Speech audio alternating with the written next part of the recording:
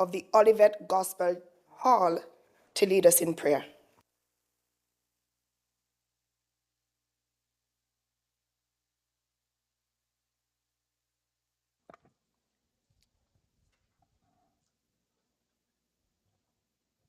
Our God, our help in ages past, our hope for years to come, our shelter from the stormy blast, and our eternal home.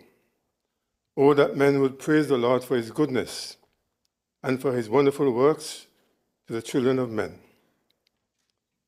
Heavenly Father and our God, I come to thee in the Holy Spirit, through the Lord Jesus Christ, thy only beloved Son, in whom thou art well pleased, sitting at thy right hand, making intercession for all of the household of God, with thanksgivings, praise, and honor for thy love, thy grace, thy mercy, thy faithfulness, and thy goodness toward us by day and by night. Lord, I thank you for waking us this morning in the newness of life, in our right minds, conscious of our being, with all the body members intact, being able to hear, to see, to move, to talk, and to walk within our surroundings. Thank you, Lord, for the safekeeping of our households and all in our respective neighborhoods. I give you thanks, O Lord, for knowledge, for wisdom, and understanding. Lord, I bring to you the elected and nominated men and women of this honorable house of assembly in their quest to exercise and apply their servanthood towards the people of the Federation. Lord, with distinction, with justice, with compassion, putting country above self, of service, with love, with favors and understanding. Heavenly Father of all mercies, I bring to thee the Speaker, the Deputy Speaker of this assembly, that they will conduct the business of this assembly in accordance with the principles and orders of this assembly with firmness and justice to all in attendance. My Lord and my God, I humbly ask for guidance with due diligence for all members of this assembly, that they will conduct themselves with prudence, with respect and understanding for each other, giving due diligence to the rules, the regulations, and the order in accordance with the principles of this assembly, knowing that the business of this assembly is being carried live in a global village with much interest. O Lord God of heaven and earth, I pray that the matters presented for discussion today will be a benefit for the citizens and residents of the Federation of St. Christopher and Nevis. With your blessings, these things I ask with humbleness of heart, with thanksgivings in the Savior's precious name. Amen. May all join me in saying the Lord's Prayer at this time. Who art in heaven, hallowed be thy name. Thy kingdom come, thy will be done on earth as it is in heaven. Give us this day our daily bread, and forgive us our trespasses, as we forgive those who trespass against us. And lead us not into temptation, but deliver us from evil. For thine is the kingdom, and the power, and the glory, forever and ever. Amen. Madam Speaker. Thank you, Pastor Evelyn. You may be seated.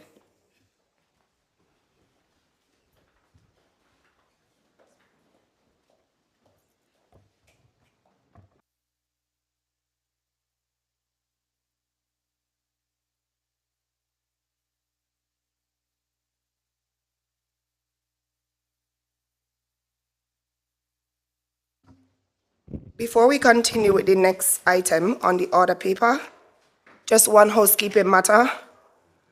I would like to ask all members and those present in the gallery to please put your phones on silent or vibrate for the duration of this sitting. Thank you. Next.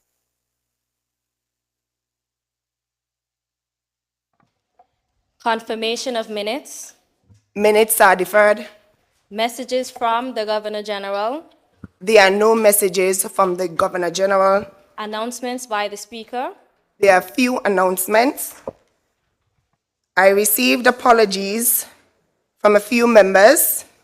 The Honorable Speaker, she's currently out of the jurisdiction.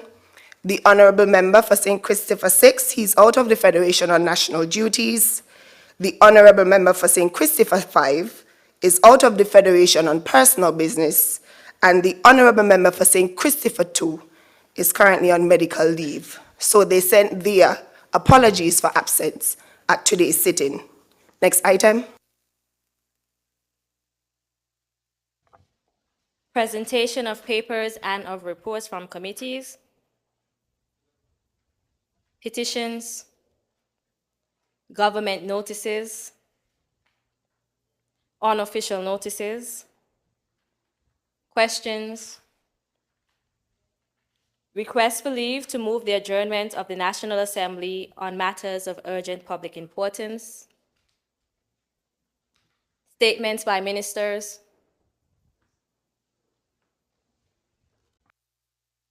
I recognize the Honorable Senator Iselin Philip. Good morning. Thank you, Madam Speaker. This morning, I rise on this occasion to offer a brief update as to what's been happening, all the good things that are happening, particularly in my ministries. I must start by thanking everyone. I'd like to start to thank everyone who came out to support the very first seniors prom that was hosted by the Ministry of Youth, Aging and Disability, particularly by our aging unit.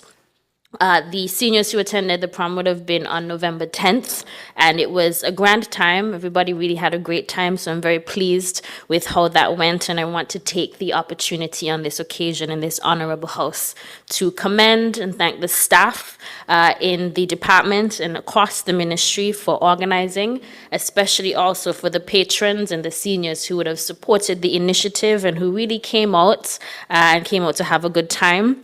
At that event, we can't have a prom without a prom king and queen. So I must, of course, congratulate the first ever seniors prom king and queen. We had Mr. Jason McLean, who's also known as King Pharaoh from his Calypso days. So Mr. McLean was our prom king, and Miss Natalie Connor was our prom queen. They came out and they showed up. I must say, everybody came out dressed to the nines. It was, really great to see and a really enjoyable occasion.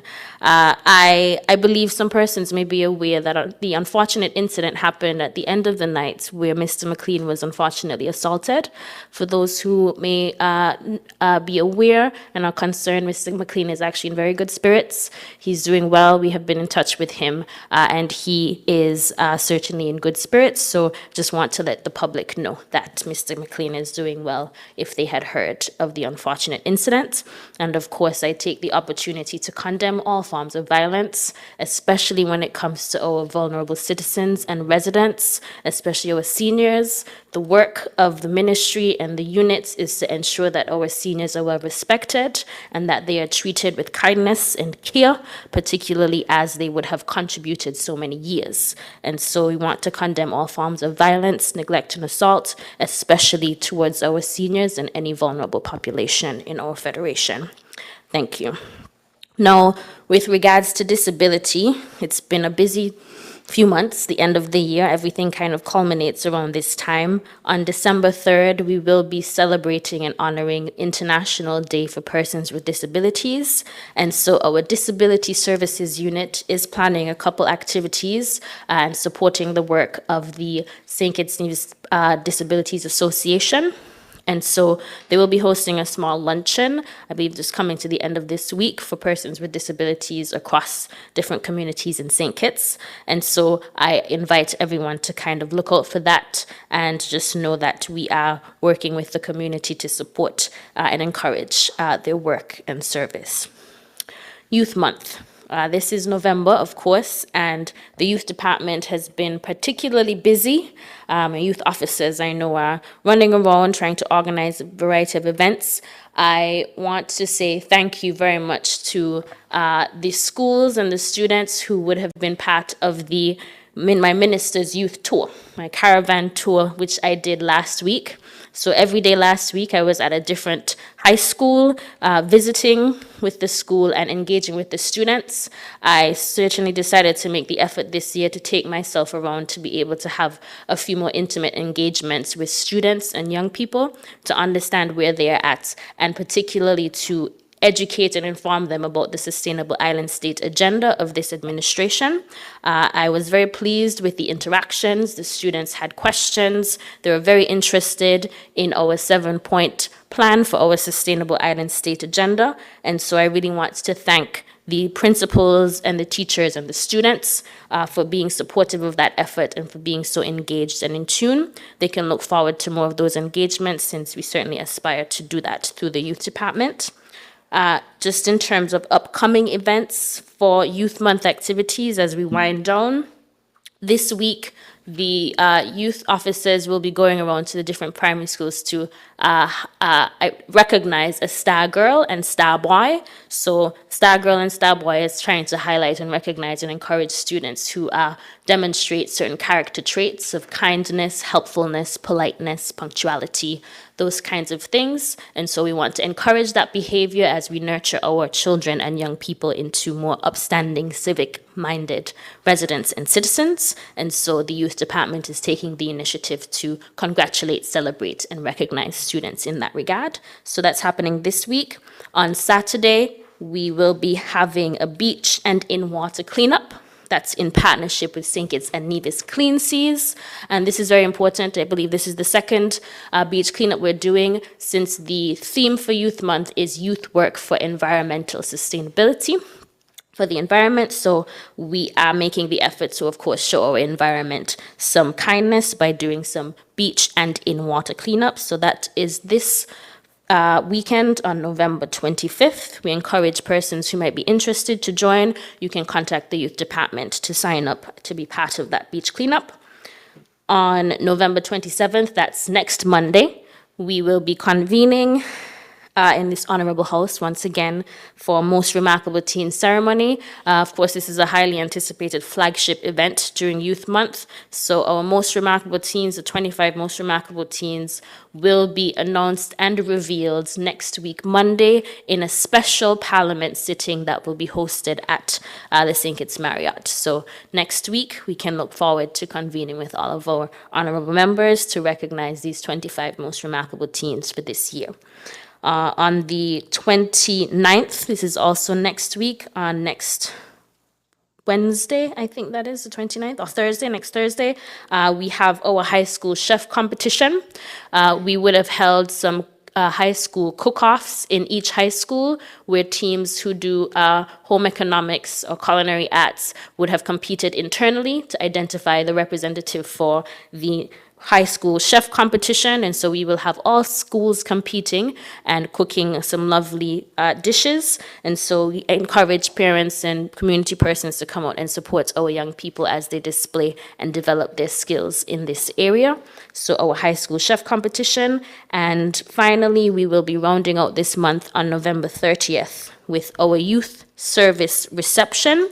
And this reception is where we honor those who would have contributed and supported the work of the youth department over the years, particularly this year with the work that we've been doing. So that will culminate all the activities for Youth Month. And we're looking forward to that grand finale, which will be at Royal St. Kitts. So I am dropping these announcements and notices so that everyone is aware of how much work the youth department is doing, and as we work towards developing our young people. And I look forward and continue to encourage those to support. Thank you very much, Madam Deputy Speaker. Thank you, Honorable Senator Phillip. I recognize the Honorable Senator Joel Clark. Good morning, Madam Deputy Speaker, and good morning to everyone in this honorable house and to our listening audience. I'm very happy to provide this very brief update on behalf of the Ministry of Sustainable Development, Environment, Climate Action, and Constituency Empowerment as it relates to three key things: the celebration of Sustainability Month, in partnership with both sides of the ministry, our upcoming community cleanse, and the launch of our SDG Action Hero in the schools. And I'll start with our SDG Action Hero. As we all know, St. Kitts and Nevis, we have a commitment to the 2030 SDG agenda, which relates to the 17 SDGs, and these are global goals. And a key part of that campaign is encouraging the participation of students, younger people, the youth. And we launched, with the support of the Ministry of Education, our SDG Action Hero. And I'm happy to report that all the schools where the Captain SDG visited, the students welcomed our hero, welcomed the information, and made their pledges to environmental stewardship and keeping the environment clean in particular. Secondly, as it relates to Sustainability Month, the ministry celebrated Sustainability Month. And we recognize that hosting Sustainability Month in November, which is Youth Month, which is also Energy Month and Tourism Month, may have seemed like a clash of giants. However, we partnered with all ministries celebrating this, as you heard the Honorable Senator mention, the theme for Youth Month, which is aligned to environment, energy, and tourism. And we've had a very strong showing this month of what sustainability looks like, not just for the Ministry of Sustainable Development, but also for the Ministries of Environment, Energy, Youth, and Tourism. In particular, the ministry partnered last week with the Ministry of Tourism for one of our many beach community cleanups.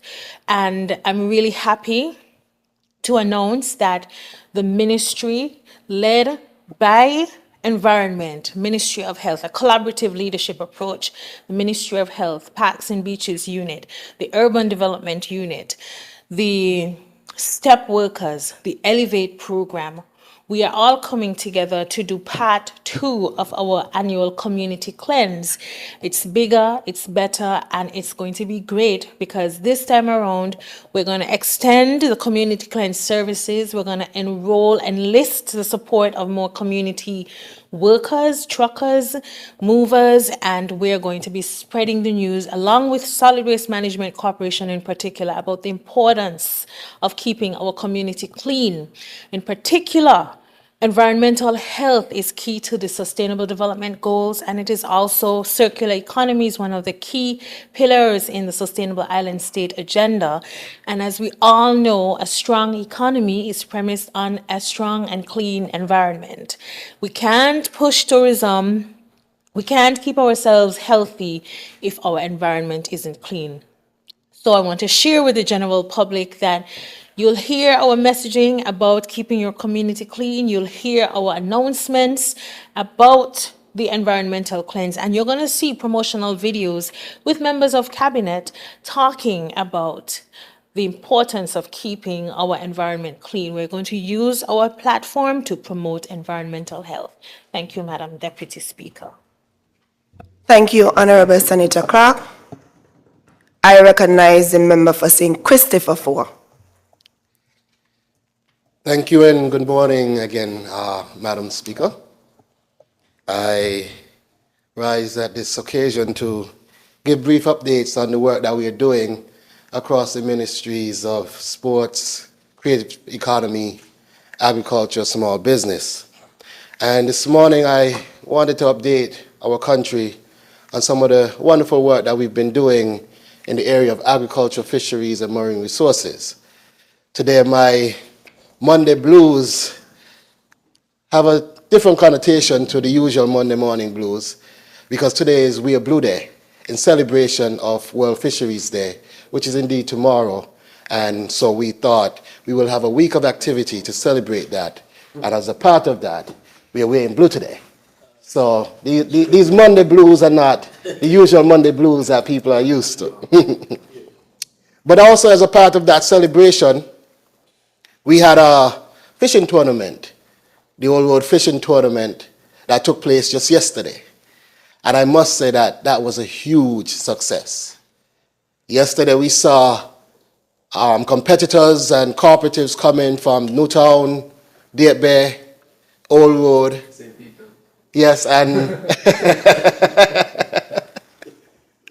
and I am proud to say, yes, as the Minister for Fisheries, that it was an excellent event and we saw what our blue economy can do for our people. But also as a representative for St. Christopher IV, I am happy to say that our fishermen did very well. One of our fishermen took just about all the top prizes, and he brought in a whopping marlin,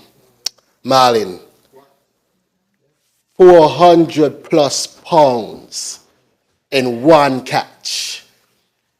And then he brought in the second place marlin, 100 plus pounds again. And he brought in the third place, 90 plus pounds again.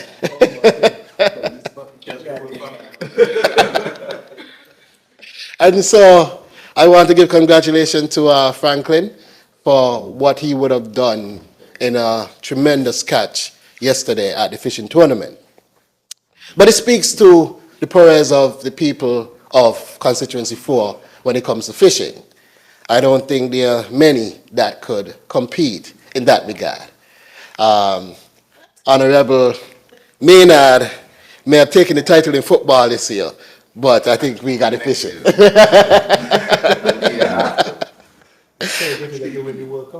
But I think we're doing very well when it comes to, our work there.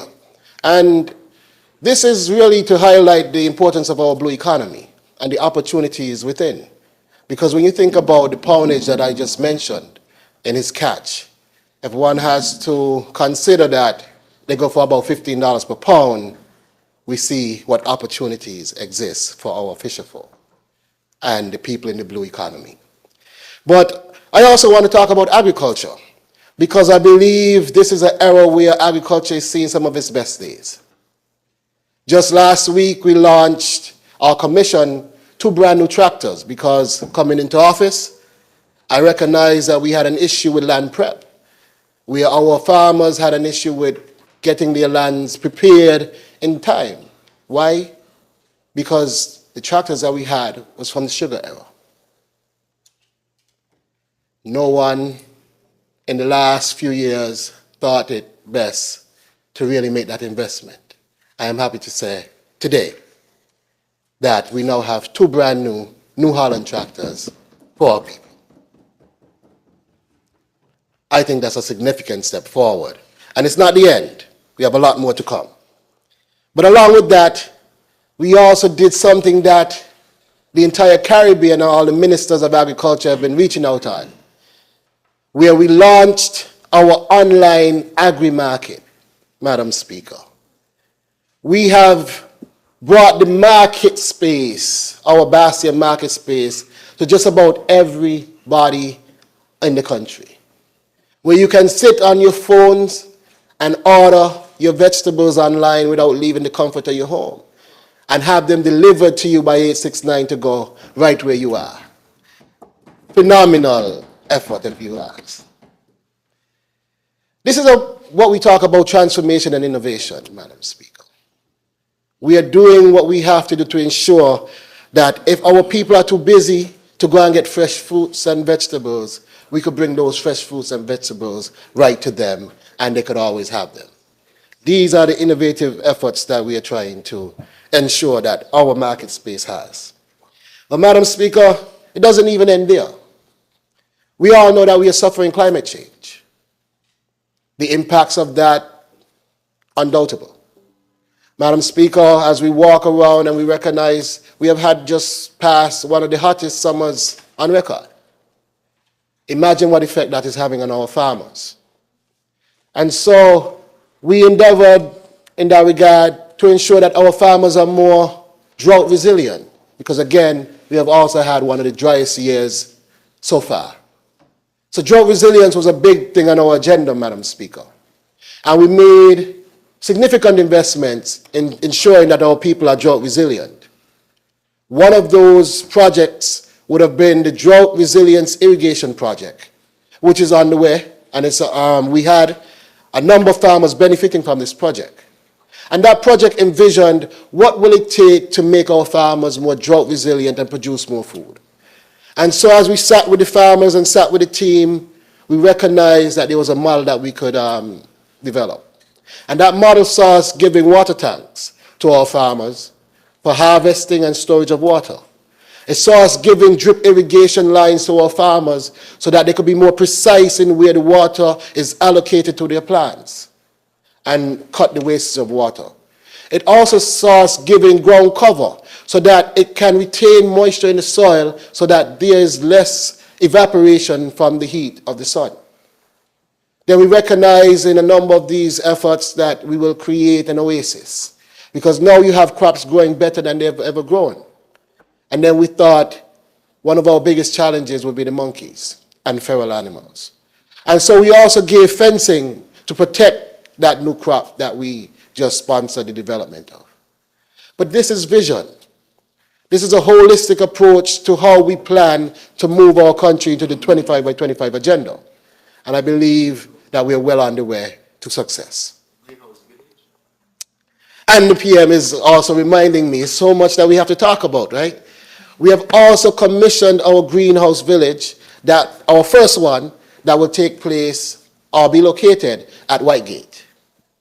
Madam Speaker, this greenhouse village will be the emblem of innovation.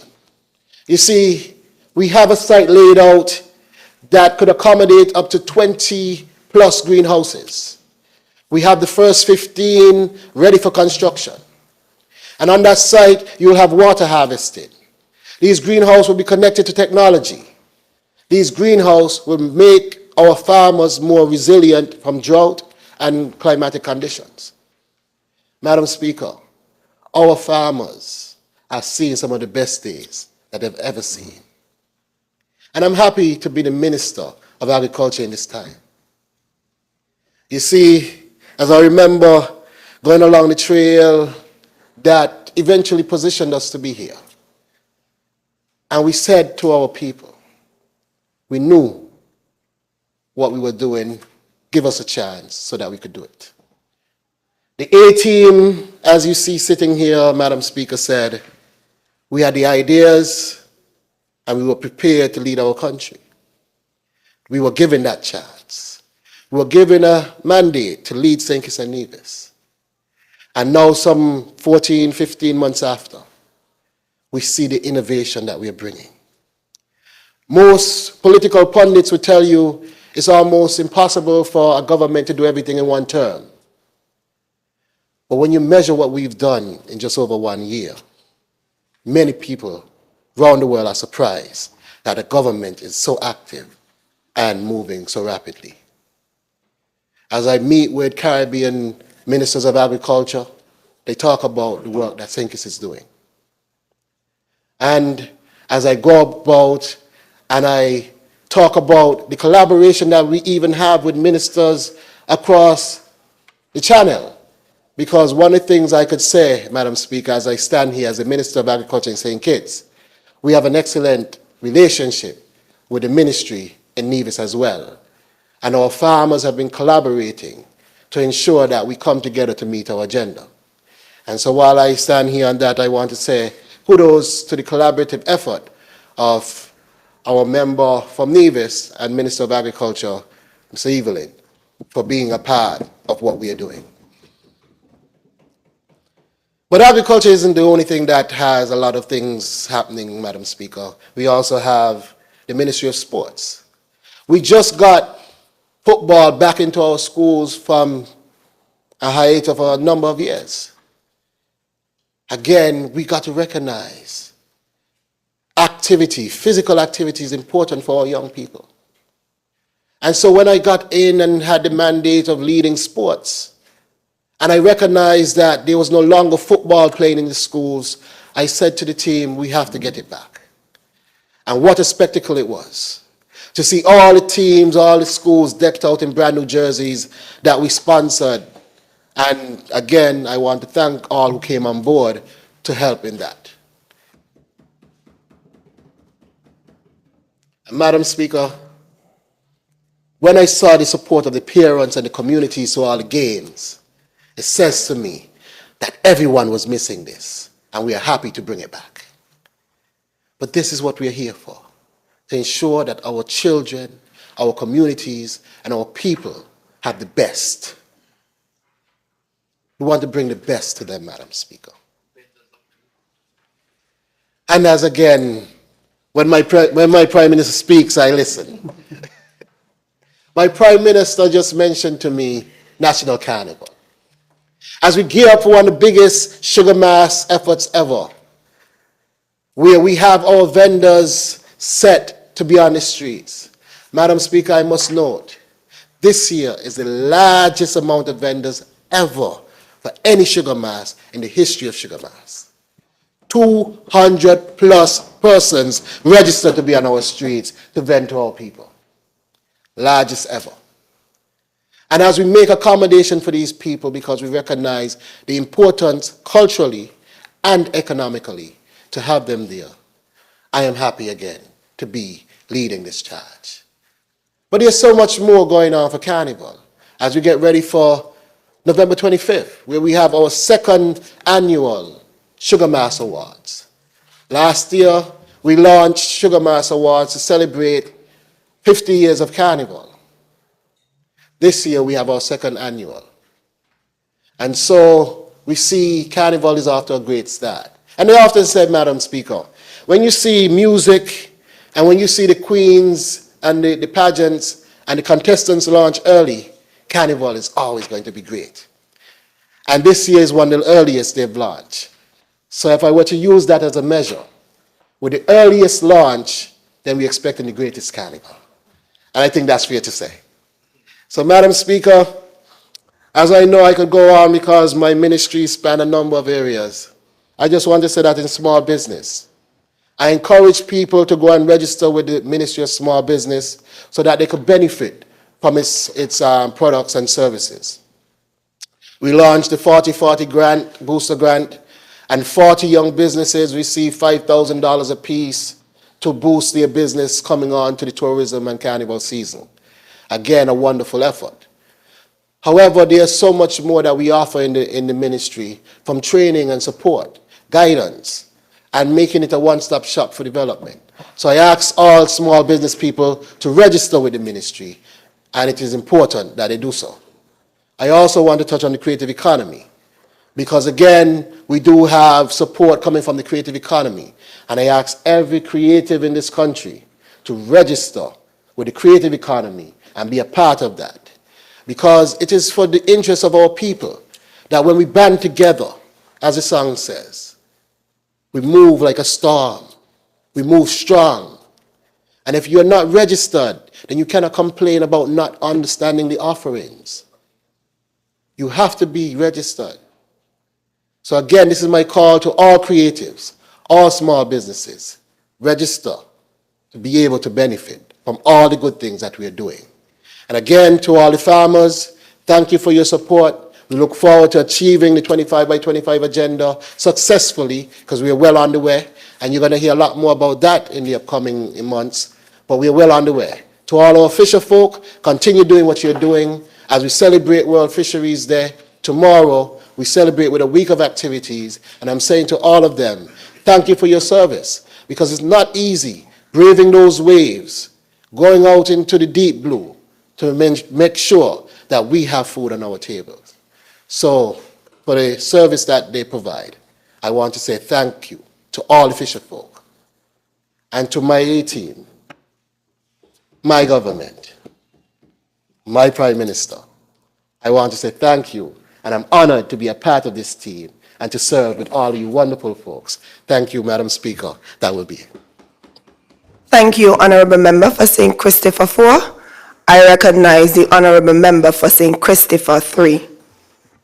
Thank you, Madam Deputy Speaker. With your leave, I want to make a contribution in this item on the order paper statements by ministers in respect of the Water Department, Water Services Department, which I have the privilege to lead. Some months ago, we informed the general public, and in particular the residents of Frigate Bay and Southeast Peninsula, that we would pursue building out infrastructure in the Frigate Bay area to access an additional 150,000 gallons per day, or about 4.5 million gallons per month, from the Marriott desal plant, or the Royal Utilities desalination plant. I want to report that those efforts are now complete. The hut and infrastructure has been installed. Testing has been successful, and we are just about ready, if they haven't started already, to inject this additional 4.5 million gallons of water per month in the Frigate Bay area. This means that as we build out our other water infrastructure around the Bastille area, the Frigate Bay area, and in particular the southeast area, can see improved water services in the very near future. I am advised that many residents in Frigate Bay already see a significant improvement in the regular service of water, and we want to extend this to the Southeast Peninsula as well.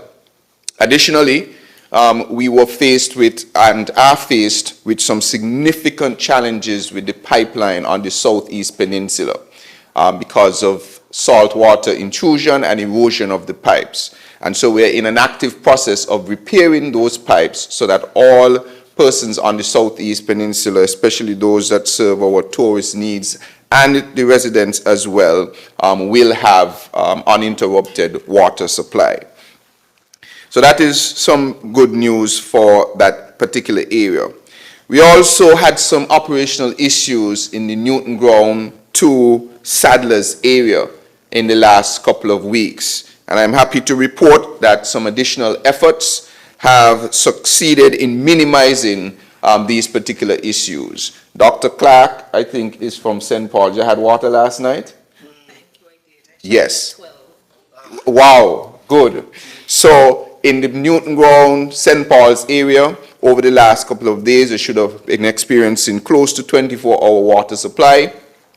And in the area of Sadler's and Date Bay area, there is an issue that we have found that is compromising the system in terms of how much water is exiting the system. And we are actively pursuing how we will correct that such that water can be again restored to much more hours of the day in that particular area. I think by now the country knows that we found water in Keon. We found a massive well in Keon, and the well has been dug. I know that some people are saying, oh yes, well, you found the water a few weeks ago, but I'll take the opportunity now just to explain what the process is. To drill a well is usually maybe close to a 6-month process, 4 to 6 months process, because once you start to drill, you only have an idea of what the well will produce. So for instance, you may decide, or you may analyze that the well may produce 100,000 gallons of water. And so before you drill the well, you can proceed to buy pipes, for instance, for 100,000 gallons per day. But if you then go and drill the well and you realize that it is 500,000 gallons per day, then the pipes that you would have bought would be insufficient to deal with the source that you have. And so the first step was identify the area, drill the well, and test the well for water. That was done, and we determined that the water was potable. Based on the initial test, we were thinking, firstly, that we were aiming for maybe a 300,000 gallons of water per day to 500,000 gallons per day. But it seems as though the possibility exists that it could be 700,000 gallons per day to as high as possibly 1 million gallons per day.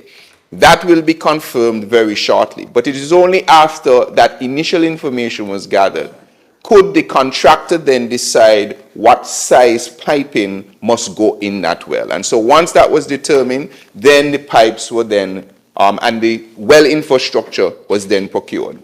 Another important bit for well drilling is the size of the pump. You will buy a smaller pump, obviously, to pump 100,000 gallons out of the core. But you need a much larger pump to pump 1,000,000 gallons. So again, those types of equipment have to be procured after you have confirmed what the viability of the well is. So that has been done. Those, I am advised by the contractor, have been ordered. In fact, they are now ready to be shipped to St. Kitts. Hopefully that they will be leaving the last port in the United States this week to be here by next week, and so that the continuation of the build out of the well can happen starting around the 27th or the 28th or the 29th of November. And then it will take a few weeks for them to do the installation of that. I also want to confirm, because I heard some persons inquiring, that the drilling of the well is a contracted project. And the contractor, which is BEAD in this case, is responsible for the whole construction of the well. That is drilling, that is casing, piping, hot, pump, everything. So the water department does not have any part in the establishment of the well itself and the infrastructure. Our responsibility is to get the water after it is pumped out of the well, which we are ready to accept once that part is complete. And so again, for the people of Keyon, this is excellent news. I know that you've had some improvement recently in your water supply. That is because, of course, we saw that the heavens opened up a few weeks ago. That helped, but we don't have a radar on that. We don't know how often and how fast that will happen. And so we must continue with our efforts to get the groundwater. So you should be looking forward to 24-hour service in the not too distant future. That means also, as we have more water, we are now, and we are going to come shortly to request to get funding to build out the size of the storage in Keyon to accommodate the additional water that we have found. And so those are our efforts in terms of water in Keyon. So hopefully equipment should be on ground next week to continue and complete the well in Keyon. When the contractor leaves Keyon, the contractor then goes to Shadwell, where there is an existing well that needs some adjusting to see if certain parts of that well can provide potable water.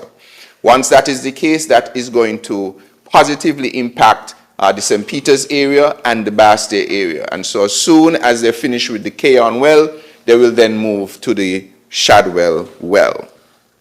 Now, we have also, we're not stopping there. While you are aware that we have confirmed the construction of a desalination plant in the Bastille area, a 2 million gallon per day desalination plant, we are still pursuing vigorously all groundwater options across St. Kitts. We are advised that there is still some potable water that exists in wells underground here in St. Kitts. And so we have engaged one of the long-standing experts who is aware and has tremendous experience and knowledge of the wells here in St. Kitts, Dr. Roland Hogue, to conduct hydrogeological assessment of our groundwater potential. So the responsibilities there are to review all of the geophysical and hydrogeological and geological data that has been collected over the years, put it together, and then select provisional well targets to be immediately drilled based on that review. So basically, we're bringing in an expert to tell us where exactly do we have more water to find. And once we identify those, we will then drill those immediately to provide some support. This is going to largely be in the area of the northwestern side of the island. That is in the St. Paul's, Newton Ground, Sadler's area, where we expect that we are going to find additional wells to be drilled. The responsibility of this expert is to identify the exact location where these wells should be drilled, and also to go further to evaluate hydrogeological data in order to identify favorable areas in the northeastern part, well, in the entire part of St. Kitts that might be favorable for further groundwater development. So the point is, we're not just improving water in the Frigate Bay area, where we do not have many groundwater options, by injecting desalination into the system, or we're not just improving water in the Bastia Basin that we have basically exploited almost all of our groundwater options, so we have to turn to desalination. We are also looking to explore any other groundwater potential that we have across the entire island of St. Kitts. This is important because groundwater, of course, is cheaper to produce than desalination. Because desalination is energy intensive, it will always require a bit more revenue or capital to get it going compared to groundwater. And so, Madam Deputy Speaker, I just wanted to update the nation that this government, and I want to thank the Prime Minister and the Cabinet for all of their unwavering support in our efforts to turn around this water situation. We are facing a dire situation with climate change. We do not have control. This year we received in the first half of the year less than 40%, more than 40% less water or rainfall than we did the year before. Over the last 10 years, we've received on an annual basis almost 20% less rainfall than we normally do. All of our water prior to, before we used Marriott, came from rainfall. So if we decreased by 20%, it also affected our sources, our ability to draw water from the ground. And so I want to thank the Cabinet, led by our Prime Minister, for their unwavering support in every way for us to pursue the correction of our water situation here in St. Kitts and Nevis. We are on the course to returning water to 24-hour service in St. Kitts, and we are going to continue working assiduously to make this a non-issue so that persons can have water when they wish. But we also want to make a very strong point that although we are pursuing the return of 24-hour water service, the government will also be pursuing aggressive means to encourage conservation of water. It is not a commodity that we can afford to waste. Water is life, and every drop counts. So therefore, measures will have to be put in place to encourage people to conserve and to strongly discourage those who would seek to waste this important commodity. If you use water wisely, it will not be a challenge for you. Practice now to conserve. Practice now to turn off the water when you're not using it. Practice to check all of your your facilities in your home. For instance, your toilets. Your toilet must not be running when you're not using it. Sometimes you can look at a toilet and see a little water dripping. Now imagine if you, maybe for one household, it's going to be 20 gallons a day. But if you have 1,000 households, that's 20,000 gallons a day. So I want to draw the difference. For instance, sometimes you may see a government tank leaking. And you may say, well, why is the government's tank leaking? Why they don't just go and fix it? Well, that tank, which is singular, might be leaking 1 gallon a day or 10 gallons a day. But to fix it, we have to close it out completely if we don't have another one, therefore taking water away from hundreds of thousands of persons while that tank is fixed.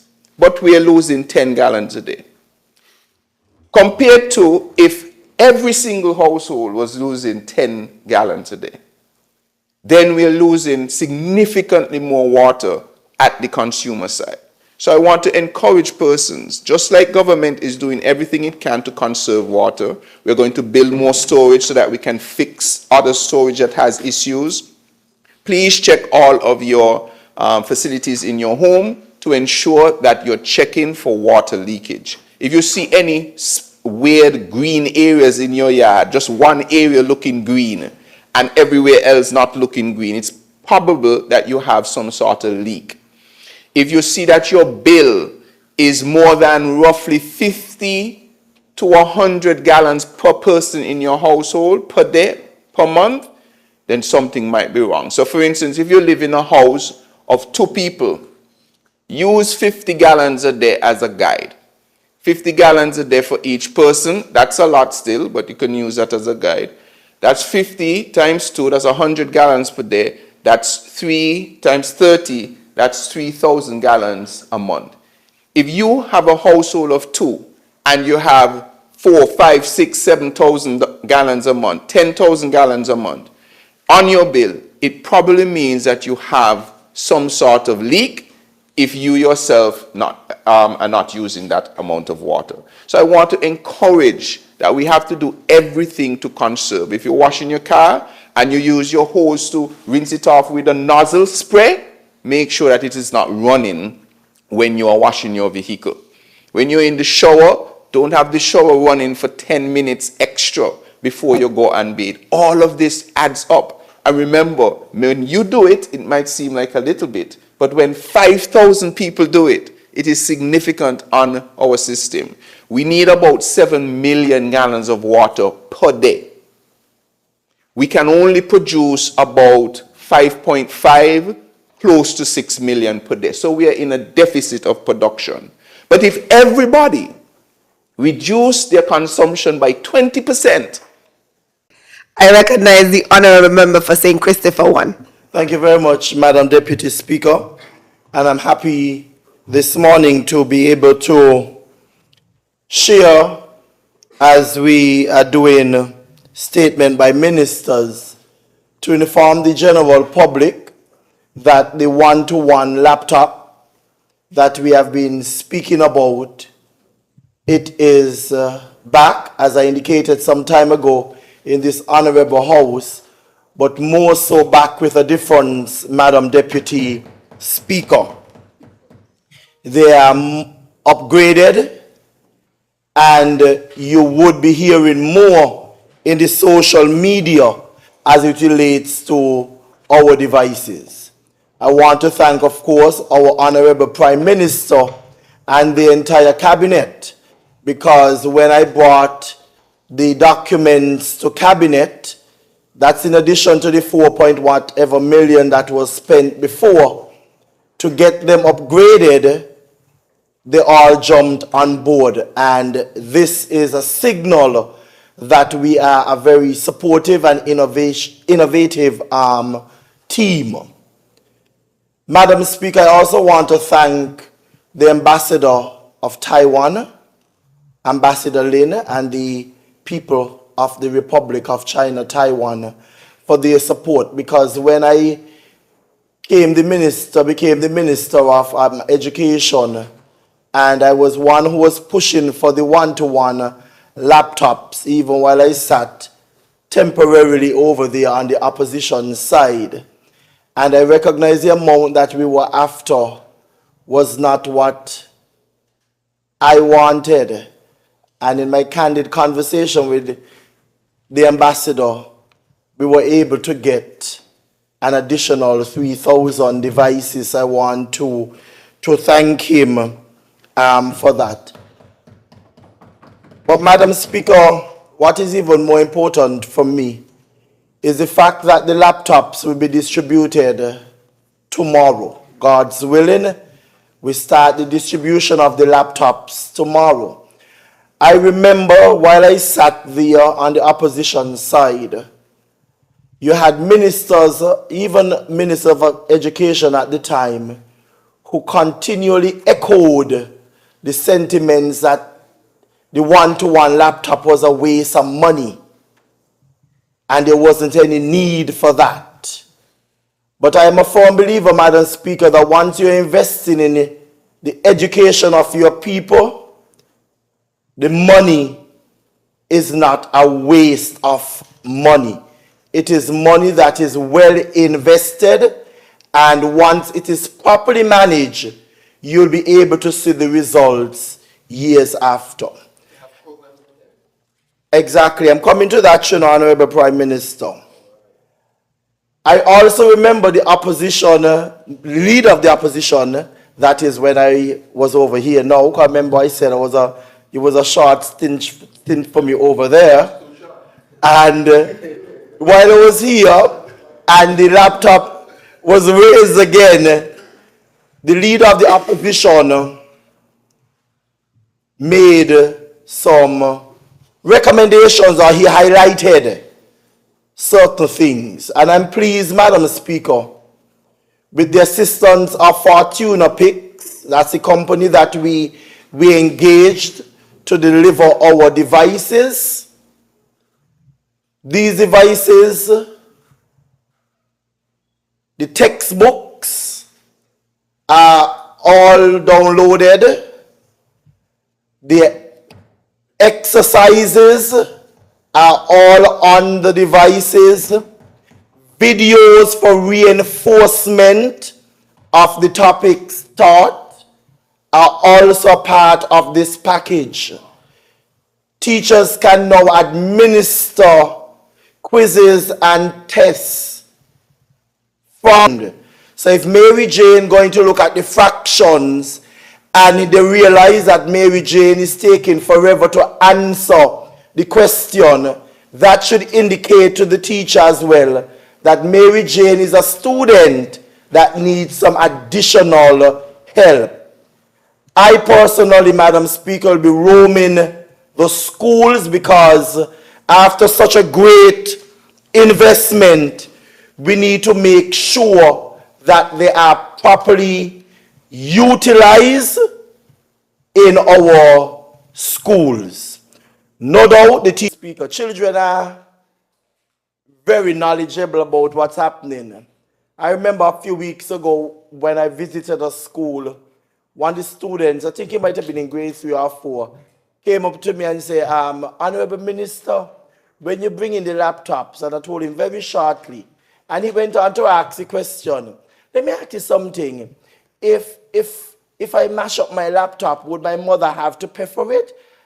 Being a teacher, he said, what you think? You tell me what you think should be the case. And he said, we must be responsible, so if we mash it up, we got to pay for it. Now, I am not saying that it is students who was sharing that, Madam Deputy. But I want parents to even get more involved in this program. Spend some time sitting next to your child while they are on the devices, and you too, some of us not as technically savvy as these young people, I can assure you that after a few hours of engaging with your child, you will love the devices or the device as well. So tomorrow, Madam Speaker, as I said, we are going to be distributing these devices. I am yet to connect with my colleague in Nevis to find out when we are going to do the same thing in Nevis. But we have the devices as well for our students in Nevis. As a way of informing the public as well, I have been informed that the winners of the Bastia High School, those persons who tendered for the demolition of the Bastia High School, I was informed that they have already been written to. So in quick time, Madam Deputy, you will see those buildings that are at the Bastia High School will be demolished. And I say to the public, because many people have been asking, what are we going to do with those stones? What are we going to do with this? Couldn't we do this or whatever? From the best of advice, we are getting rid of everything, Madam Deputy Speaker. We don't want it to be a case where anybody have any reason to say if A rock was used that has been there for 55 years that is causing problems in the new Bassi High School. So we are going to do a clean sweep of the ground and get it ready for the construction of the brand new Bastia High School, which I said all along that I will deliver, and I'm working towards that.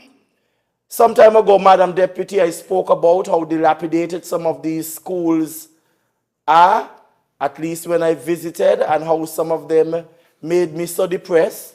I am happy again for the minister, our Prime Minister, and the Cabinet for the support in allowing us the opportunity, allowing me the opportunity as a Minister of Education to be able to bring about some sort of relief for the teachers and the students. And we are doing it in stages.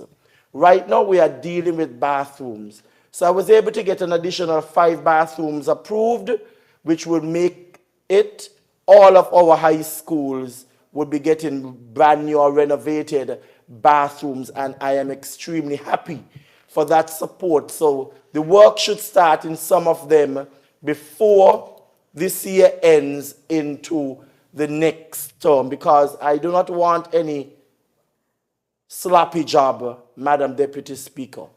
If you look at the one that was done at the Tucker Clark Primary School, no other bathroom can be anything less than that.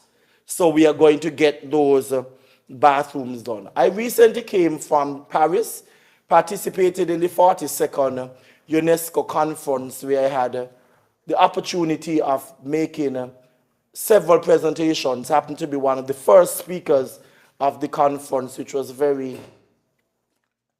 supportive as well. But I want to highlight, Madam Deputy, the importance of the work that Ambassador David Doyle is doing in that part of the vineyard for us as a federation.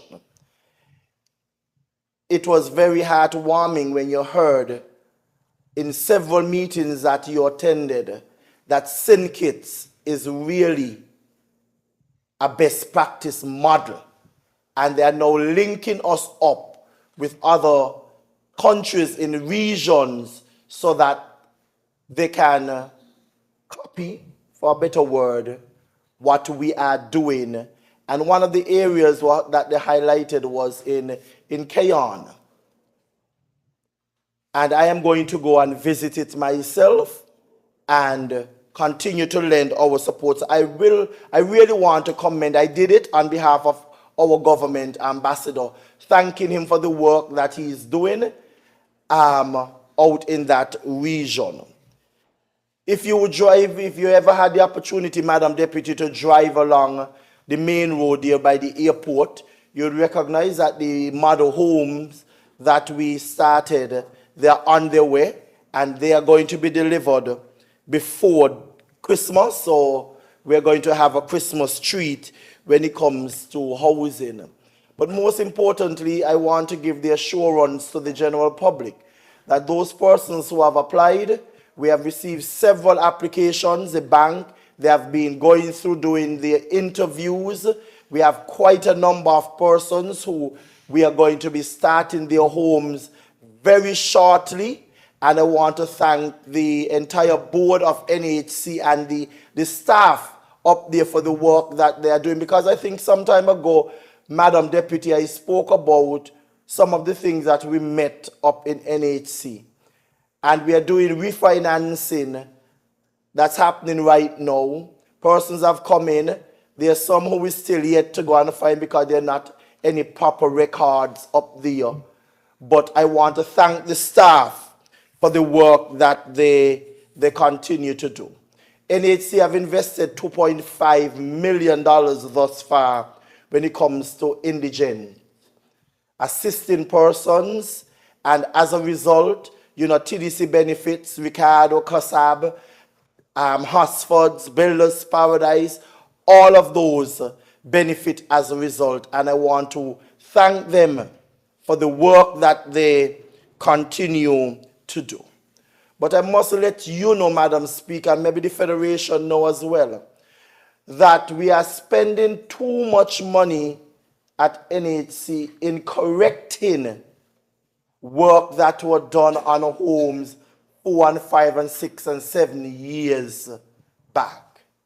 This is an area that we have to pay special attention to and do more surveillance when building is being constructed or going up, because really and truly, if you took your time to lay your pipes, I'm not a builder, but I'm just using a little sense, 4 years from now, you should not have to go and bust down a whole wall and recognize that a stone or something was blocking or somebody didn't get to seal off something. So we want to pay more attention to the details so that as a result we cut back on the spending and persons who live in the homes are more comfortable, because too often you have the complaints, this leaking, this here, water coming out of the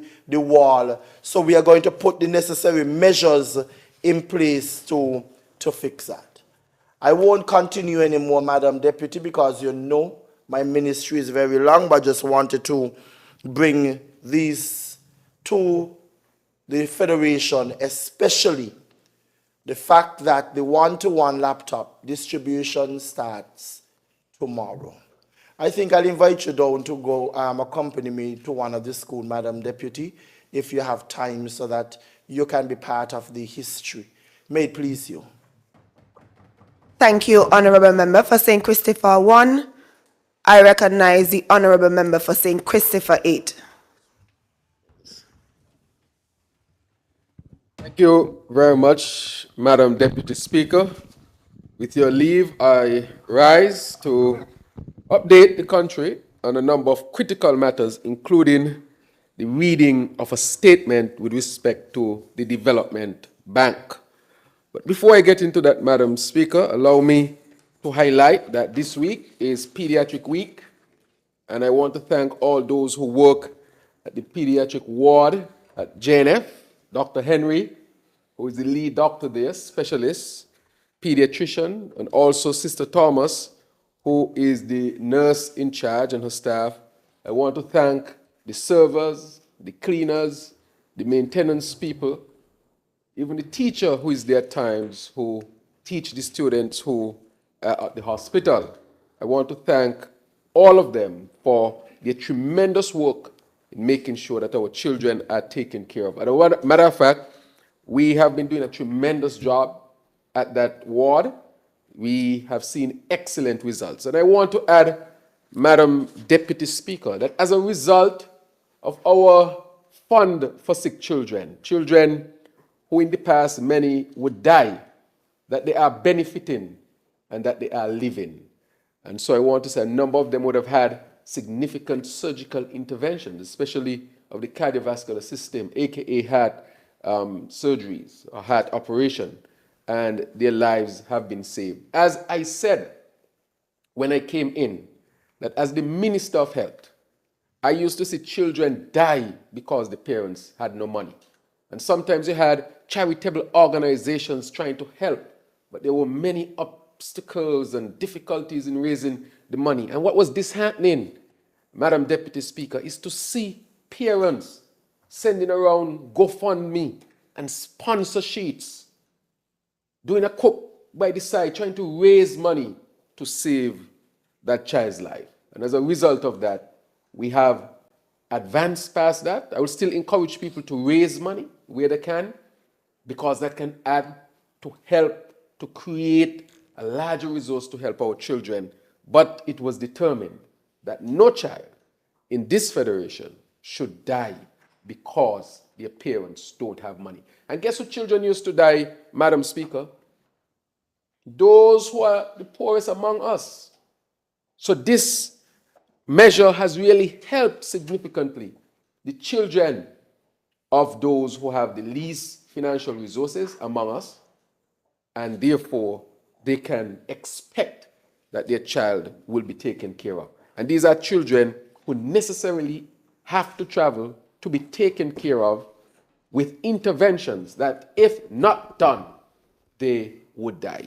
And so as a practicing medical doctor, and would have seen children from a plethora of families, or the spectrum of families, and recognizing those from the poor families are those who normally would die, I decided that they should not die. And so many of them are alive today. And so I really want to bring attention to Pediatric Week and to say to our parents to continue to endeavor to be good parents, and also to thank fundamentally at this time those who are in the vineyard of making sure that pediatric care in St. Kitts and Nevis is among the best within the region. And so I want to really highlight that, Madam Deputy Speaker. I also want to highlight, Madam Speaker, that for the first time in our federation, we are going to see a transplant program. I have been speaking about it for a long time. A lot of our young people are dying from kidney disease, renal disease, end-stage renal disease, we call it, where they end up on dialysis. We have invested heavily in the dialysis unit, Madam Deputy Speaker. For example, I want to thank Mr. Leo Estridge and his wonderful team from Canada who made a contribution of dialysis machines here in St. Kitts and Nevis. It's the most machines we have ever had, Madam Speaker. When I go to the dialysis unit, machines working, and we have machines backup after backup. And even though people in the frivolous ways try to undermine the program, we have seen the benefit of having those machines and the training from Mr. Leo Estridge's team from Canada. Of course, an expat. Well, of course, he is a national who lives overseas, rather, and he has done tremendously well partnering with us here in St. Kitts and Nevis. And again, I want to say, the other thing on the dialysis unit, we have solved a long-standing water problem. Water is fundamental when it comes to dialysis. If the water is not sufficient or it's contaminated, it doesn't have the right pH and minerals and so forth, it's a complicated process. However, I want to thank Mrs. Lindsay Maynard, who is the person who was leading that, and she brought in the professionals who have resolved a significant problem. But it cannot stop there, Madam Speaker. And that is why I said from the beginning that I was going to lead the establishment of the first transplant program here in St. Kitts and Nevis. First in St. Kitts and Nevis. And therefore, because there are too many young people under the age of 40, and we are making sure that those persons have access to transplant. And we are going to launch that program this week. We are aiming for Thursday.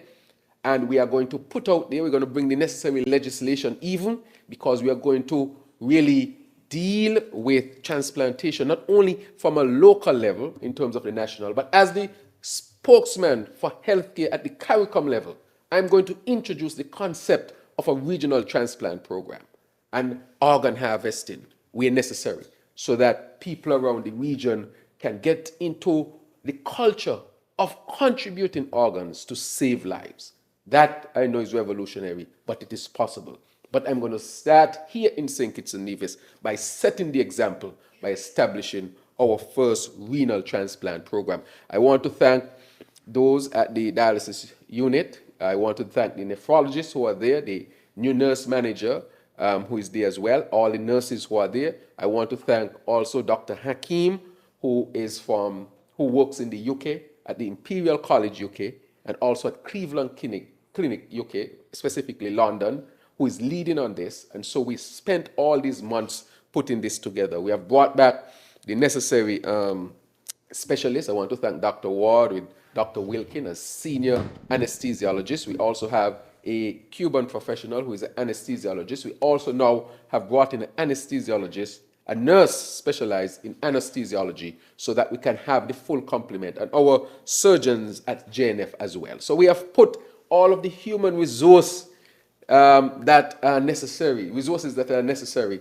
to make sure that we can achieve our renal transplant program.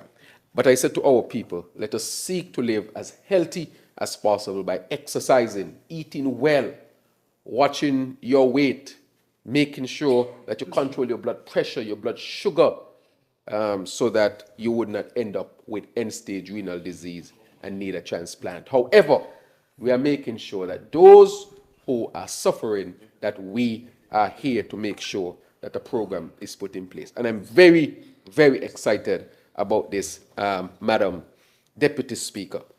I also want to touch on quickly the cleanup program that the Ministry of Health. I want to thank Ras Eli. Ras Eli came to see me one day and he said, PM, he called me Prince. He said, Prince, I see that, we need some cleaning up. I've been moving around. And I said, what do you notice, Ras Eli? He said, look, we can do some cleanup in the area. So I said, I'm going to pay closer attention to what he was saying.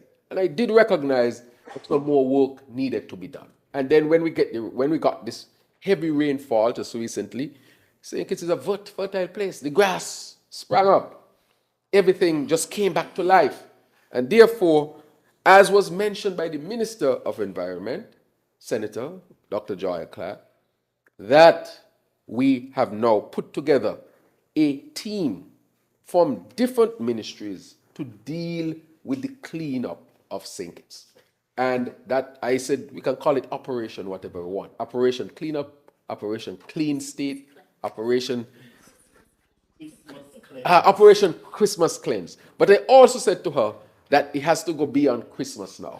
So we are putting a unit together that will surveil St. Kitts and Nevis, the guts, the beaches, the sides, St. Kitts specifically in the situation, to make sure that we are clean.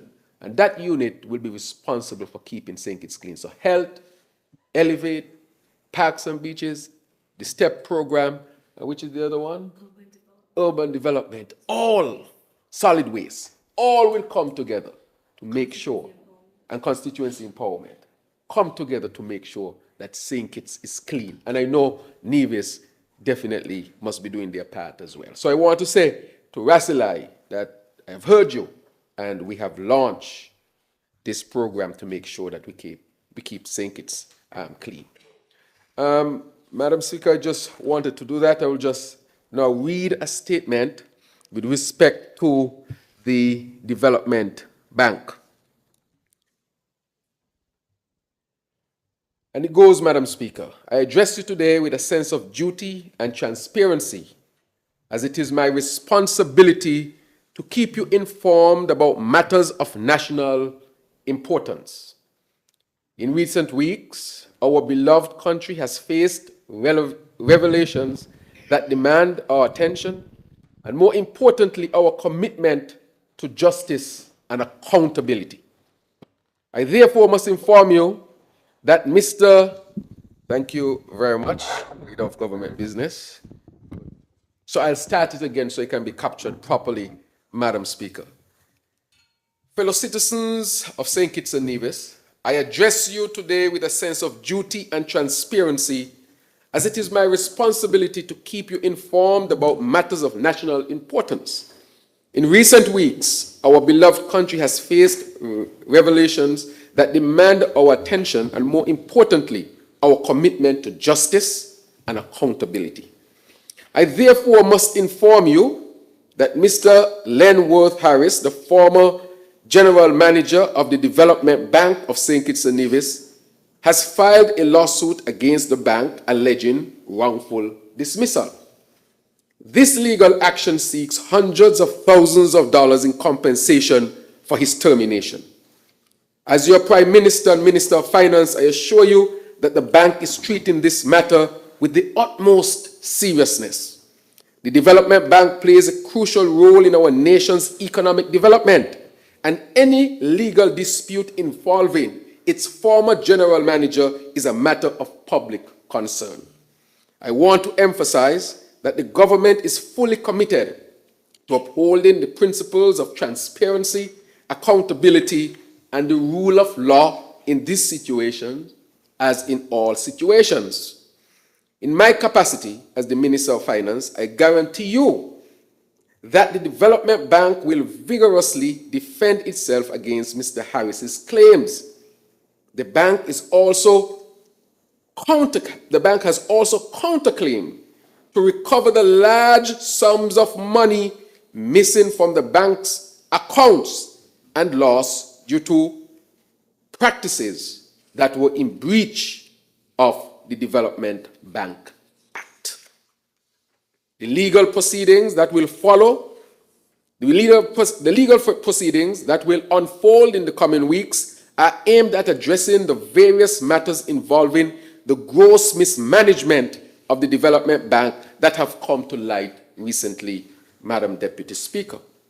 The government is steadfast in its commitment to recovering every penny lost and taken from the Development Bank. The truth behind the financial irregularities will be fully ventilated in the High Court, and we will pursue all available legal avenues to hold those responsible accountable for their actions, Madam Deputy Speaker. It is disheartening to see the misuse of public resources and the breach of trust that has occurred in this situation. Our focus remains on ensuring that justice is served and the Development Bank is made whole again.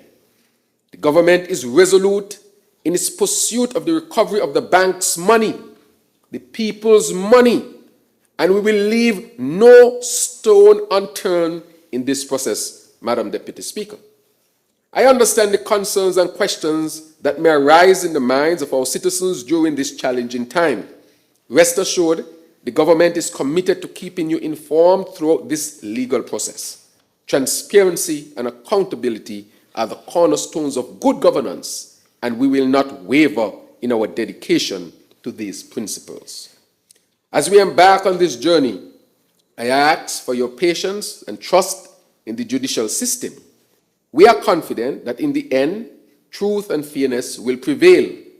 Together, as a resilient nation, we will weather this storm within our development bank. We will emerge stronger and safeguard the interests of our federation and our people's hard-earned money. And in closing, Madam Deputy Speaker, I extend my gratitude to you, the people of St. Kitts and Nevis, for your unwavering support. Together, we will secure justice and uphold the values that define our beloved nation. May God bless you all, and may justice be served as always. Thank you, Madam Deputy Speaker. That's the end of my minister's statement. Thank you, Honourable Member for St. Christopher 8. Any more statements? Next item on the order paper.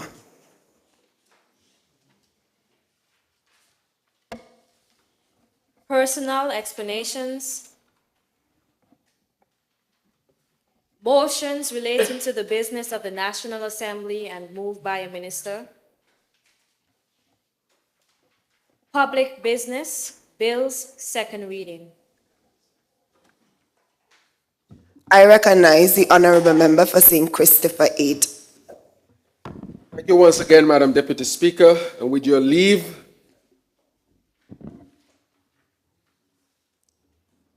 I rise to lead the debate of and have read for the second time this Honourable House the bill shortly entitled the Cannabis Amendment Bill 2023. Madam Speaker, this bill is a very critical and important bill. But as you know, as we seek to establish this industry, of course we have to amend the laws so that we are in keeping within the legal framework to ensure that this critical industry is on good footing. This simple yet important bill signals a crucial development in our nation's journey towards becoming a sustainable island state. Madam Speaker, we have been speaking about our sustainable island state since day one, which has caught on locally, regionally, and now internationally. As was mentioned, even in Paris, they are using St. Kitts and Nevis as a best practice. Madam Speaker, we are not there yet, but we are well on our way and we are being recognized. The bill is not just a set of legal changes, Madam Speaker. It represents a significant step towards realizing the vision of a thriving medicinal, and I stress medicinal, cannabis industry right here in St. Kitts and Nevis. The St. Kitts Nevis Labour Party, in its 2022 manifesto, promised promise to stimulate a medicinal cannabis industry, to diversify our economy, legitimize cannabis entrepreneurs, and create more job opportunities for all our citizens in this fast evolving sector. Madam Speaker, when you look across the Caribbean and indeed the world, I visited a farm down in St. Vincent. And what I recognize there is that we need to get into the game and we need to catch up fast, because this area, of course, is an area that can be developed right here in St. Kitts and Nevis and can bring well-needed income to our people, Madam Speaker. Madam Speaker, the first major change introduced by the bill is the shift of responsibility of the Medicinal Cannabis Authority from the Prime Minister, Madam Speaker, to the Minister of Agriculture. That is the crux of the matter and the amendment that we seek here, Madam Speaker, so that the Prime Minister is no longer responsible for this, but this is passed on to the Minister of Agriculture. Therefore, this change reflects our evolving perception of the medicinal cannabis industry as an agricultural venture, Madam Speaker. That is what it is fundamentally. By aligning cannabis oversight with the Ministry of Agriculture, we acknowledge the potential for growth, innovation, and economic development in this sector. And I am sure that the Minister of Agriculture is well pleased with the amendment that we are seeking today, because as he strives to expand agriculture here in St. Kitts and Nevis, it's not only the 25 by 25 in terms of food alone. That is critically important. That is why we supported it so strongly. But it's also to create other aspects of agriculture that will definitely benefit our people. And therefore, it is right that he is the perfect person, or this ministry is the perfect ministry to handle the cannabis industry. As a matter of fact, those who are in this industry already will tell you that they are farmers, Madam Speaker. That is what they tell you. I'm a farmer. I do my farming in the hills. And therefore, it is right that this be brought under the Ministry of Agriculture. Madam Speaker, that's one of the first amendments that I wanted to point out. The reason why we wanted to bring this under the Ministry of Agriculture. As you know, the Minister of Agriculture would have spoken before in his ministerial updates that he would have visited Southern University in the United States of America. And one of the agreement that is coming out of that is that that university, which has United States approval as a country from whichever department is responsible for that, to grow and study cannabis. And so they understand that we want to develop our medicinal cannabis industry here. And so I can say here that on the 26th of December, we are expecting the president of that university with his team, who will come and start to study St. Kitts and Nevis to see how that university can help. And this is one of the areas in which they will help, Madam Deputy Speaker. This is an agricultural matter. As a matter of fact, Southern University first started as an agricultural and mechanical university.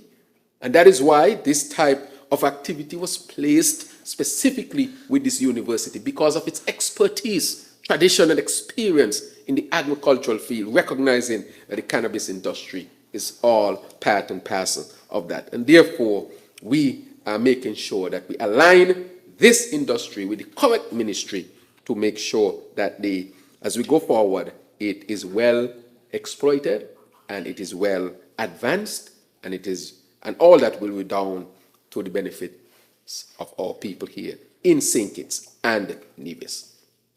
Madam Speaker, there's a second part that we want to amend, and the second key amendment focuses on the composition of the Medicinal Cannabis Authority Board. Very critical that we get this right. We recognize the need for expertise in guiding the industry's policies and operations.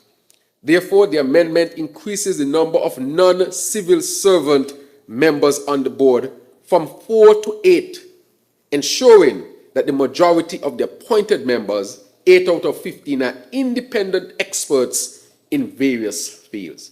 Madam Speaker, it is very critical that we get this right. This cannot just be a government alone activity. The government must partner with those who are already part of the industry, such as the Rastafari community and others who are involved.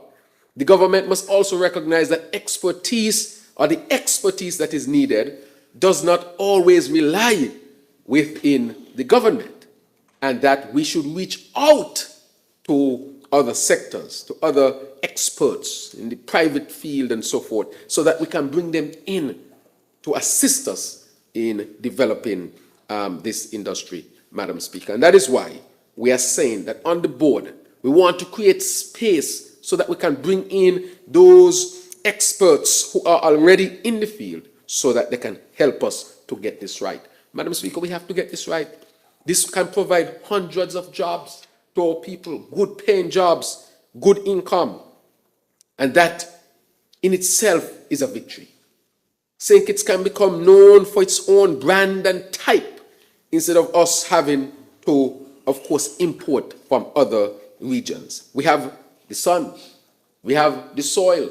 Madam Speaker, you heard me speak this morning when I said that a little rainfall and all the grass are flourishing again, the trees are flourishing again, which means that St. Kitts and Nevis has the condition to grow a good product. Even stones just grow. Even stones just grow, as the minister said. Well, Madam Deputy Speaker, it speaks to our seriousness with taking on the challenge of establishing this most important industry. And so I want to say that the amendment seeks to expand so that we can have more persons involved. Madam Deputy Speaker, this does not only apply to St. Kitts alone, it applies to Nevis as well. And we envisage that we would want people from Nevis, our brothers and sisters from Nevis, to participate in this board or on this board as well, so that we can have a true federal approach to the establishment of this new industry. And so that is why we are doing it in this format. So these experts will bring valuable insights, integrity, competence, and impartiality to the governance and decision-making of the authority. We don't just want the government to just go in there and dictate to people. I want to see people from the Rastafari community on that board as well. Why? They have been involved in this for decades. They have experience and know-how. Why not have them to be a part of this? And so that is why we are opening it up and saying to our people that the government and the people must partner on this one. Madam Speaker, the functions of the board are extensive and vital. They include setting policy, providing strategic direction, monitoring administrative operations, offering recommendations to the cabinet on licenses and authorizations, advising the minister on industry-related matters, and ensuring prudent financial management of the authority. In essence, the board is tasked with steering the course for a responsible, efficient, and regulated medicinal cannabis industry in our nation. Madam Speaker, very, very critical. And therefore, we want to make that amendment. Madam Speaker, I also want to say the third and equally important amendment addresses the relationship between cannabis laws and Rastafari. Earlier this year, we passed the historic Rastafari Rights Recognition Act 2023 and paved the way for a comprehensive framework governing the cultivation and use of cannabis within the Rastafarian communities. This legislation recognizes and respects the religious rights of Rastafarians, ensuring that they can practice their beliefs in a manner consistent with their tradition. The third amendment within the bill is therefore necessary to align the Cannabis Act with the Rastafari Rights Recognition Act, which I brought here, ensuring harmony, consistency, and avoiding any overlap or inconsistencies. This correction is essential to provide clear guidelines and regulations, fostering understanding and respect for the diverse practices within our nation. Madam Speaker, I wish to remind the nation of the Labour Party's commitment to bringing about positive change in St. Kitts and Nevis. Our promise to establish a thriving medicinal cannabis industry is not just about economic diversification, it's about empowering our people here in the Federation. By legitimizing cannabis entrepreneurs, we create opportunities for individuals, most of which operated in the underground economy, to contribute meaningfully to our main economy. This industry has the potential to become a significant source of employment, from cultivation and production to research and development. The Medicinal Cannabis Authority, with its restructured board, will play a crucial role in ensuring that the industry operates efficiently, responsibly, and with the highest standard, Madam Deputy Speaker. Madam Deputy Speaker, these amendments are quite straightforward.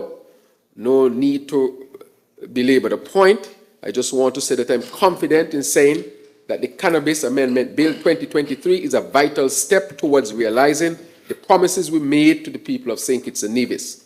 It is about building a future where our economy is diverse and resilient, where entrepreneurs have the chance to thrive, and where job opportunities abound for all. Let us move forward together and united in this commitment, Madam Deputy Speaker. Basically, what we are doing is making sure that this industry has the legal framework and underpinning that are necessary to ensure that it is built out correctly and would benefit our people and Federation in a positive way.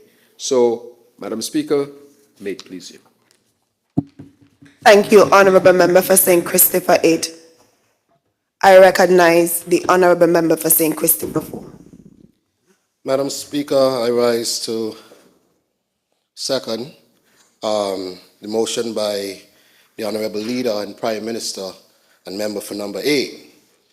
I also wish to give my support to the amendments in this bill, Madam Speaker, because you see, this move to move cannabis into the realm of agriculture is revolutionary. It speaks to a holistic vision that speaks to the truth. Cannabis is a crop, Madam Speaker, Madam Deputy, and for too long it has been treated not like it ought to have been. And as a crop, its development should be aligned with the overall development of the agricultural sector. And so moving the mechanisms into the realm of agriculture speaks to the alignment that should be taken when it comes to the development of cannabis. You see, we have been, and I would dare say, brainwashed over the years, because we have been taught to look at cannabis as something alien and far-fetched and something that we should not embrace. But how dare we take a plant that if you drop the seed to the earth, nature taking its course will ensure that that tree grows? How dare we take God's work and make it something that is villainized? And so you see, moving this into the realm of agriculture helps to shape that new vision of what cannabis ought to be seen as. It ought to be seen as a crop, as a plant, a high-value one, yes, but a plant. And so our farmers,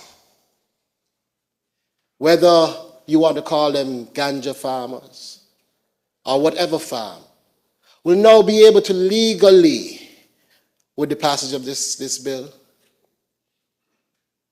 cultivate and utilize their skills within the field of medicinal cannabis. And when we look at that, Madam Speaker, and the value it has gained internationally and globally, we then see the possibilities for the development of our agricultural sector. The last time we had a crop that generated hundreds of millions of dollars would have probably been sugar in St. Kitts and Nevis. Since then, our agriculture sector has plummeted from leading our gross domestic product contribution to just over 1%. And Madam Speaker, we are saying now, here's a chance to revive agriculture, diversify our economy, and ensure that the agriculture sector can move again to contributing hundreds of millions of dollars to our economy. I think that is what we are here asking for as a country. You see, Madam Speaker, for the last few years, we have found the CBI, I can't even say industry because that's part of the tourism industry, but the contributions made by our Citizenship by Investment program has been really carrying our country and doing very well, and we commend that. But we recognize the challenges faced in that sector.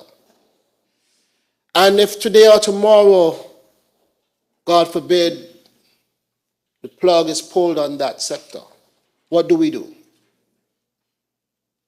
And here's a chance for us to diversify. And we are diversifying this by putting a plant in its rightful place and ensuring that it can make its own contribution to our society. I also support, Madam Speaker, the amendment which allows for the additional names and the additional persons to the board. Because in the development of a significant aspect such as this, we must be guided by all the right advice. We cannot do this wrong and hope to correct it later. And so, as we move along and develop this entire scope on how we approach this, I believe by including more voices, we can have better advice. Madam Speaker, this is our attempt at the saying, do it right, do it once. Do it right, do it once. And I believe we're doing this in this way. We are doing it right, and we are going to be able to say, we did it right, so we only have to do it once. But I also want to speak on something that our Prime Minister alluded to, Madam Speaker. I had a chance to visit Southern University and visit a number of their different faculties, and one of which was their medicinal cannabis development and production. And when I looked at what they're doing at Southern University with the development of medicinal cannabis, we can do that here quite easily. In fact, I believe we are even better positioned to do that here, given our natural resource and all that we have available to us. And when I think about what that means to the young man in Old Road, to the young man in Godwin Gut, to the young man in Challengers, to the young man in Phillips's, to the young man in Monkey Hill, to the young man up the village, to the young man down in St. Paul's. It means that no longer do they have to run and hide and duck away deep into our forests for simply developing a skill that is globally recognized as a trade. It means that they could come now and license with the authority. It means that they could now do what they love doing, knowing that they are playing a legal trade for the benefit of our overall society. This is what we promised them, to lead out with a medicinal cannabis industry. And here, promise made, promise kept.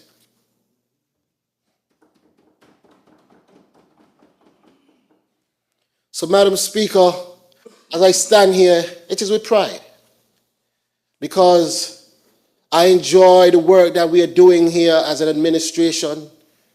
I enjoy working with this team who have remained committed to every single commitment.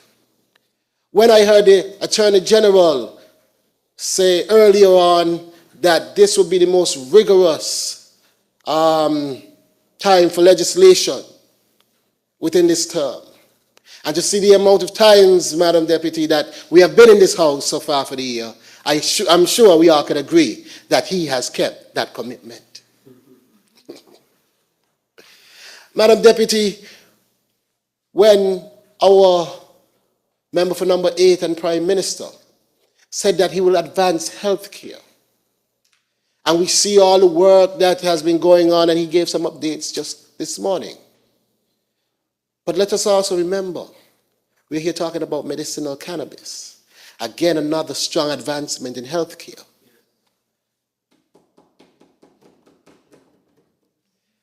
Commitment made, commitment kept.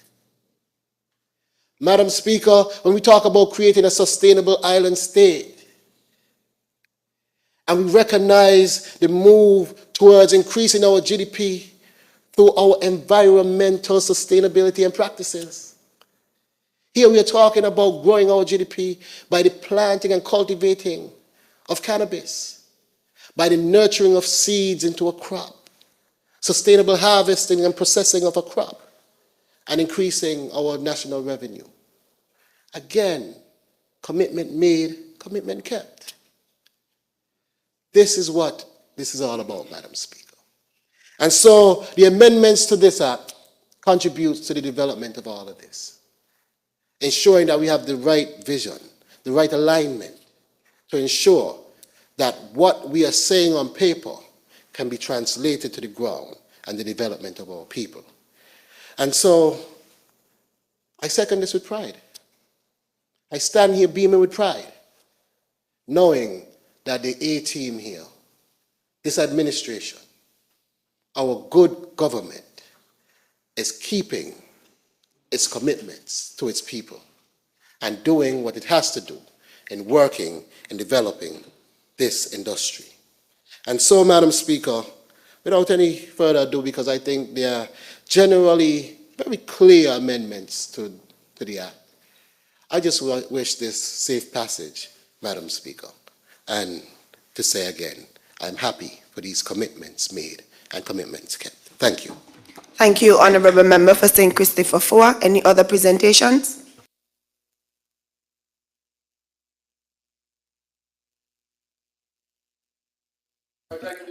I recognize the move of the bill, Honourable Member St. Christopher 8, to do his wrap-up.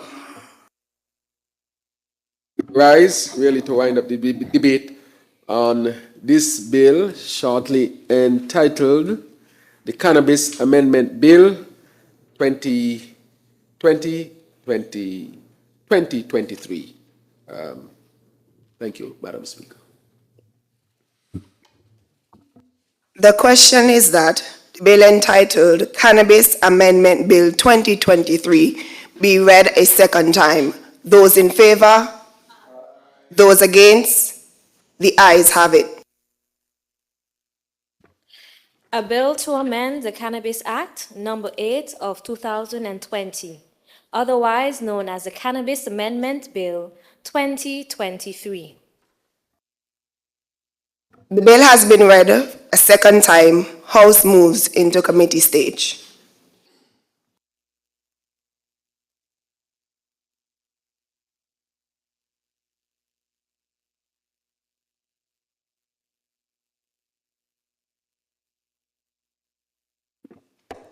Clauses 1 through 7. The question is that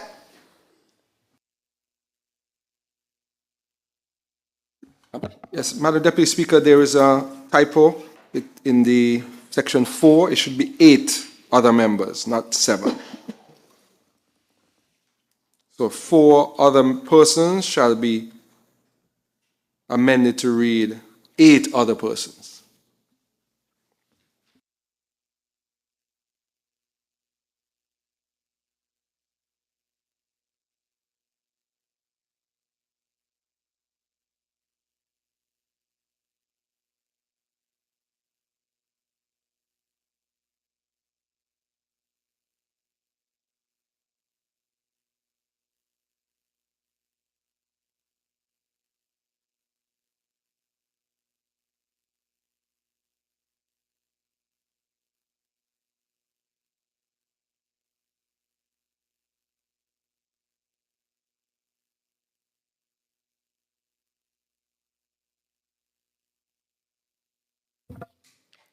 The question is that clauses 1 to 3 do stand part of the bill, and clause 4, amendment of section 8, be changed from 7 to 8 members. Those in favor? Those against? The ayes have it.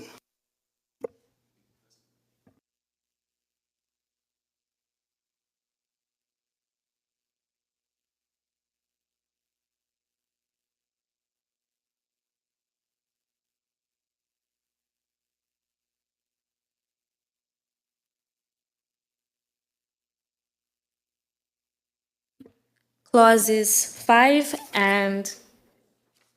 5 through 7. The question is that clauses 5 through 7 stand part of the bill. Those in favor? Those against? The ayes have it. The enacting clause. The question is that the enacting clause stand part of the bill. Those in favor? Those against? The ayes have it. The title. The question is that the title do stand part of the bill. Those in favor? Those against? The ayes have it. House resumes.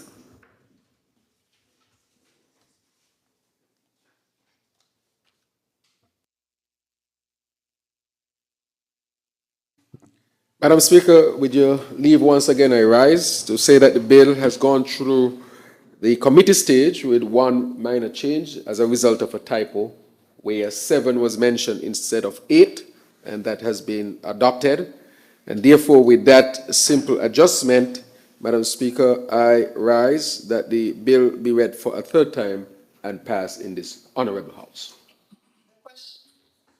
The question.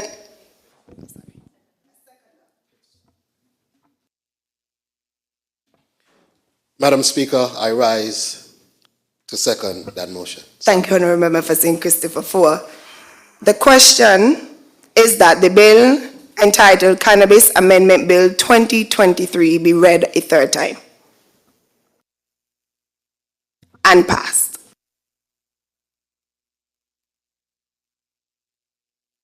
Those in favor? Those against? The ayes have it.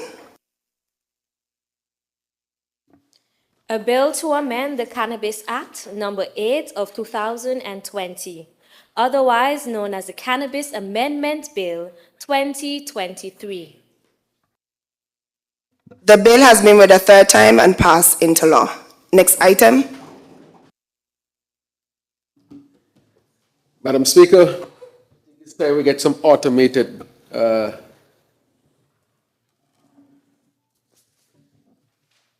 press button come up podiums in here. With your leave, Madam Speaker, I rise to lead the debate of and have read for the second time in this honorable House the bill shortly entitled Medical Amendment Bill 2023.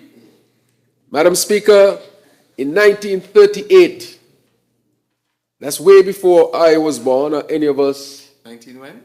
38. Anyone in here, I think, was born. That's 85 years ago. The Medical Act became the law of St. Kitts and Nevis. This law classified cannabis as a poison, Madam Speaker. Can you imagine? This law classified cannabis as a poison under the 4th schedule to the Act. Madam Speaker, from 1938, still on our books, cannabis is considered a poison. Madam Speaker, at that time, this classification was deemed necessary by the colonizers to protect public health and safety. That is what the colonizers thought, Madam Speaker. But of course, we understand the long history that led to them designating cannabis as a poison. Fast forward to present day, and we've witnessed a shift in attitudes and laws towards cannabis. We have seen the enactment of various pieces of legislation aimed at decriminalizing the possession, cultivation, and use of small amounts of cannabis. Here in St. Kitts and Nevis, our laws have been amended to allow for the medicinal, spiritual, and recreational use of small amounts of cannabis. However, despite these changes, cannabis still remains listed as a regulated poison under the Medical Act. Madam Speaker. Madam Speaker, it's not just a change in attitude that we have seen, but significant research has demonstrated that cannabis has, of course, significant good medicinal purposes. Madam Speaker, cannabis is used in almost every disease known to man, from cancer to mental health issues. And therefore, it cannot be considered a poison in that sense, because poison has a different definition, and cannabis does not fit the definition of a poison.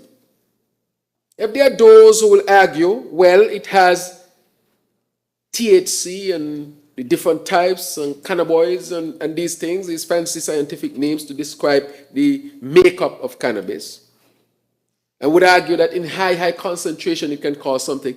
Madam Speaker, how much things that we eat on a regular basis, if you eat too much, you can be in trouble. Madam Speaker, if you drink too much water too quickly, you can die, you know. Because the salt in your blood can dilute to a point where your heart stops beating. So therefore, that argument would not stand, because things that we use commonly and things that are essential for life, if used wrongly, can end up in death. It doesn't mean that it is a poison. It does not mean that. And therefore, cannabis does not fit that definition. And we understand the socio-economic situation in 1938. It was just maybe 100 years after slavery. Our people did not have the right to vote. Our people could not stand in parliament. Madam Speaker, it was not until 1952, as a result of the great labor movement, that forced the colonizers to recognize our people to have what they considered then the right to vote and influence the laws of the land. And so, Madam Speaker, if we are saying that we're going to use cannabis now for medicinal purposes, how can we accept that it be on the books as a poison? The two things can't go together, medicinal and still a poison. How does that work? And therefore, we have to clean up the legislation for it to make sense.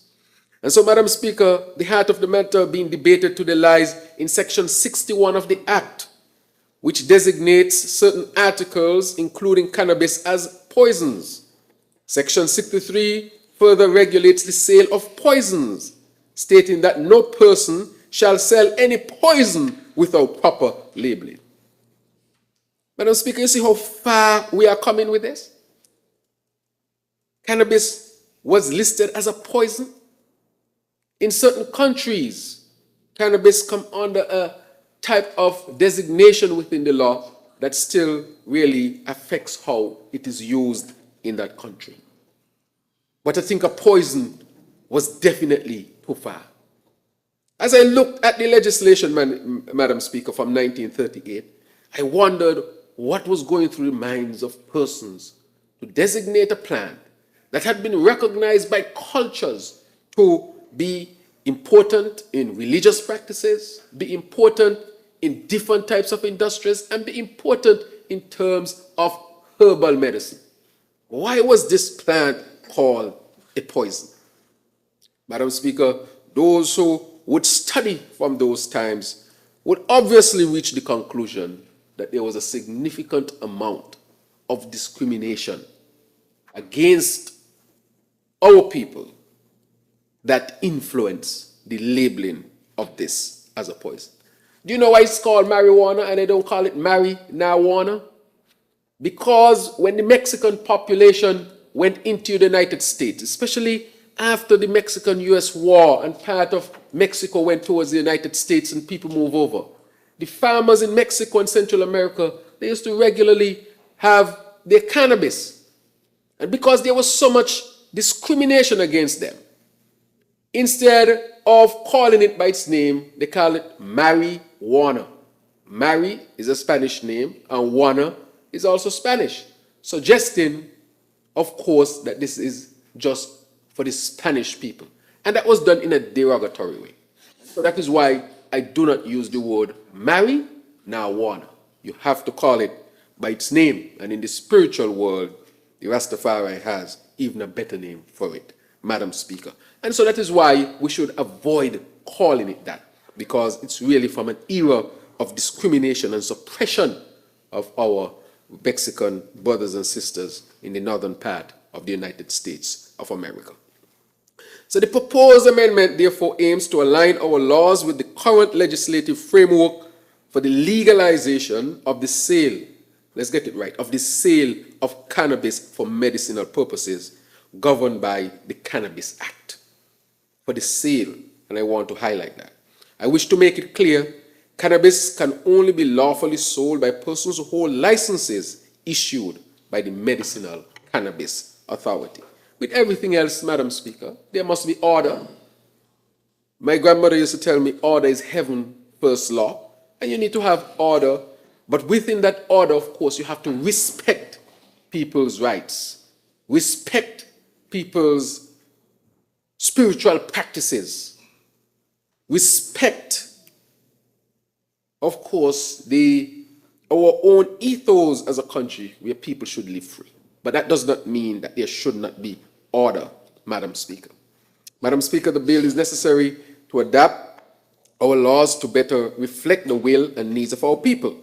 We understand that cannabis can have medicinal, spiritual, and other benefits for our people here in St. Kitts and Nevis, and we want to ensure that these uses are governed by clear and appropriate regulations. Meaning, Madam Speaker, no longer, I'm the Minister of Health, no longer will cannabis be called a poison. It was a significant error, if it was even that, to call it a poison. And now we have to change this 1938 law. Also, as responsible lawmakers, we thrive for consistency, Madam Speaker. Because, as I said before, you can't on one hand saying for medicinal purposes and on the other hand calling it a poison. How does that make sense? Madam Speaker, I want to really highlight this, because there are a lot of other things that we use that are much more poisonous than cannabis, and I put poison in inverted commas because it's not a poison at all, that we use every day. Even doctors prescribe them. For example, you go to the doctor and you have a cough. What does the doctor give you? They might give you codeine. Do you know that codeine is addictive? And is more addictive than cannabis? And you have it in a cough syrup? Madam Speaker, you have in the drugstore some of these vitamin supplements contain alcohol, I had a patient, Madam Speaker, I'm going to tell you. And my patient, I asked him to stop drink alcohol. But when he came, I realized he's still having manifestations of alcohol use. He said, Mr. Prime Minister, I done with the rum, I done with the rum. I don't want no rum. I like me feral. I said, he like he feral. So I said, what type of feral is this, Madam Speaker? Madam Speaker, when I look, one of the feral had 50% alcohol, stronger than beer. The rum, he was buying all of them because he loved his feral, Madam Speaker. And he could just go into the drugstore and buy it. He didn't have to go to any liquor shop because he done with the rum. He's drinking his vitamins and he's drinking his feral. Serious business here, Madam Speaker. I had another patient, Madam Speaker. I was treating, developed a liver condition, had to stop the alcohol. Madam Speaker, I admitted patient to the hospital to detox. So, Madam Speaker, every day I come, I still see signs of alcohol use. I said, but who is giving this patient alcohol in the hospital? But Madam Speaker, I realized I was also smelling Berum very strong. She said she used the Berum, because Berum is something that we use here in St. Kitts and Nevis, that you smell if you feel bad and stuff like that. Madam Speaker, the patient was drinking the Berum. And the Berum has more alcohol than a beer or even a shot at the liquor store. Again, the patient told the family members, bring me my Berum because, I like to smell my Berum when I feel sick. Little did the family know that every week the patient asked him for a bottle of Berum, only to realize that the patient was consuming the Berum.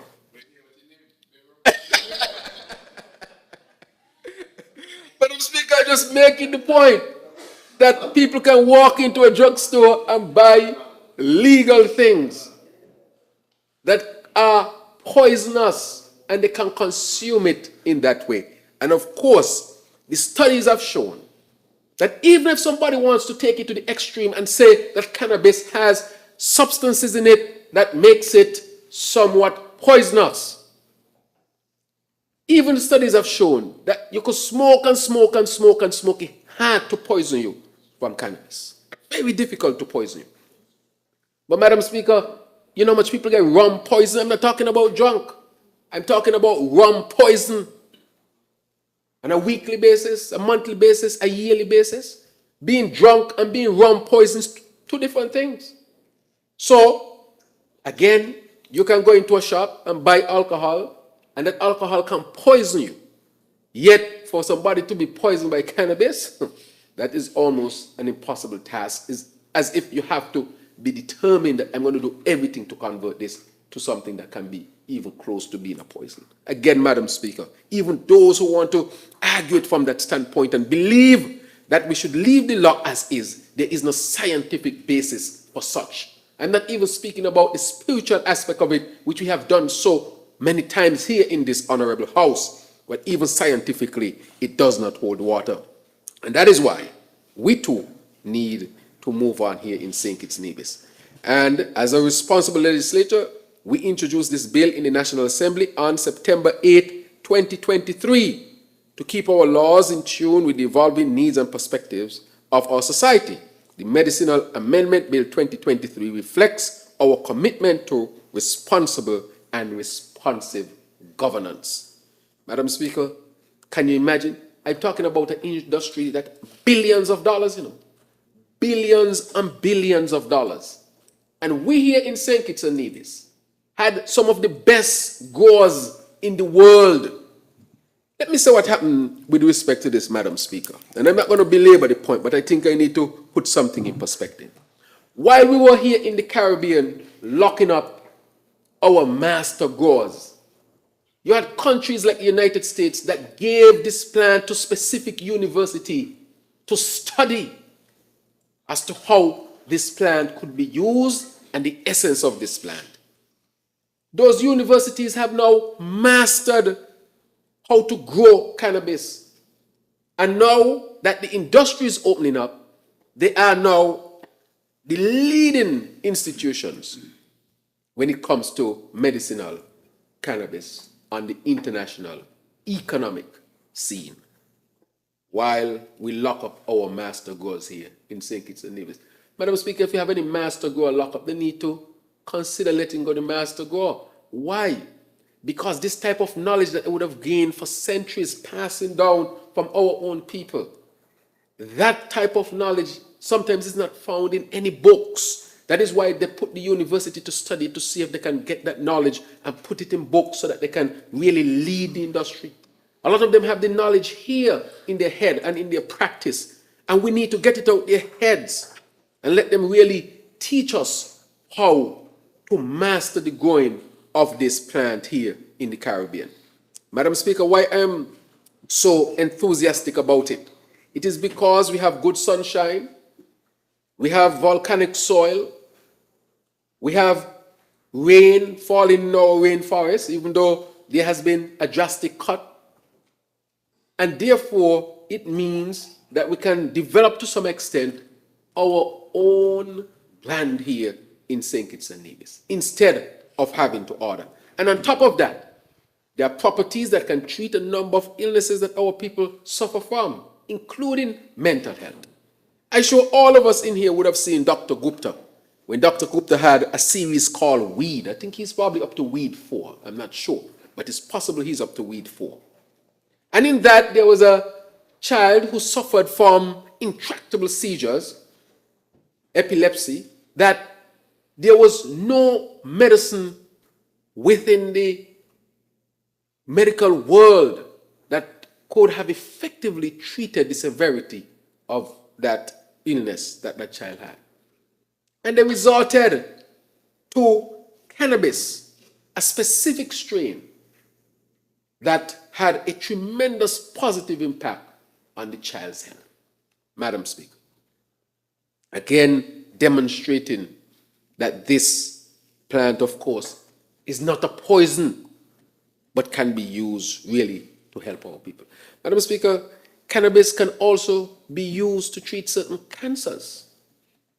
And sometimes some people say, why not extract this part and that part? It doesn't work like that, Madam Speaker, from the research that have been shown. For example, you might say, okay, this is the active ingredient. Yes, it's the most active ingredient. But around that active ingredient are many more substances that really interact and interplay to make sure that the active ingredient acts in the way that it should act. And if you take the active ingredient out and leave all the other substances behind, you may not get the full potential or the positive potential from the active ingredient in a different environment. And that is why, to a great extent, you want it in its wholesome form. And therefore, this too is necessary. And how do you get the wholesome form? The plant. And when I was in St. Vincent, you see people growing and, they're telling me about this plant and that plant, and I acting like I never see the plant before, learning from there. And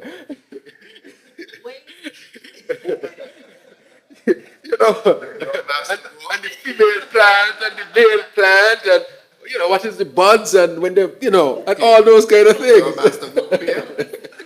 For medical research. So I'm just simply saying, Madam Deputy Speaker, is that what they were saying there is knowledge that our people have for decades, if not centuries, around here. And we need to extract it in order for us to develop the type of industry that we want to develop. So I want to basically close, Madam Speaker, by saying that it is about time. It has always been, in my estimation, to put this as a poison, really for other purposes except being based on scientific ground, back in 1938 was a significant error. And we want to correct it now in modern times with not just from a religious perspective or spiritual perspective, but even from a scientific perspective, and say once and for all that cannabis should not be designated as a poison, but it has good medicinal effects from all that is known. Of course, I will not dare say that there are not issues that can be had, just like anything else, Madam Speaker, just like anything else. I remember growing up, and I will tell you, and I grew up in St. Peter's and Upper Monkey, and where I grew up, and there was always said to me that there has to be a great deal of responsibility when it comes to this. So I still encourage responsible use, Madam Speaker. I want to encourage that. And you don't want children trying to get access to it and abuse it and misuse it. Just like you don't want them to do any other substance. Something good, if not used appropriately, can have some effects that you don't want. I have to acknowledge that as well, Madam Speaker. So for its good use, for its spiritual use, for its medicinal use, we want to make sure that we harness all of that. But we want to say as well that we have to be responsible. We have to be responsible. And therefore encourage the responsible use when it comes to cannabis. And so, Madam Speaker, I thank you. With your leave, I take my seat. Thank you, Honourable Member for St. Christopher 8. Seconder.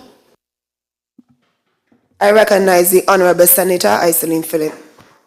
Madam Deputy, I rise to second the mover of the bill and offer my support with this amendment, this medical amendment bill that's come before this honorable House.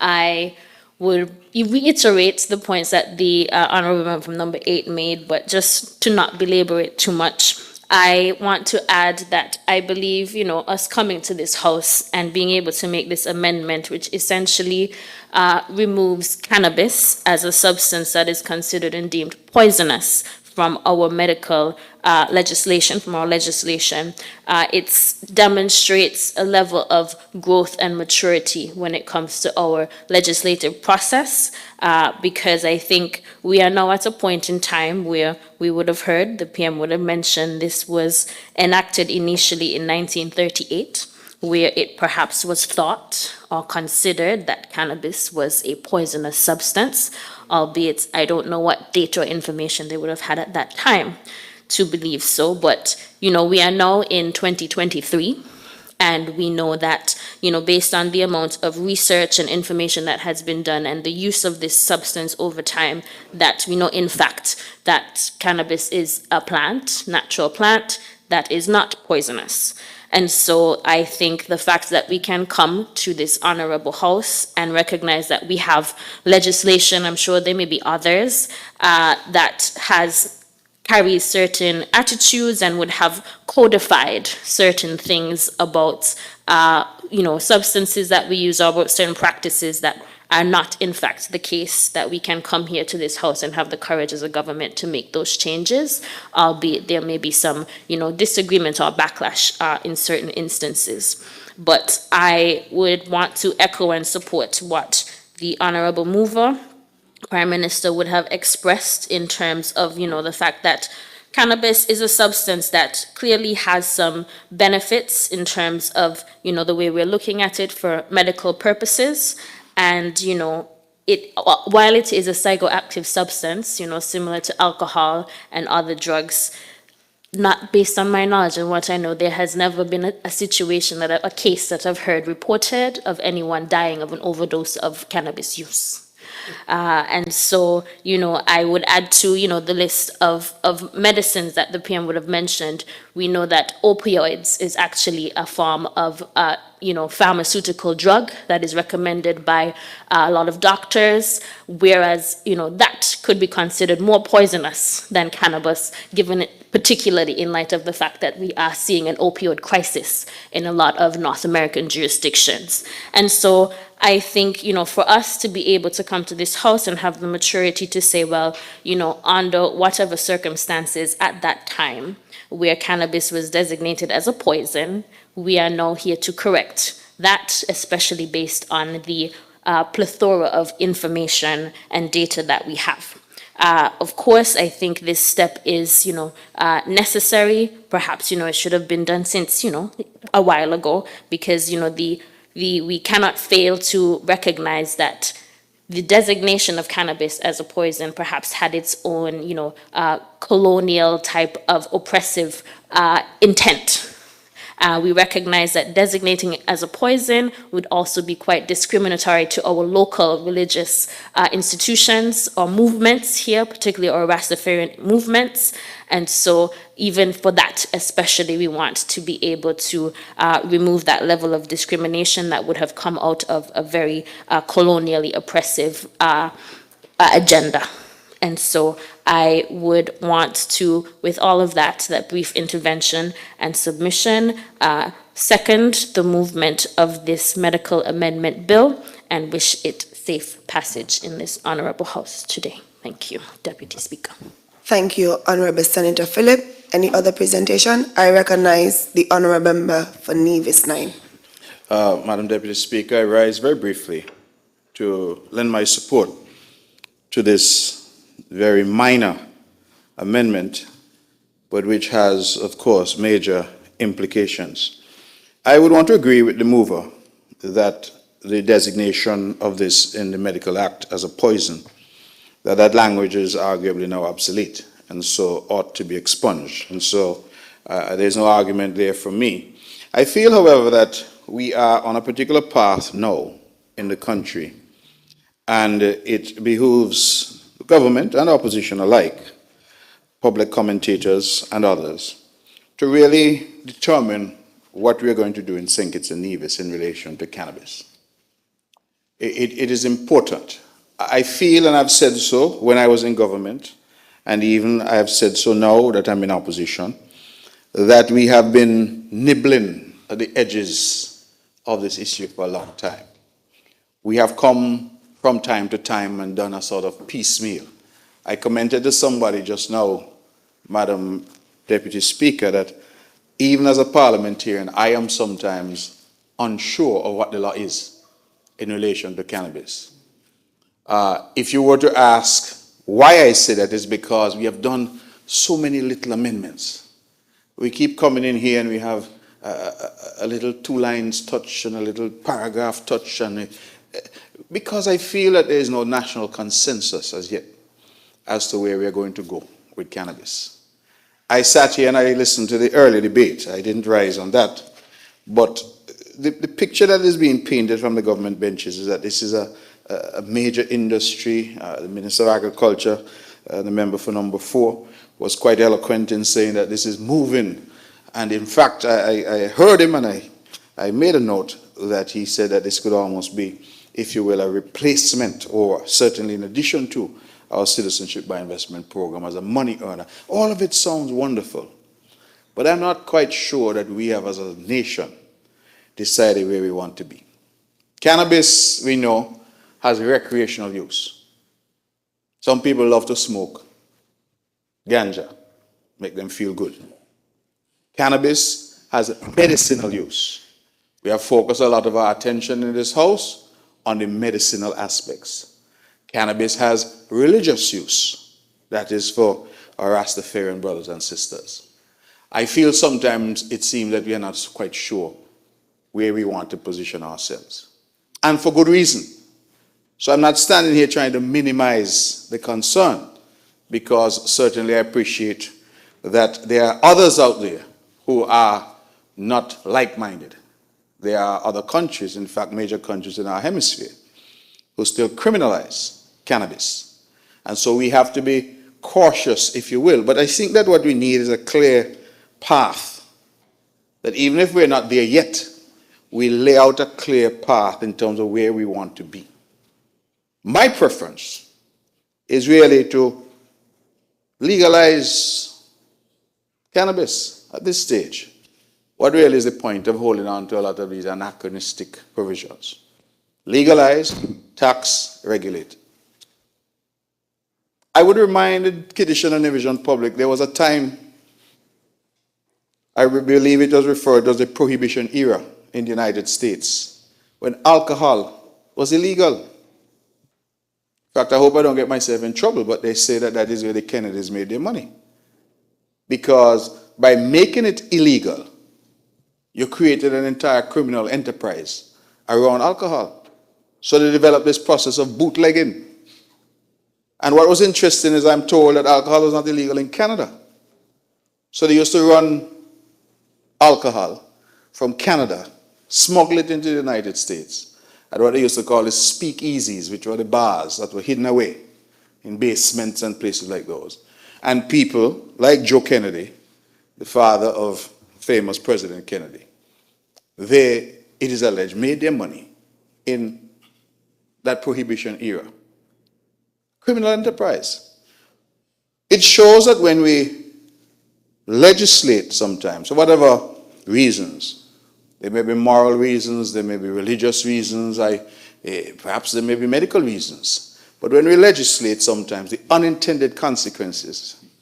Because one thing I've learned in my short sojourn here on earth, you can't legislate human behavior. You can try, but at the end of the day, people will be people. So if a man wants rum, whether it's illegal or not, he can find rum. And he will find somebody who's going to make a profit supplying him with the rum. And in fact, I think history would have shown that the illegal rum will be more expensive than the legal rum, because you don't have to compensate the man for the risks associated with getting that illegal product into his hands.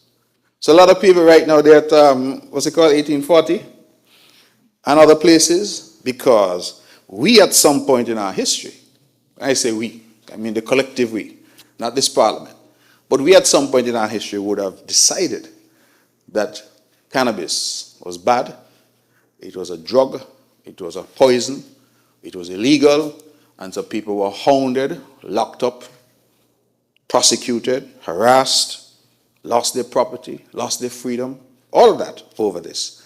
I think that what we need is a wholesale reckoning, if you will, a wholesale conversation with the people of St. Kitts and Nevis. The good senator opposite mentioned something. She said that some people may not like, I'm paraphrasing, but what I got from what she said, some people may not like what we're doing in here today, and I think she's right. There are some members of our population who do not at all like the idea of any change to the law in relation to this bad weed, this thing that drives people crazy. I mean, growing up as a youngster in Nevis, I couldn't even go home smelling of it. So I used to avoid fellows who smoking it, because if I go home smelling of it, notwithstanding I may not have smoked any, I was in trouble. Because the suggestion certainly was that there was something that was so wrong about this. I'm not saying anything that all of us don't know. We ostracize people in the society and have done so for decades. People who smoke, people who grow their locks, people who smell a weed, we call them weed head, we call them all kind of thing. The reality is that not everybody is going to agree, but we need to come to some kind of consensus and determine where is the country going to go. If it is not possible to get there in this year or next, then do we have a 3-year or 5-year program to say, listen, this is where we're moving to? Because, you see, it's one thing to come in here and talk about ganja, sensimilia, marijuana, weed, the herb, whatever you want to call it. But I feel, and I've always said, that you cannot, on the one hand, seek to legislate to free up and allow greater use of this substance, without at the same time coupling that with a widespread education campaign, particularly for our young people. We have already a situation in this country where, based on the reports coming out of our schools, a lot of youngsters are using cannabis. Whether they're ready for it, whether their minds are developed enough to handle it, there is so much misinformation and lack of proper information out there that one really doesn't even know. And so I think that we need to get the experts in. We need to go into the town halls. We need to go into the byways and highways. And we need to have a real conversation with the people of St. Kitts and Nevis. And to, in a way, gauge the temperature, test where they are. I've stated my preference, but I'm a public servant. I respond to what the people tell me. When you represent people, you have to listen to them. And so I am curious to know what the temperature of the people is on this. Because I believe, in speaking to my constituents certainly, that the majority of people see any kind of loosening of the law in relation to ganja, in relation to cannabis, as primarily recreational. What I mean by that is that a lot of people use it for however it is it makes them feel. It's not medicinal because they don't have any medical issue. It's not religious because they're not Rasta. They use it because it gives them a high. Just like somebody would drink a beer or drink something because it's a social thing that they do. And so I think that when we come into the parliament and we talk a lot about medicinal industry, I sometimes ask myself, who are we talking to? Because I'm assured that if you were to take a walk now on 4th Street, the average youngster on 4th Street is not interested in ganja for any medicinal purpose.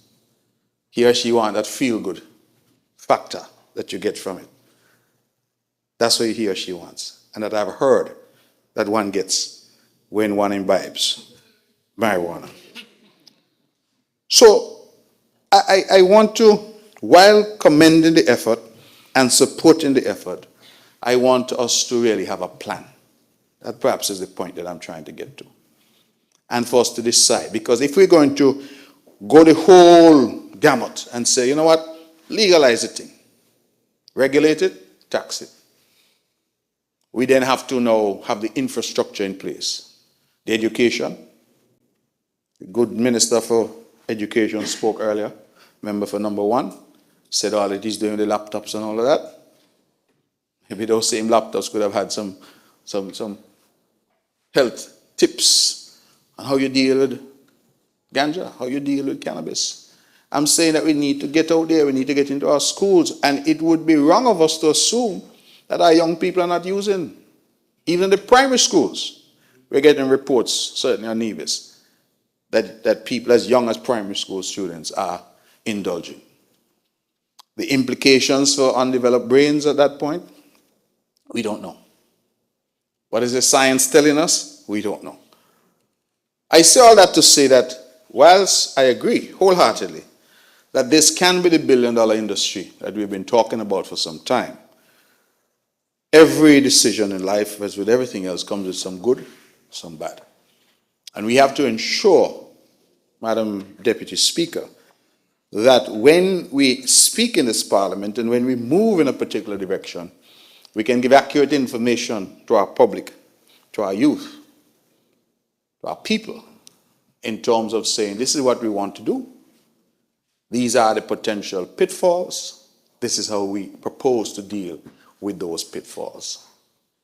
And I think that we have to, as part of that, have a dose of reality in relation to what is actually happening out there already in our schools, in our communities, and see what's happening. We walk through our towns now. Which of us can walk through any main areas in our towns, whether in Bastille or Charlestown, on an afternoon and don't smell ganja? And since we came in here and tinkered with it under the former administration, and we tell people about 5 trees and all kind of things we tell people, nobody seems to know. Police telling you they don't know what to do. Individuals calling me, say police come by them, root up their trees, and they had 6 trees, the police should only root up 1 and leave 5. You know, there's a certain, and then what started to happen, Madam Deputy Speaker, is that the youngsters will sit down on 4th Street and sit down in Charlestown and Main Street and just build a spliff and smoke a spliff right there. I've said it in this house before that an elderly lady, a businesswoman, reached out to me and said, she said she can't even keep the windows open anymore because fellas outside the window smoking. The poor lady getting high on the inside from secondhand smoke. So we have to determine, and in some respects, I feel that maybe the Parliament has not kept pace with the public. That the appetite in the public for smoking, for consuming this plant has outstripped our own efforts in the Parliament. And so, again, I don't want it to be seen that I'm detracting, but I feel that we need a far more comprehensive approach. And we need to make a determination as to where St. Kitts and Nevis is going to be. Where are we going to be in 2025 on this issue? Where are we going to be? And if we're going to free it up, as I said, we need to know. The AG needs to see and look and say, what will be the implications for the banking sector? When the man come and try to open an account at National Bank and they ask him, where's your income coming from? He said, ganja farmer. What is that going to mean? When if we generate hundreds of millions, as we are hearing, and that money starts to flow into our banking sector, what are the correspondent banks based in New York going to say? These are not unimportant questions. But we need to have that kind of open dialogue with the public so that people understand that it's not just about smoking a spliff, selling a spliff. It's not just about growing some ganja. That there are real serious implications for what we do. For those, for example, and this is my final point, Madam Deputy Speaker, for those who already have latent mental issues. I'm no doctor, but I've looked at some research that suggests that the impact of cannabis, the strain, the potency, how it's consumed, all of these are factors that can then impact people differently. Put differently, the Honorable Prime Minister and I can imbibe the same cannabis, but it affects him differently to the way it affects me. If, for example, somebody is a first-time user, whereas somebody else is accustomed to using, the impact on that person who's accustomed might be different. So all of these things, we need to have that level of conversation in a very open way. I get the impression sometimes, Madam Deputy Speaker, that those who are defending, meaning they want the thing free up, they say everything about it is good. And then you have those who say you're going to turn you crazy, you're going to do all of these bad things. Perhaps the truth lies somewhere more in the middle of those two extreme positions.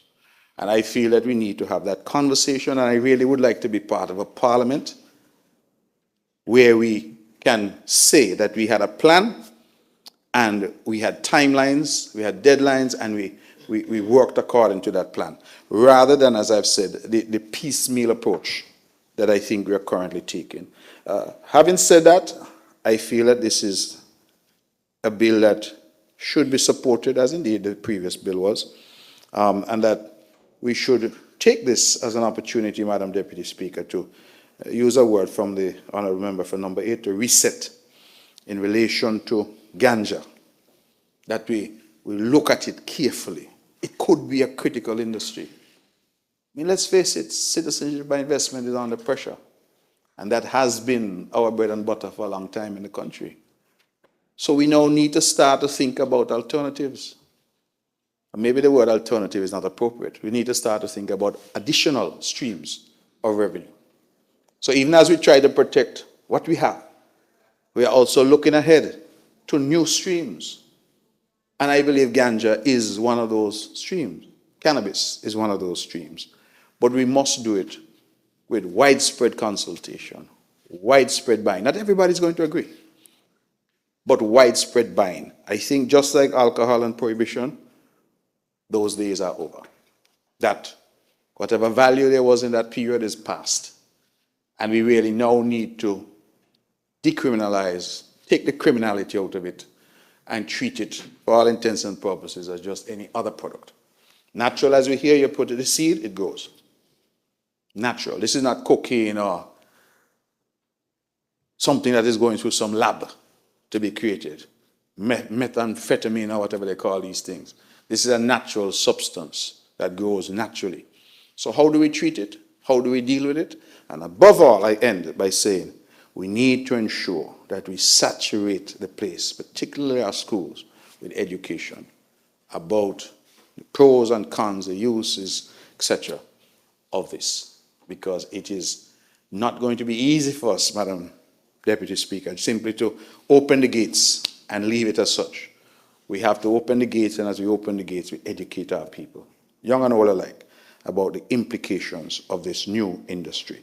But I feel that we must move in that direction with some level of alacrity. We've been talking about it now for a decade. We've been talking about it for a decade. It is time we move with some level of alacrity. I hear the Minister of Tourism saying that we're getting almost 1 million cruise visitors this year. Imagine how much ganja they would have buy if they could. Imagine how much edibles they could have buy if they could. Yeah, I know you like it.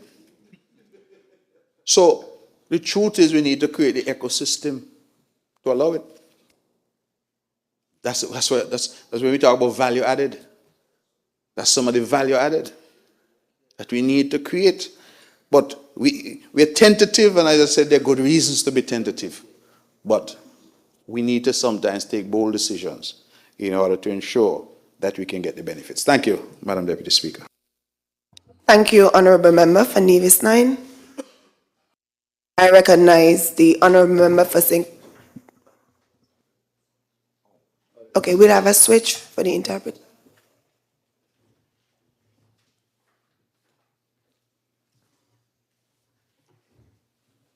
I recognize the move of the bill, Honourable Member for St. Christopher 8, to do his wrap-up. Madam Speaker, with your leave, I rise to wind up this bill shortly entitled the Medical Amendment Bill 2023, but I also recognize that the member for number 9 would have made some significant points with respect to cannabis, as I call it, and here in St. Kitts and Nevis. Of course, this whole issue of cannabis and its decriminalization, medicinal use, and legalization is a complex matter. It is not only a complex matter for us here in St. Kitts and Nevis, but it's a complex matter regionally and even internationally. And within the framework of the legal structure, that in itself has its own difficulties, so to speak. So, Madam Speaker, if you look at the United States, for example, it has a particular schedule. I think it's Schedule 4, which means that it cannot be legalized. However, there are states within the United States that have it, if not legalized totally, at least decriminalized and can be used for medicinal purposes.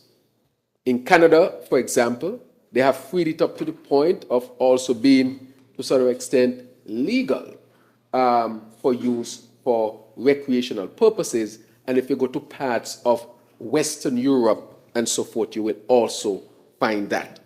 And I think the point was mentioned, and it's clearly, and it has to be recognized clearly, that this can have consequences based on how far you go. So sometimes you know that if you were to take an action, this will be the reaction, which at this point in time can have a significant detrimental impact on our country, our economy, and certain sectors, such as the banking sector, for example. And therefore, even though you understand where you are heading, you also understand that you are working within a framework, an international framework, and so you want to be very mindful of that as well. And so that is being taken into account and be taken into account considerably. And so, Madam Speaker, what we do see here is the complexity of really all these fetters that have been holding back this industry for many years. Sometimes you have to take one fetter at a time, until you can really get it totally free. But we are going through that process, step by step, getting our people accustomed, respecting international laws, making sure that we are best positioned. So we are taking all those things, Madam Speaker, into consideration. The other matter that I would like to say is the point with respect to the education part of it. And that part too is also critical. And I would say that our department that deals with drug use, that we have expanded that. We have expanded it thus far, and we have had several workshops when it comes to that.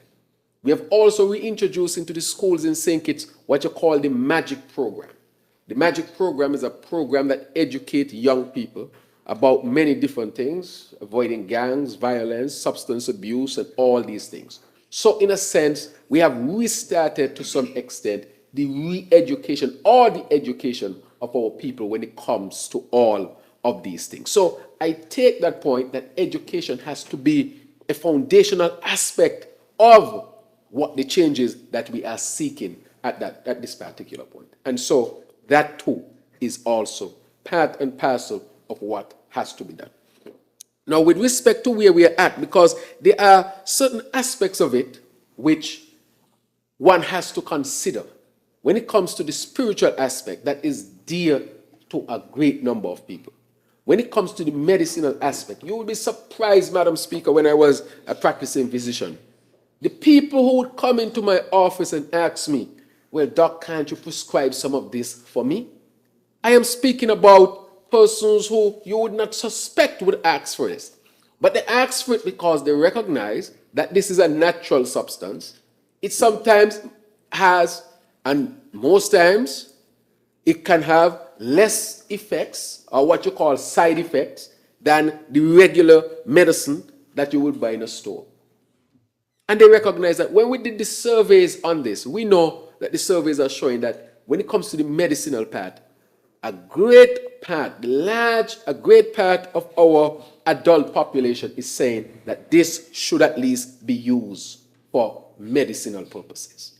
And so when you see our people would have watched series such as weed and so forth and understand that this is being used for this, they understand that as well. And so I want to give our people credit for understanding this issue. And as was mentioned, even more than the legislature would acknowledge through making sure that the necessary legislative work would be in place so that we can remove all of the fetters that are holding back this industry.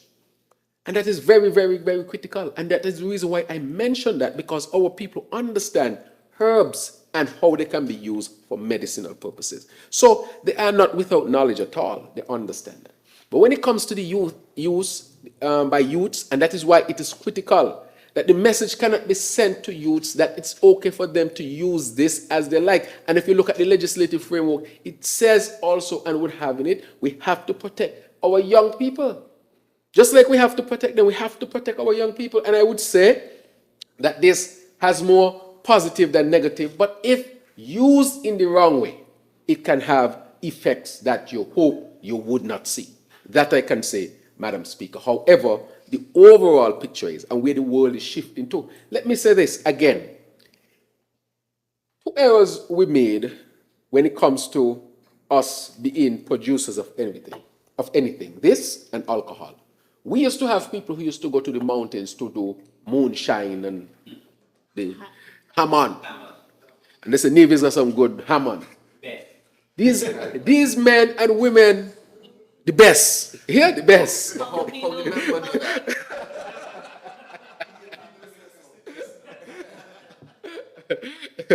Madam Speaker, but these men and women used to be master chemists. We have to recognize them as chemists.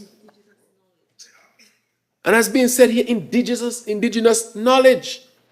And instead of us holding them up for their knowledge, look at what we did to them. We locked them up. We chased them out the mountain. They could not even pass on effectively the chemistry behind making some alcohol from molasses, for example. Yet in France, in Champagne, where is Champagne located? France. Sparkling white wine. You can't call anything else champagne. You have to call it all sorts of other names. Sparkling white wine, all sorts of names. Because the people in Champagne, France, mastered the art of how to do that. And what France did, they encouraged it. And today, the only place in the world that you can get champagne is from Champagne. But what did we do in the Caribbean? We harass our people, lock them up, do them all sorts of things. Are we not learning from history? Right now, I can say that St. Kitts already consuming the substances found in cannabis, THCs and cannabinoids in different forms. The whole world is rushing us. And in a short order, it will become accessible to all. And where we will be? We will be left as consumers and not producers. We can't make that mistake again. We should not make that mistake again. That is why I say we need our master growers. And that is why we are forming the authority and having so many people added. Why are we doing that? Because the government alone does not have all of the requisite knowledge that would be required to develop this industry. The private people, our citizens should be involved. And the authority will also be responsible to make sure that it educates the people of St. Kitts and Nevis. So you have to make sure that this is established so that when they put the entire framework together, that we can see that education has to be a fundamental part of it as well. And that is why we want to widen it, include people from both St. Kitts and Nevis, different experts, including those who can teach us how to educate people properly when it comes to this, Madam Speaker. So that is why this bill is so critically important.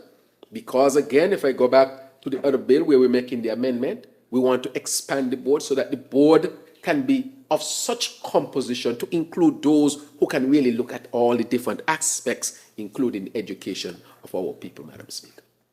And so that is part and parcel of what we are trying to do here.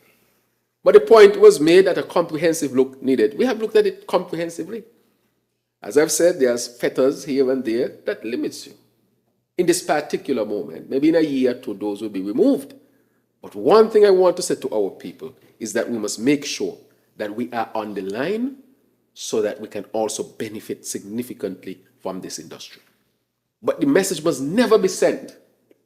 And that is why in the last part, when I opened up this debate and had this be read for the second time, I spoke about youth and the youth among youth.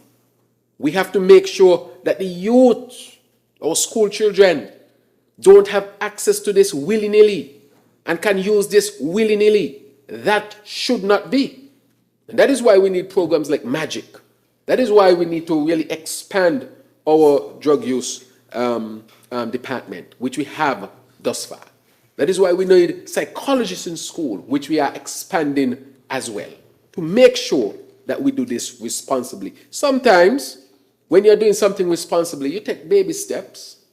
Sometimes a giant step, sometimes if you take too big a step, you fall in a pit. You fall. It's just like a child, if you eat too much meat one time, your system ain't ready to digest it, you choke yourself. So sometimes you have to take it incrementally, bit by bit, until you get exactly where you want to be. Taking into account all the other factors around, but taking into account the societal adjustment to such a fundamental change in our law.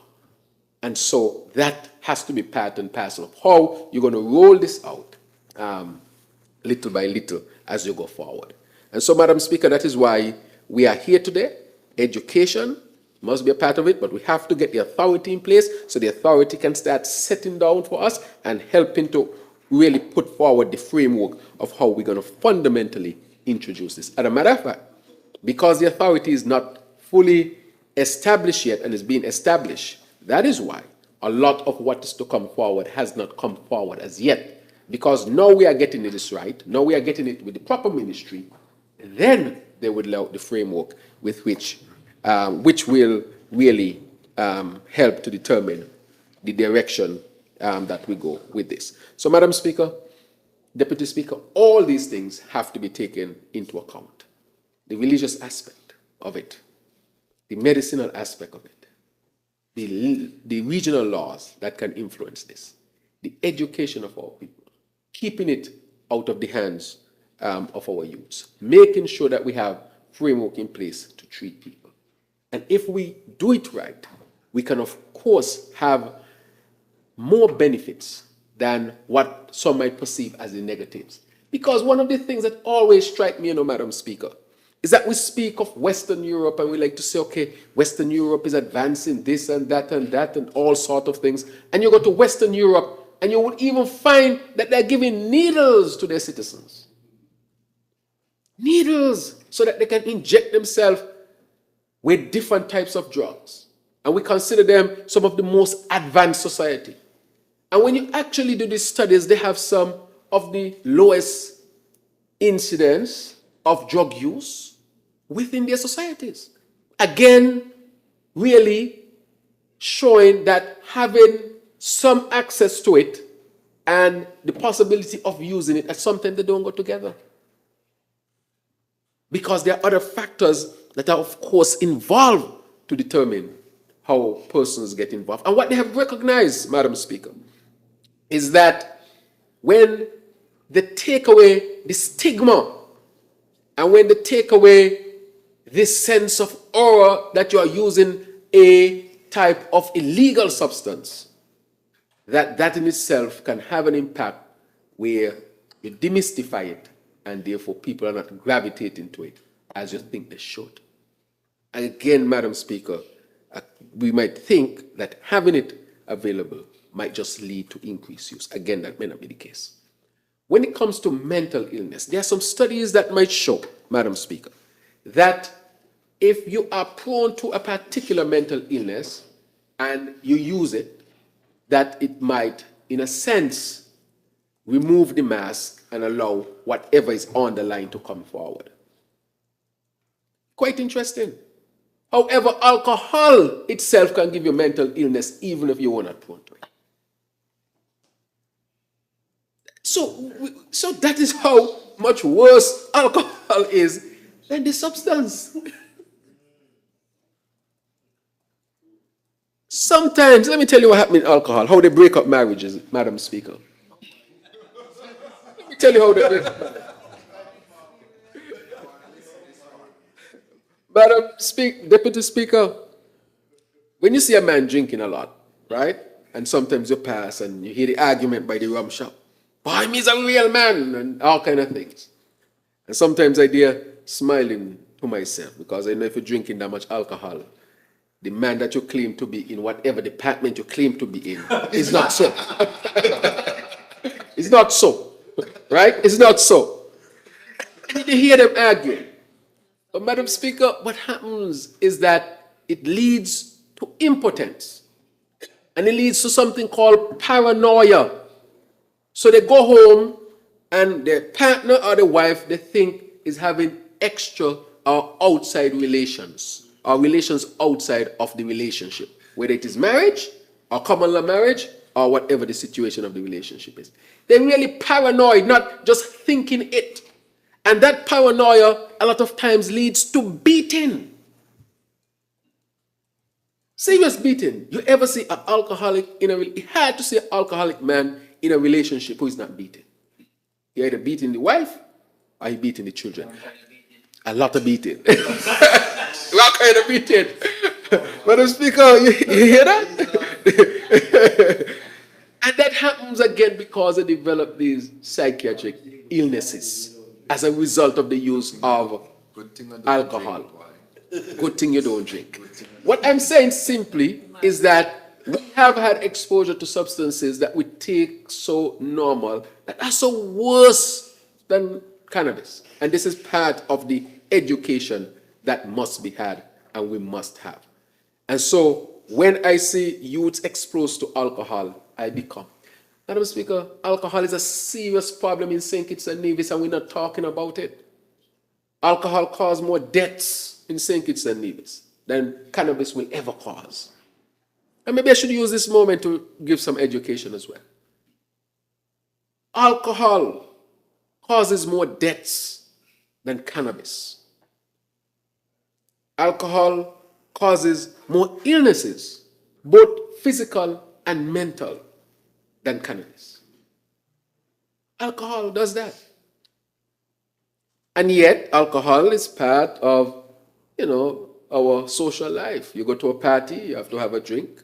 Well, except the Minister of Works, member for number 3. Can't even get him sip of wine in a toast.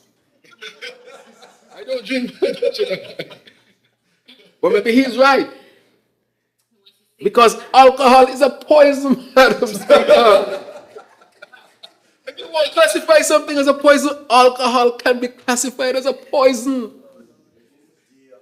There is no medicinal benefits to alcohol, none, absolutely. Not even the red wine that they used to try to force on us. You know what the red wine producers used to say? This has in good antioxidants and help to prevent heart disease and so forth. You get it from the grapes. You get it from the grapes, Madam Speaker. All sorts of things they used to say to fool us in. That's how they kill the worms. Oh, Madam Speaker, the bottom line is no medicinal benefits. Absolutely none. None. So sometimes every time I say, boy, take a shot, the shot, do this and the shot do that. But all studies now have shown that even a little bit of alcohol can be bad. So alcohol is really a poison in itself. And that is accepted as normal. And then you have something like cannabis that is not a poison, that might cause some psychiatric illness. I can tell you, if you drink alcohol enough, you will develop psychiatric issues. But if you use cannabis, there is no study that shows you must develop any psychiatric issues. That's the difference. And so I'm saying that this, compared to something like alcohol, pales in its threat to a lot of things. Even when it comes to drunk driving, let's say you smoke and you get high, and you are prone to maybe getting an accident. Everybody knows that drunk, you drink and you drive, or you drink alcohol and you drive. That is the highest risk of getting in an accident. Sometimes you hear accident here and there, and sometimes you ask, did the police do a breathalyzer test? You'll be surprised to know. Men in St. Kitts driving and the beer next to them. Because a lot of people are functional alcoholics. They don't even know they're alcoholics because they work and say, well, let's go down the road and drink 2 beers. And they drink 2 beers today, 3 tomorrow, 4, and they're drinking daily. But they are functional because they can do other things, but they're really alcoholics. And that is leading to high blood pressure, heart disease, stroke, diabetes, all neurological diseases, all sort of other complications. All sort of cancers are linked to alcohol. And I'm yet to see a cancer linked to cannabis. They might say the smoking of it, that is separate and apart to the substance itself, because it's not everybody who smokes it. Again, cannabis pales when it comes to alcohol in the areas of having deleterious effects on one's both mental health and physical health. And social as well, Madam Speaker. Because when a man drinks something, he don't want to go work. It's no work for me because he's drinking. And then again, the money he uses to buy the alcohol, or she uses to buy the alcohol, that is having significant negative effects on our people and our culture. And we still continue to underestimate the alcohol and its negative effects on our culture. So the point I'm trying to bring out here, Madam Speaker, is that one, religiously, it should be gone. That should not be discussion. People should be able to practice. Medicinal-wise, everybody knows herbs in St. Kitts and Nevis. When you get cold, everybody offer you a bush. Trust me, even me, if I go in my office and used to have the sniffles, my patients used to tell me which bush to drink because everybody in St. Kitts knows. But when it comes to the recreational, that is where we are saying we have to draw the line, especially with our youths. We have to make sure that this does not get in the hands of our youths and our youths think they can do as they like with it. That is the wrong message to send, and that is the message that we don't want to send. And again, in terms of the fetters that's holding it back, we are working within the international community, and there are restraints. And as part of the strategy, you sometimes have to take incremental steps until we get there. But those points are noted, Madam Speaker. And with that, Madam Speaker, I would really like to close out the debate and wish the bill safe passage. If it pleases you. Thank you, Honorable Member, for sticking with Stiffer 8. The question is that the bill entitled Medical Amendment Bill 2023 be read a second time. Those in favor? Those in favor? Those against? The ayes have it. A bill to amend the Medical Act, Cap 9.15, otherwise known as the Medical Amendment Bill 2023. The bill has been read a second time. House moves into committee stage.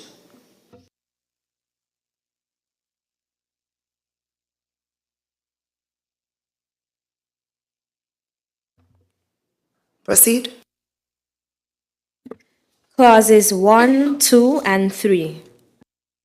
The question is that clauses 1, 2, and 3 stand part of the bill.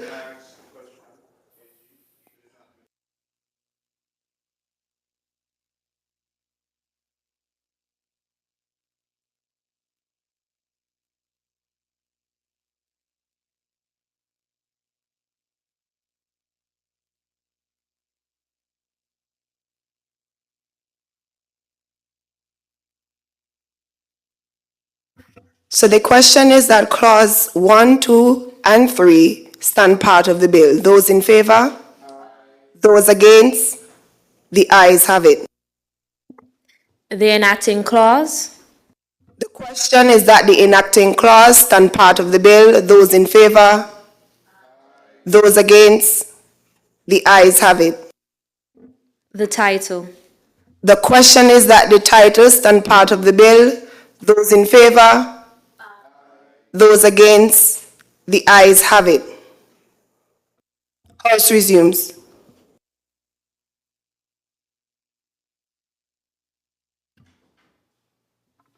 I recognize the mover, Honorable Member St. Christopher 8. Madam Speaker, with your leave, I rise to report that the bill has passed through the committee stage without changes or amendments.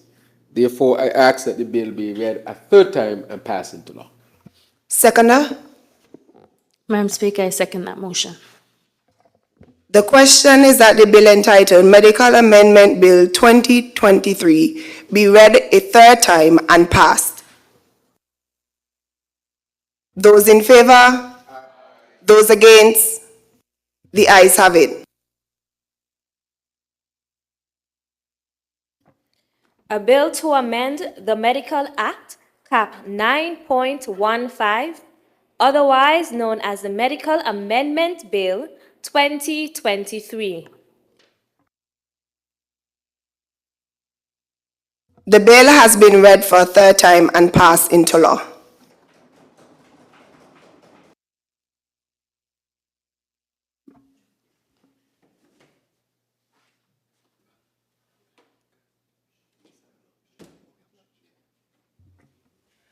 I recognize the Honorable Member for St. Christopher 3.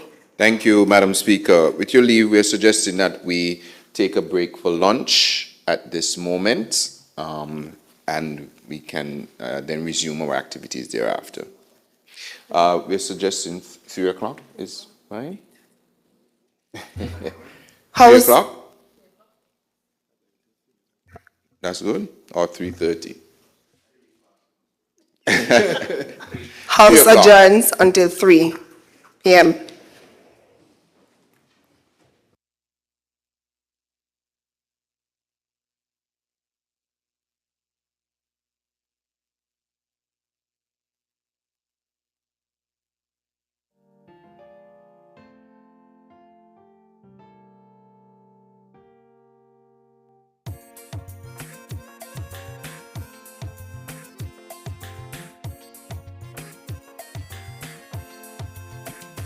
Oh, little town of Bentley, off to the easy light. Above the deep and dreamless street, the silent thoughts go by. You hear the dark stream chime, the everlasting light. The hopes and fears of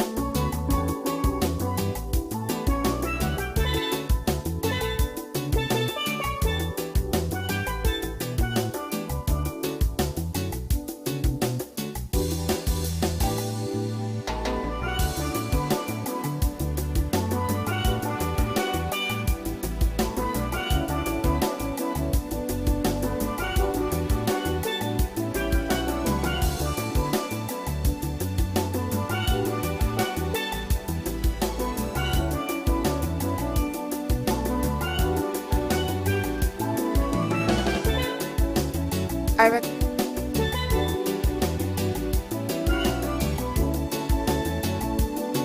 Madam Speaker, I rise to lead the debate of and have read for the second time in this honorable House the bill shortly entitled the Whistleblower Protection Bill 2023. Madam Speaker, a whistleblower is a person who informs on a person or organization engaged in illicit activity.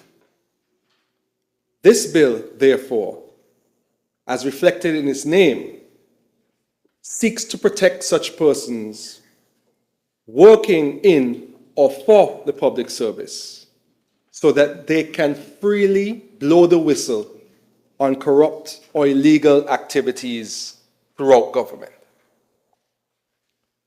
When we took administrative office 15 months ago, there was a clear mandate provided to the elected representatives of this honorable House by the electorate as to what your government needed to do when it came to good governance, transparency, and accountability.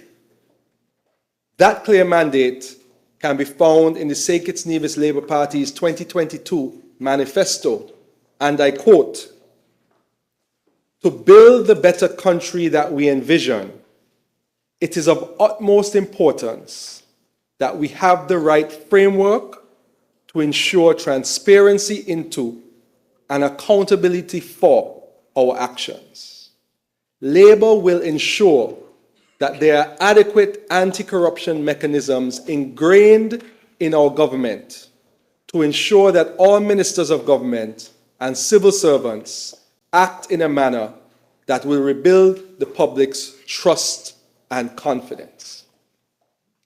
Today, Madam Speaker, I'm therefore pleased to lead the debate of the fourth and fifth pillars of this administration's good governance transformation, the Whistleblower Protection Bill and the Unauthorized Disclosure of Official Information Bill. I want our people to remember that after today, with the grace of safe passage, the lawmakers on this side of the aisle have brought to the people 5 fundamental and interlinking legislative pillars to sustain the new good governance institutional infrastructure of St. Kitts and Nevis. I repeat, Madam Speaker, with the grace of safe passage, the lawmakers on this side of the aisle have brought to the people 5 fundamental and interlinking legislative pillars to sustain the new good governance institutional infrastructure in St. Kitts and Nevis. 5 laws that will serve as the blood source of permanent institutional bodies, birthed to stand the test of time, outlast the frailties of human nature, and protect us from the corrupt, greedy men and women of this world, so that we can truly achieve the sustainable island state that our people deserve. Madam Speaker, the complexities of public office bring you closer to God.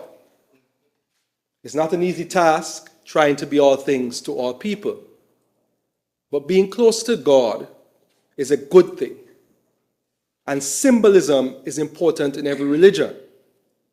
I therefore was not surprised in my biblical research to learn that the number 5 in Christianity symbolizes God's grace, goodness, and favor towards humans.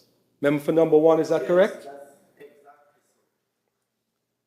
In the spirit of human favor, goodness, and God's grace, the people of St. Kitts and Nevis, a people who declared in 1983, 40 years ago, that our nation was established on the belief in Almighty God and the inherent dignity of each individual, will have 5 strong good governance laws to protect our nation's sustainability and to align seamlessly with our other constitutional commitment to create a climate of economic well-being in the context of respect for law and order.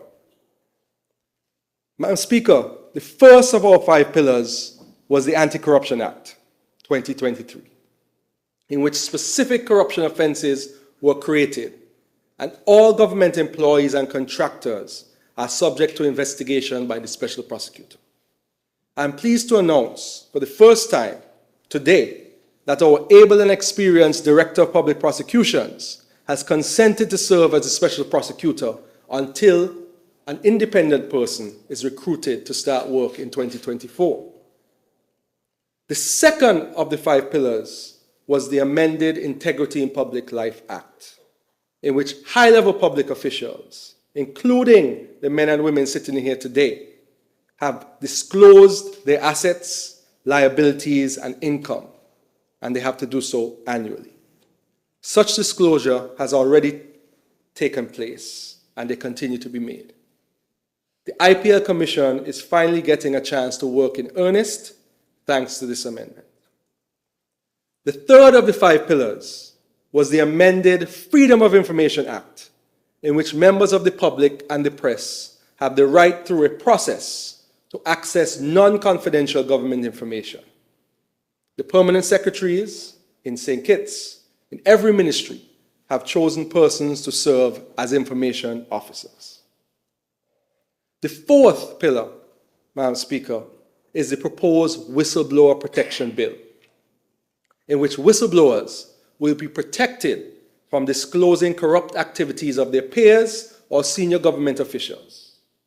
This bill helps the Anti-Corruption Act to work effectively. It gives it teeth by providing protection to the ones who are most likely to discover corrupt or illegal activity. And the fifth of 5, Madam Speaker, will be the proposed Unauthorized Disclosure of Official Information Bill, in which government officials are prevented from disclosing information outside of the scope of the Freedom of Information process. That bill, soon to be debated, helps the Freedom of Information Act to work effectively by ensuring that the proper avenue to government information is through the mechanisms of the Freedom of Information Act and not by way of leaks.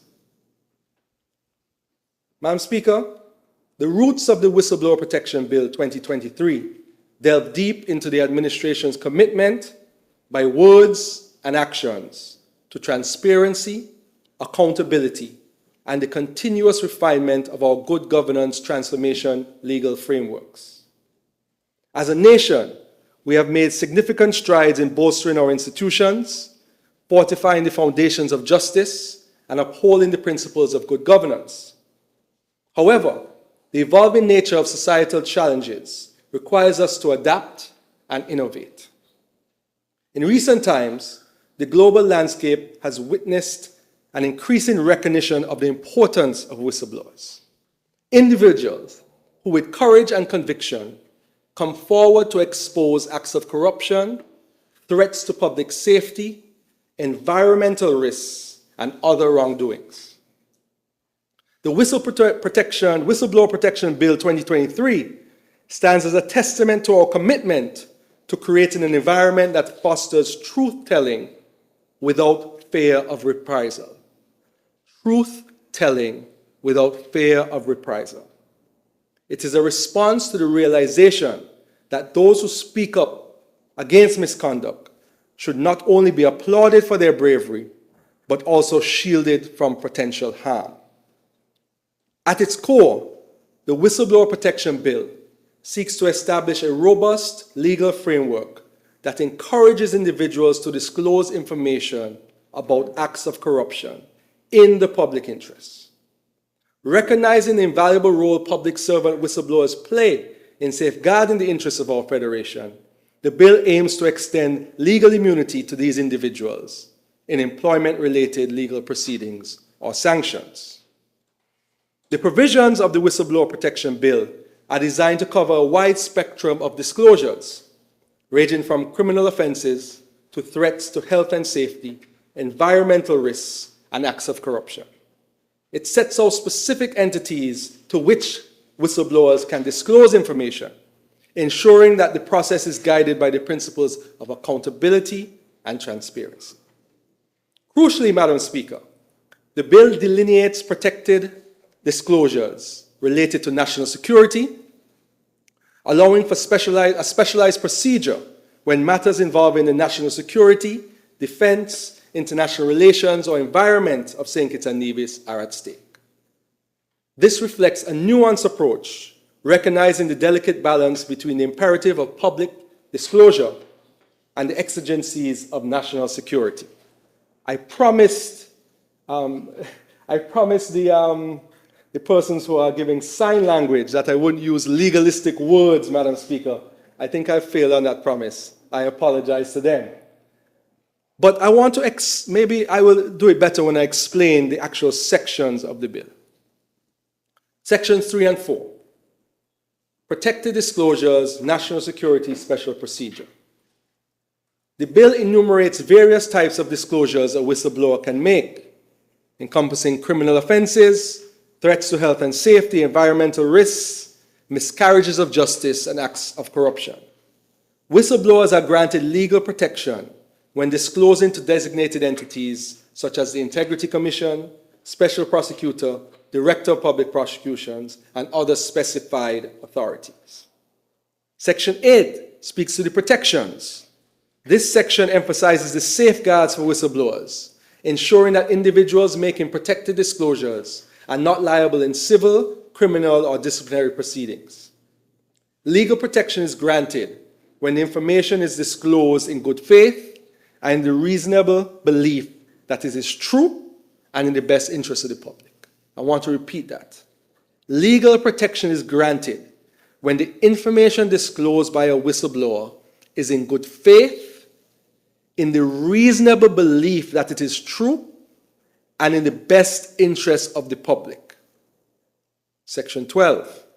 To safeguard the identity of whistleblowers, this section prohibits the disclosure of information that could lead to the identification of the whistleblower, unless explicit written consent is provided by that whistleblower. Madam Speaker, some people, when they vote, they don't go behind the curtain. They say to everyone in the room, "This is my vote, watch it here." There might be whistleblowers who say, "I don't want any protection from, I want them to know I am the one that blew the whistle on this person."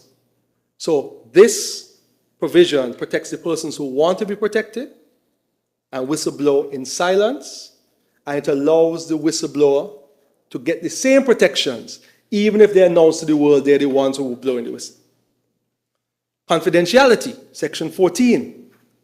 This section underscores the confidential nature of protected disclosures, emphasizing the need to treat such information as secret and confidential. And section 15, offenses and penalties. The bill outlines offenses and penalties for actions such as making false declarations or disclosures, hindering whistleblowers, subjecting them to sanctions, or destroying relevant documents. So that adds to the protection. But it also puts a responsibility on the whistleblower. Do not make false disclosures. It reinforces the seriousness with which the legal system views attempts to obstruct the whistleblowing process. Madam Speaker, as I navigated the intricacies of this bill, it is my hope that all listening sees that the provisions are not mere technicalities, but rather fundamental components of a legislative framework aimed at fortifying our fight against corruption and malfeasance.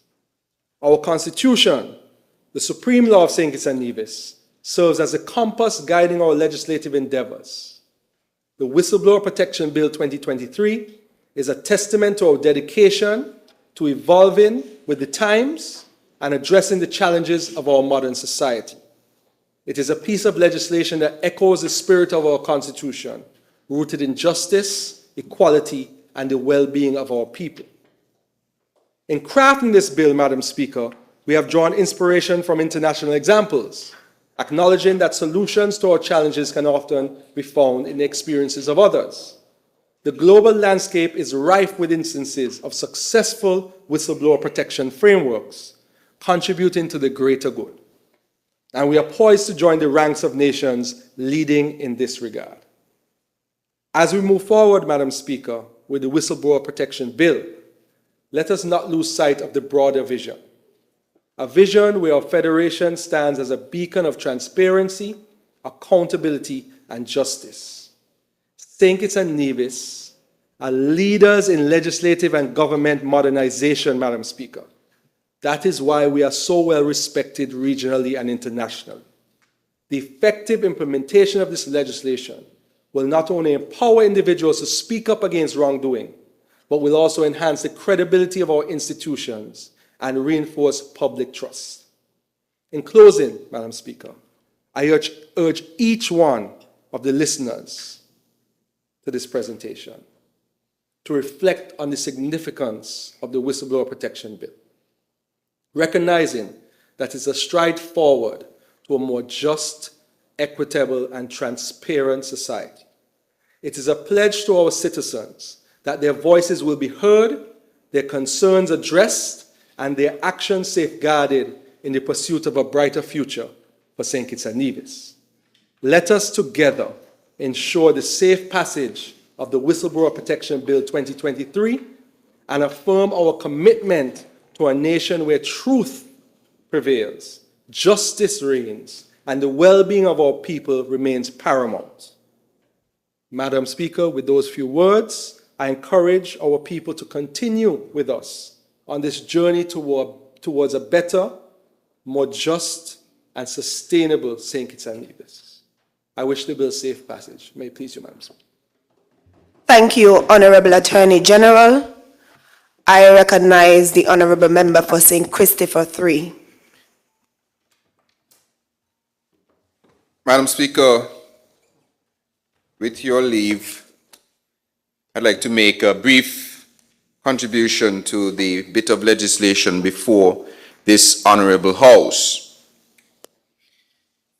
The St. Kitts Nevis, and I wish to second the motion before the Honorable House. The St. Kitts Nevis Labour Party had made a commitment that in its administration of our government, we would pursue a real good governance agenda, not in talk, but in action.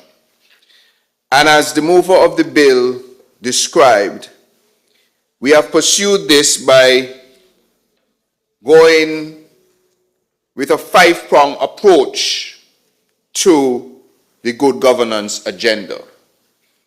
One, in establishing anti-corruption legislation that criminalizes corruption in public office. Two, we also did the amendment to the integrity in public life legislation that had been passed some years ago. Many people, in fact, were ushered into office with a commitment to activate such legislation, and their time passed without doing so. But within the first year of this administration, we proceeded to activate the Integrity in Public Life Act such that it is real and has relevance to public life here in St. Kitts and Nevis. That was the second prong. The third prong that the mover mentioned, our esteemed Attorney General, was the amendment of the Freedom of Information Act. In fact, I remember when the Freedom of Information Act was first brought to this Parliament, and the mover then said that it could take up to 10 years before we could see anything on the freedom of information. Because at that time, Madam Deputy Speaker, they were checking boxes to say, I have moved something in the Honorable House. But were given the indication that there was no real intent in allowing for there to be freedom of information. And so we amended that upon coming into office. And today, as the Attorney General alluded to, we are about to bring two other pillars of the good governance agenda, which is the protection of people who identify some level of wrongdoing or corruption within the public service. And after this, we will debate another bill which has to go hand in hand with any anti-corruption and good governance agenda, is how do you protect against willful and devious disclosures of information. Because on one hand, you want people to have the ability to disclose in good faith wrongdoing, but we must also protect information that is not to be disclosed in inappropriate channels. And so before this honorable House, we have the bill, Whistleblowers Protection Bill. And I want to take this opportunity to commend the Attorney General and the Cabinet for actively pursuing the good governance agenda and making it a reality and not just something that exists in the clouds. We all had to submit to the Integrity Commission, and we will have to continue to do so in our effort to strengthen our democracy through good governance. And so what do we have before us in the Whistleblowers Protection Bill? Importantly, this bill is designed to protect individuals who are referred to as whistleblowers, meaning sometimes somebody may see a public official engaged in what they suspect to be corrupt activity, given the definitions, for instance, identified in the integrity in public life legislation and also in the anti-corruption legislation. But that public servant or that person may feel like if they say something, they will get into trouble. So let's take, for example, they see officers in, let's say, a bank that has ties to the government doing something and removing 1, 2, 3, 4, 5, say $20 million. They may feel as though I can't say anything because I don't know what is going to happen with me. And so they see the information, maybe even have to sign off on something that comes across their desk in fear of retaliation or in fear of losing their jobs. And so the corrupt practice is allowed to perpetuate itself through the system.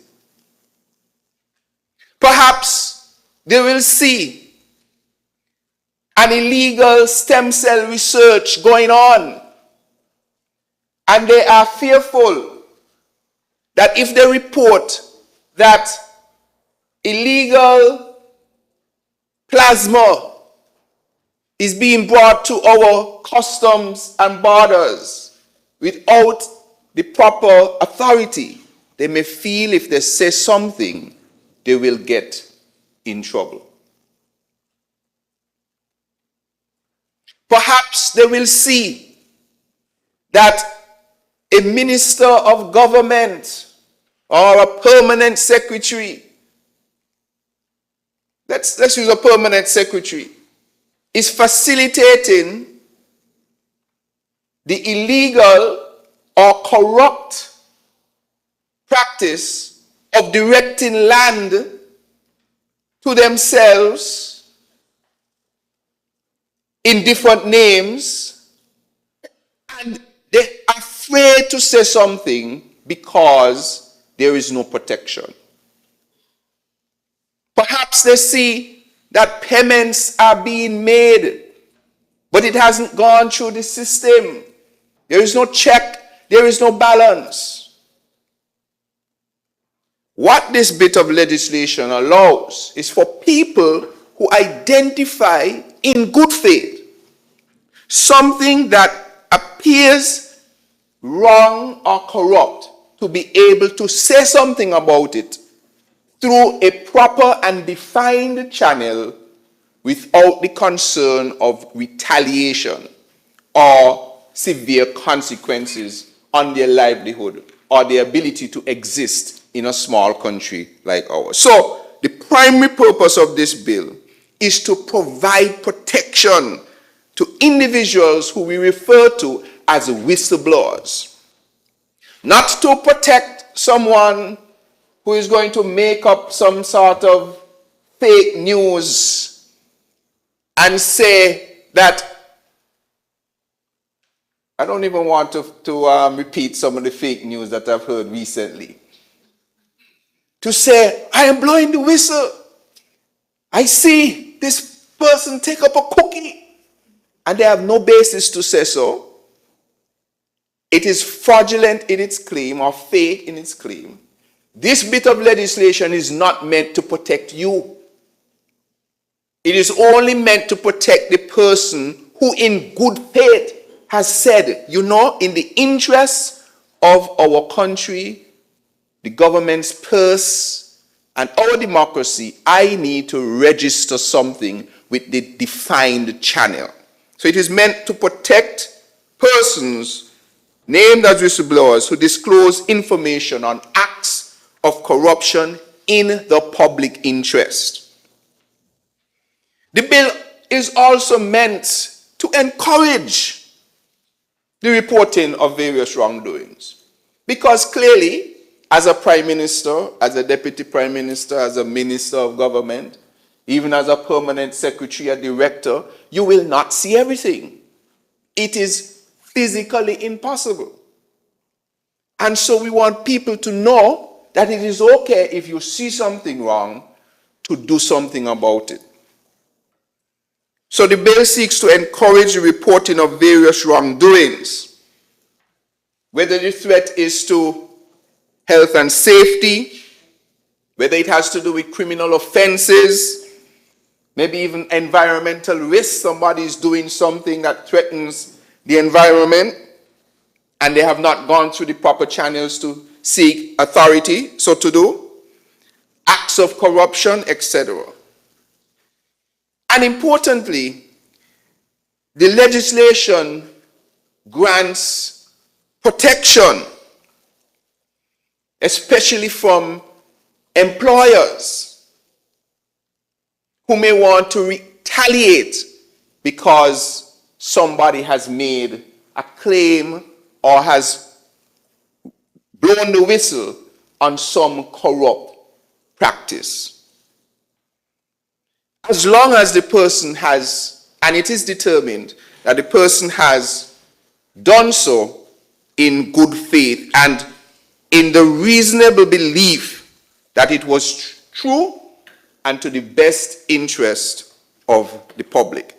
So what are some of the elements of the Whistleblowers Protection Bill before us?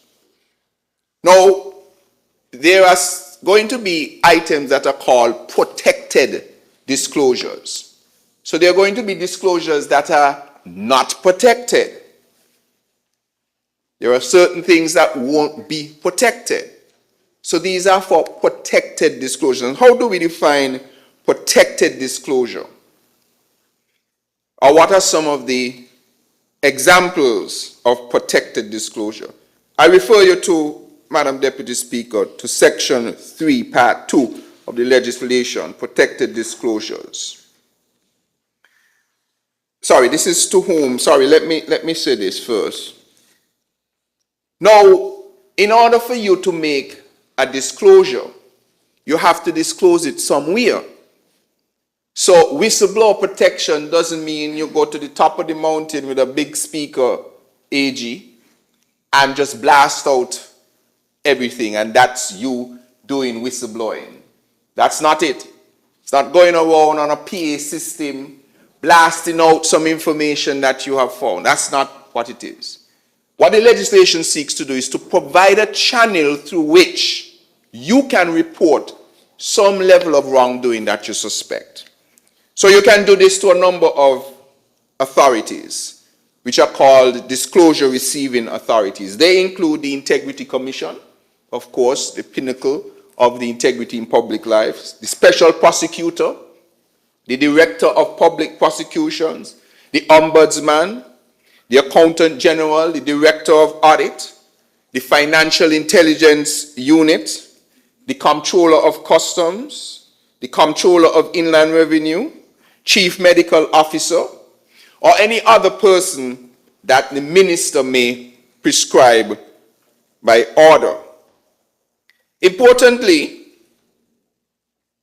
I must draw your attention to Section 4, which specifically deals with national security issues, because there may be critical information that you become aware of that really should be channeled to the chief minister or the prime minister of our country. It reads, notwithstanding Section 3, which I read some of them before, a whistleblower who wishes to disclose a matter that would prejudice the national security, defense, international relations, or environment of the Federation of St. Christopher and Nevis shall make the disclosure to the Prime Minister. Because obviously there will be sensitive information that the Prime Minister must be privy to in order to safeguard the national interests. Now, what are some of the various types of disclosures that one can make as a whistleblower? Which section is that on the, that's on the, I have them listed here. It's in this section. Interpretation. Oh, in the interpretation, right.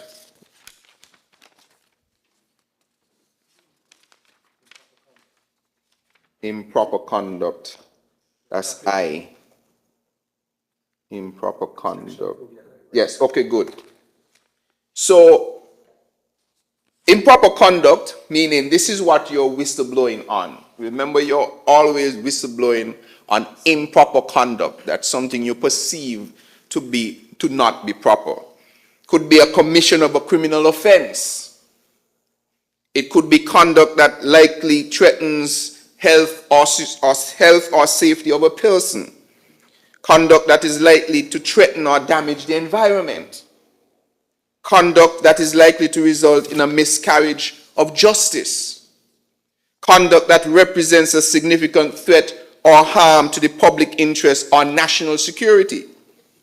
Conduct that shows gross mismanagement, negligence, impropriety, or misconduct in the carrying out of any activity that involves the use of public funds. Unauthorized use of public funds, serious maladministration, an act of reprisal against or victimization of a whistleblower. That's a very important one. So someone finds out that Honorable Samuel Duggins reports something, and if you're upset with Samuel, you have no right to go after Samuel, and that could then be reported. An act of reprisal against or victimization of a whistleblower, an associated person or a person mistakenly perceived or identified as a whistleblower or an associated person. Willful concealment of any act described in the paragraphs above.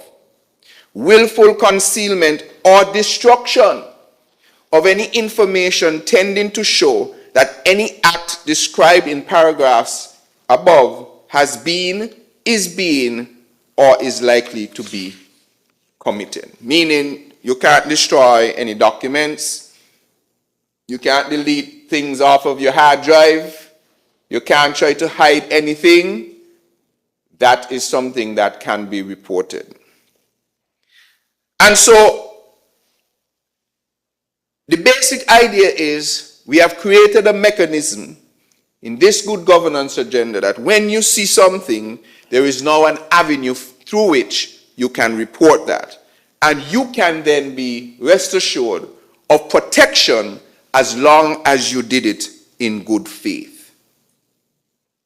Obviously, confidentiality is critical, as the Attorney General would have mentioned. And every person who receives or inquires into or otherwise deals with a protected disclosure shall regard and treat as secret and confidential. So there are consequences for anyone who receives protected disclosed information and does something untoward with it. The disclosure and the identity of the whistleblower is something that has to be protected. And if that is leaked, there is a consequence for that. Any statement given or information or other thing provided to the person in connection with that disclosure. You're not allowed to simply disclose a whistleblower or what the whistleblower is whistleblowing about. So therefore, I want to now go into the penalties and offenses and penalties for persons who make disclosures that are, for instance, false. Madam Deputy Speaker, I want to read from section 15 in offenses and penalties. A person who, A, purports to make a disclosure knowing that it contains a statement that is false or misleading or reckless as to whether the statement is false or misleading, commits an offense. So you cannot report something that you know is false, and after investigations it will reveal that you know it was false, in order to perhaps taint somebody that you don't like. A person who prevents or restrains a whistleblower from making a protected disclosure or hinders such a person in making such a disclosure. So somebody finds out that the clerk of the house ready to make a disclosure, and you go and do something to try and prevent her from making that disclosure. You have committed an offense. A person who subjects a whistleblower to sanction on account of his intending or attempting to make or making a protected disclosure, or his being an associated person or mistakenly perceived or identified as a whistleblower. A person who refuses in bad faith to receive a disclosure. So for instance, one of the receiving authorities, Controller Customs for instance, you go and you say you're giving this disclosure, and controller said they're not receiving it without any due explanation or reason. That person who refuses in bad faith to receive a disclosure has committed an offense.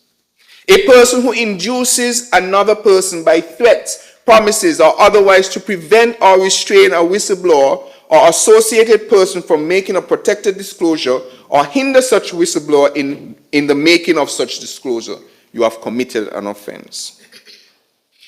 A person who, knowing that a document or other thing is relevant to protected disclosure or the possessing of a protected disclosure under this act, destroys, mutilates, alters, falsifies, or conceals the document or other thing, you have committed an offense. And what are the proposed penalties? A person who is guilty of an offense under section 1, which I just read, subsection 1, is liable on summary conviction to a fine of $50,000 or to imprisonment for 2 years or to both. The idea here is not for people to take advantage of the mechanisms that we're putting in place, but for well-meaning citizens to have a way to do their civic duty, to inform a relevant authority when something seems amiss. Or B, a person who is guilty of an offense under subsection 1 is liable on conviction and indictment to a fine of $100,000 or to imprisonment for 5 years or to both. And obviously you will have the ability, the minister will have the ability to make regulations for the Whistleblowers Protection Act. So what we have here is another cog, another pillar in the anti-corruption and good governance agenda set forth by the administration. We want people to feel as though we are not just talking. If something is amiss, there is a proper channel to bring it up. Now, perhaps in good faith, you may have misunderstood some information that you would have come across. But now the process will at least allow that to be borne out, where the proper investigations will be done and say, no, this is what it is, this is what it's not. You will go about your business because you made it in good faith, and we move on. But it provides that mechanism so that persons will know that we are serious about good governance. There's an avenue for you to say something. There's an avenue to protect against those who will do things that are willful. And in the next bit of legislation that we will address and that we will debate, God's willing, in this house, will protect against unauthorized disclosure of information.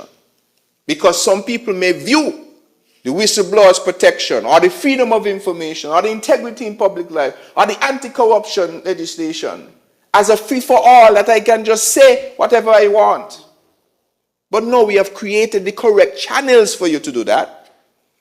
And so if you don't use those channels, you can then fall afoul with another bit of legislation that will come before this house, the unauthorized disclosure of official information.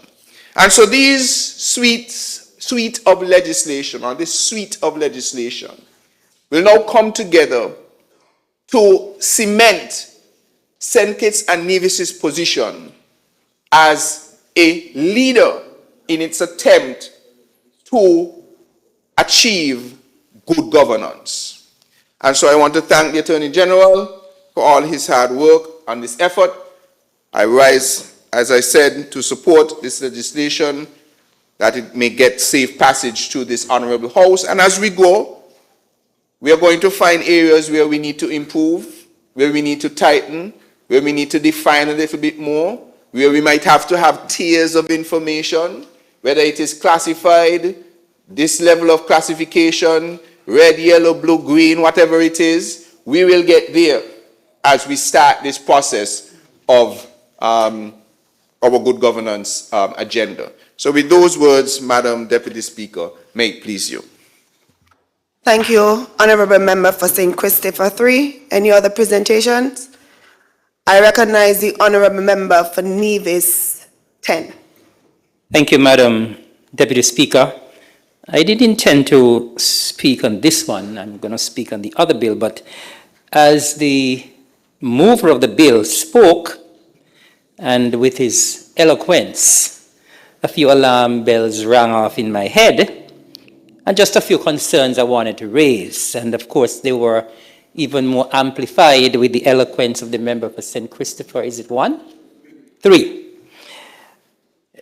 I commend the government in the good governance agenda and the bills that are presented in this honorable house in order to prevent corruption. Because I'm one of the politicians who believe that any forms of corruption should be exposed. And I, for one, can say clearly here that I am one of the politicians who will never be accused of any corruption. Or even if I'm accused, there will be no proof. But I think that the bills before this Honorable House, the two for today, the Whistleblowers Protection Bill and the Unauthorized Disclosure of Official Information Bill, as well as the Freedom of Information Act. And I think when the member for Nevis, for St. Christopher 3 spoke, when he rounded up, he spoke to most of what I wanted to say, that there could be a very thin line between these bills, the penalties, and what we are trying to do. Because when we speak about the Whistleblowers Bill, I believe that some people will feel empowered to do what they should not do, and to be charged or to be guilty of disclosing unauthorized information on the guise of whistleblowing. And so, Mr. AG, I think you're going to have a lot of work to do in terms of educating people, in terms of the thin line that exists between all of them, because there could be persons who are very malicious and feel that they can bring out information of any kind and thinking, well, I'm a whistleblower, so I have the right to bring out this information, when in truth and in fact, that information should not be brought out.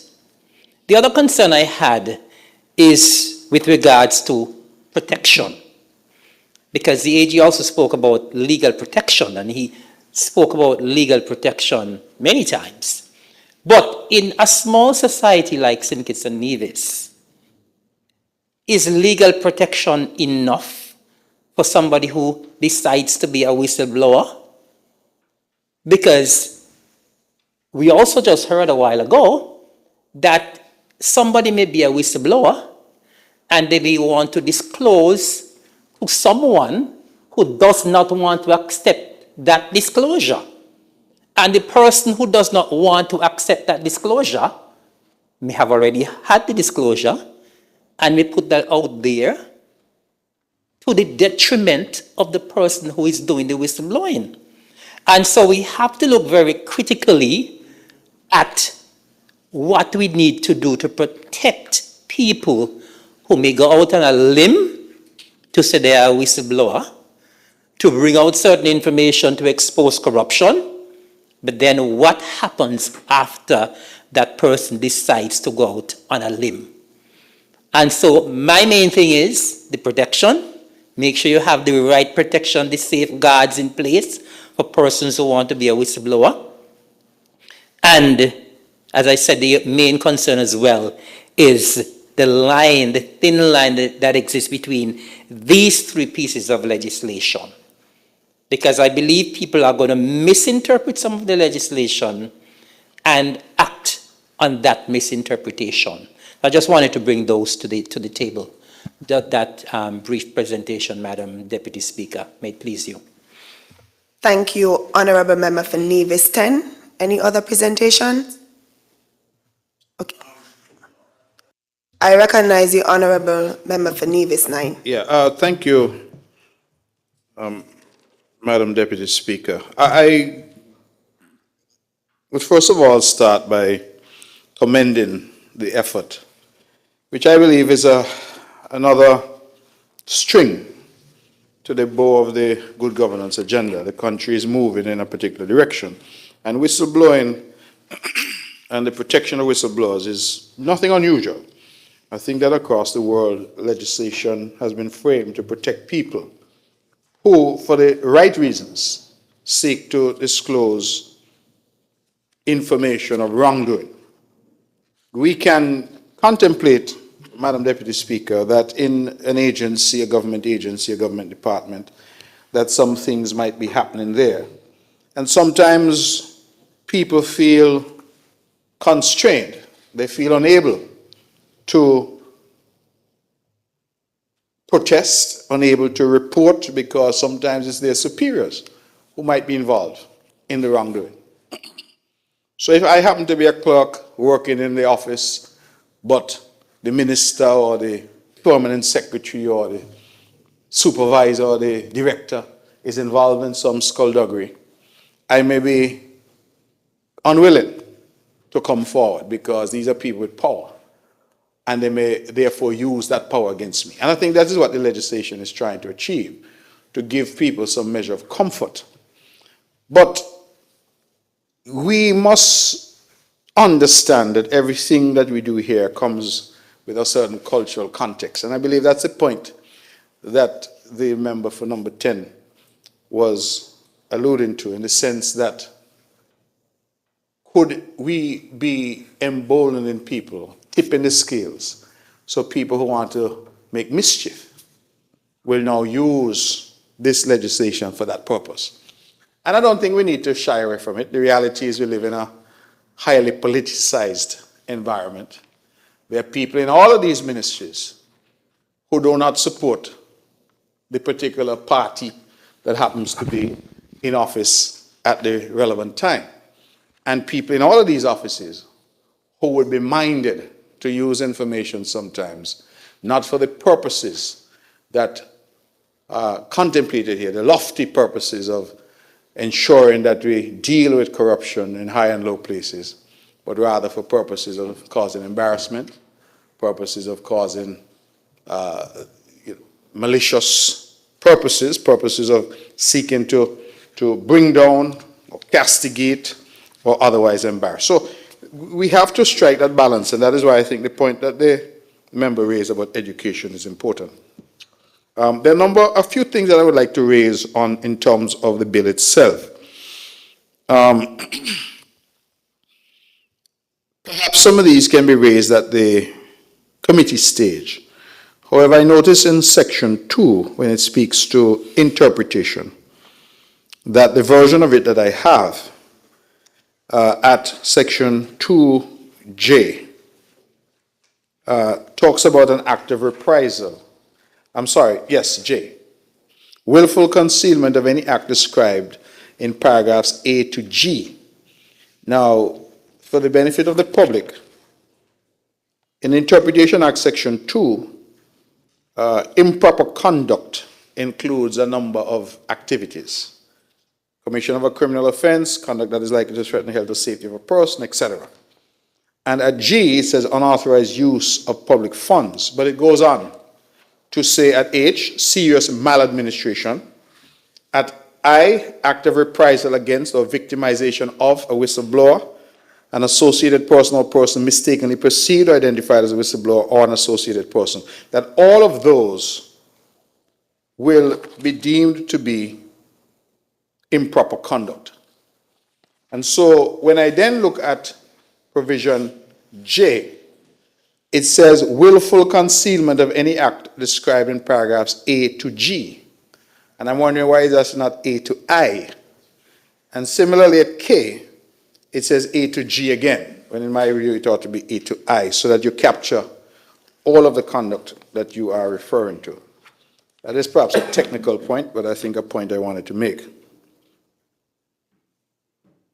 The other point I want to raise, and I confess I do not myself have an answer, but perhaps the Honorable Attorney General in his wrap-up, and that is, we have on our books, Madam Deputy Speaker, legislation that speaks to confidential relations and, in fact, criminalizes the release of confidential information. And it is important, I feel, that we understand how these pieces of legislation are going to sit with each other, how they're going to comfortably coexist. I say that because, let us say, for example, that somebody is working in a financial institution and there is a government department or government agency, solid waste, let us say, that does work banking with that institution, and they were to see certain things, pattern of behavior, which could be corrupt behavior. We could have a situation where under one bit of legislation, Confidential Relationships Act, any whistleblowing, let me use that language, will be criminal. And we could have now this legislation of whistleblowers protection where any whistleblowing is actually encouraged and the person ought to be protected. So all I'm saying is that there's a need to be sure that the two can sit comfortably and that we don't create confusion as to where the jurisdiction of one ends and the jurisdiction of the other starts. I also made a note, Madam Deputy Speaker, in relation to protected disclosures, Part 2. And again, for the benefit of the public, a whistleblower may make a protected disclosure to any of the following disclosure receiving authorities. Essentially, as I understand the legislation, the person who is disclosing information can disclose to a number of disclosure receiving authorities. That's what they're called. And the legislation lists who those people are. And the list says people who can receive this information: Integrity Commission, Special Prosecutor, Director of Public Prosecutions, the Ombudsman, the Accountant General, Director of Audit, Financial Intelligence Unit, Comptroller of Customs, Comptroller of Inland Revenue, Chief Medical Officer, or any other person that the Minister may by order prescribe. First of all, some of these are not persons. Some of these are entities. So, the Integrity Commission, as I understand it, is a three-person entity. So who's the disclosure to be made to? The chair, the member. Equally, the Financial Intelligence Unit is not an individual. So if you contrast that, Madam Deputy, to say the Special Prosecutor or the DPP, who's an individual office holder, I think you get the point that I'm seeking to make. Because if I, for example, were to meet a member of the Integrity Commission or a police officer who I know works at the Financial Intelligence Unit, would that suffice in terms of a disclosure to that individual as a disclosure to the FIU? So whereas the others, it is clear because the disclosure should be to the Director of Audit. There's somebody who has a position, a title called the Director of Audit. There's nobody who has a position called the Integrity Commission or the Financial Intelligence Unit. So I make that point, that some of these are offices and individuals, others are units of the government. So we have to be careful who we're giving the permission to. But I take a slightly different point, Madam Deputy Speaker, that we live in a small society. And in my humble opinion, the more people that the bill provides can access or get this information, the more likelihood we create of that information somehow falling into either the wrong hands or coming into the public domain in a way that it ought not to. Because you see, I just listed here 1, 2, 3, 4, 5, 6, 7, 8, 9, 10. 10 different persons or offices identified already in the legislation, and then you have a mop-up provision saying any other person. So it could be more.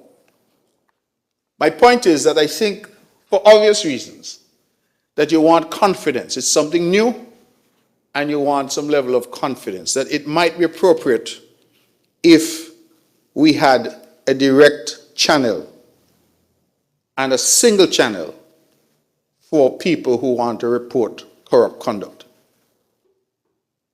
What I mean by that, Madam Deputy Speaker, you run the risk, for example, of somebody, let me go back to solid waste. See something at solid waste that they think is wrong or corrupt. Who should they talk to? Integrity Commission, Special Prosecutor, DPP, Ombudsman, Accountant General. You realize all of these offices have sort of different purposes. They have different mandates and remits insofar as what their work is. And while I know the legislation goes on to try to say that you should report something. So for example, I'd imagine if something is happening in health, you should go to the Chief Medical Officer, because they try to say, well, you should go to somebody who's in that area that you're reporting it. But we realize that some of these are cross-cutting, like the Integrity Commission or the Special Prosecutor. My suggestion would be, to the extent that that can be considered, that we direct all complaints to a single entity. So, for example, we said the special prosecutor. I think that was an office that had been created by legislation. Is it freedom of information? I can't recall, but with anti-corruption, right? That we say, listen, if they're whistleblowers, you have some information, that you have a discrete and single line of reporting. So people go there. Because the wider you make it, it also creates other issues. So if I go to CMO and I tell the CMO something, if the CMO doesn't do what he or she is supposed to do with the alacrity that he or she is supposed to do, or I go to the ombudsman,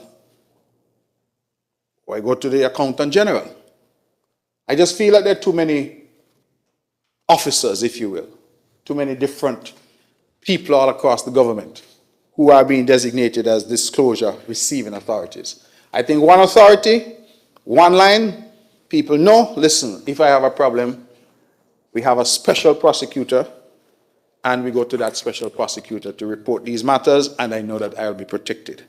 I think that that is a way to deal with it in a way that would not lead to exactly more chances of it being made public. We then have section 4.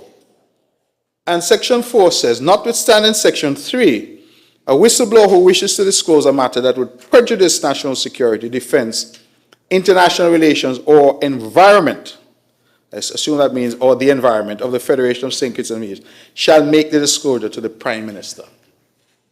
So, the legislation is creating 2 tiers, it looks like.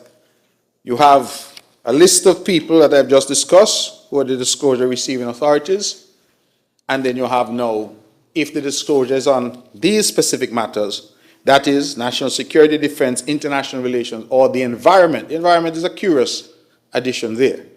But in any event, say, or the environment, then the disclosure should be made to the Prime Minister. So it led me to ask the question, well, what if the disclosure or the information is emanating from the office of the Prime Minister? Because I don't think you want anybody left out of the ambit. So let us assume that there is some corrupt matter happening which is emanating from the office of the Prime Minister, which touches or concerns national security, defense, international relations, or the environment. Who is that report to be made to? I think that we need to consider, the AG may well have an answer, but to consider that, so that we are not carving out an area where we are creating a lacuna in the law, that there is no avenue for somebody to make that report, if indeed there is something there that ought to be of concern. The office of the Prime Minister, of course, is his highest office in the land, but that office too may be the subject of difficulties of the kind that we're trying to prevent here.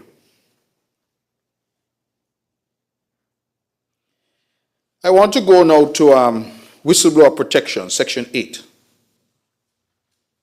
It says, a whistleblower who makes a protected disclosure shall not be A, liable in any civil, criminal, or disciplinary proceedings, or B, subject to any sanction relating to his or her employment or contract for services if the information was disclosed in good faith and in reasonable belief that it is true and in the best interest of the public.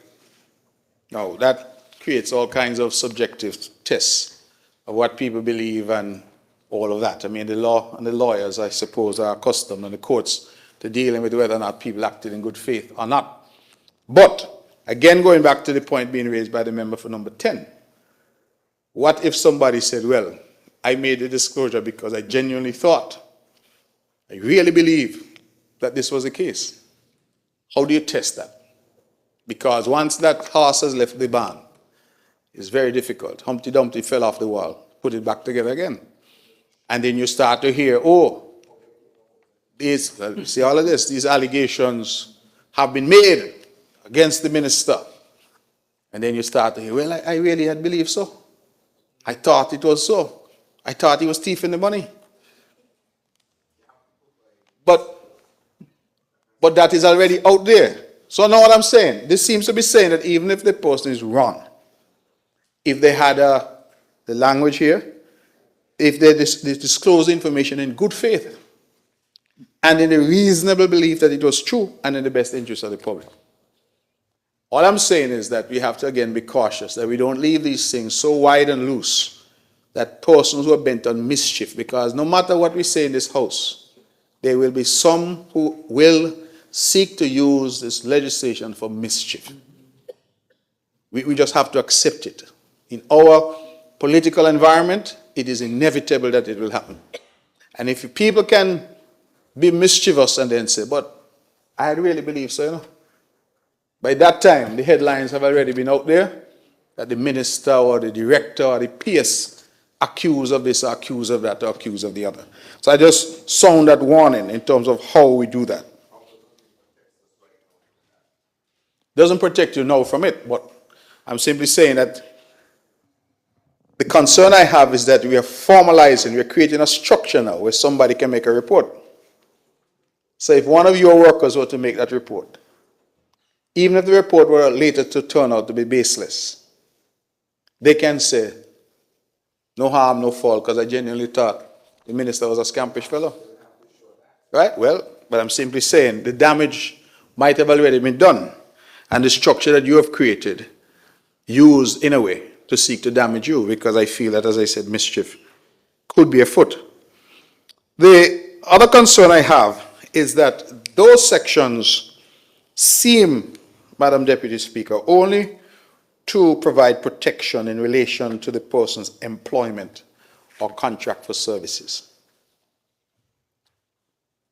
What am I trying to get at here? It seems to me that what these sections are saying is this.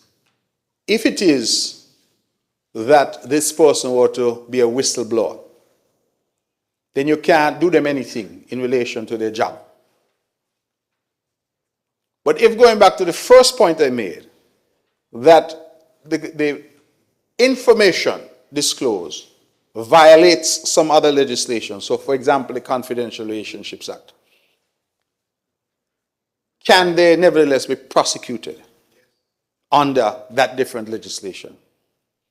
So it seems to me that what this is providing protection for is only in relation to your job. So they're saying to the clerk or to the director, if you come forward and disclose that there is some corrupt behavior within the ministry, within the department, within the statutory corporation, that nobody could come back and fire you or do something to you in relation to your job. Or if you're not a civil servant, they can come and take away your contract if you're working on the basis of a contract. So it is very specific and limited in terms of the protection afforded to just people's job and their job security.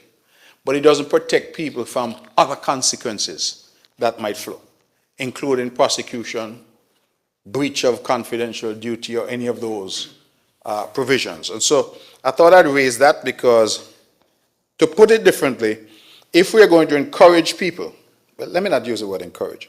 If you're going to say to people that there is now some protection for you to come forward and disclose purported improper conduct within the various ministries and departments and statutory corporations and the like, we also, in my view, should be able to go far enough and grant them some measure of immunity, as opposed to telling them the only thing we're going to protect you from is that nobody could interfere with your job. There are other consequences that can flow from disclosing information other than one's job.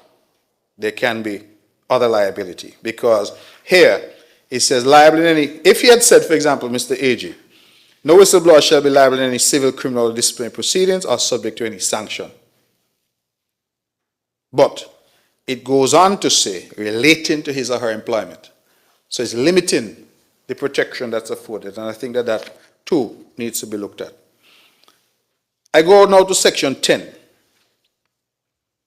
Section 10 is an interesting section, because section 10 contemplates situations, Madam Deputy Speaker, where the whistleblower was himself or herself a co-conspirator. So if you and I thief the money, and I say, you know what, maybe I find the Lord or I get conscience or whatever, that I'm going to blow the whistle. Madam Deputy, you will be involved in that. So let me say number 10 and number 10 didn't get his fair share from the money. So he decided he's going to blow the whistle. That's where section 10 comes in. Protection, mitigation, whistleblowers, a perpetrator or accomplice. And it is my respectful submission it does not go far enough. Because as I understand section 10, it says that notwithstanding somebody comes forward and says, listen, I was a part of the thing. I could tell you exactly how the thing go because I was involved with it. It's the legislation saying, thank you very much, but you're going to still be prosecuted. No, I'm not going to put my faith in the hands of no judge. No. Madam Deputy Speaker, I am not going to put my faith in the hands of a judge. The government is creating a structure for people to come forward. If I am one of the 3 people who thief the money, and whether I didn't get my fair share, or I find the Lord, or I get conscience, or whatever the case may be, this should encourage me to come forward. I could tell you.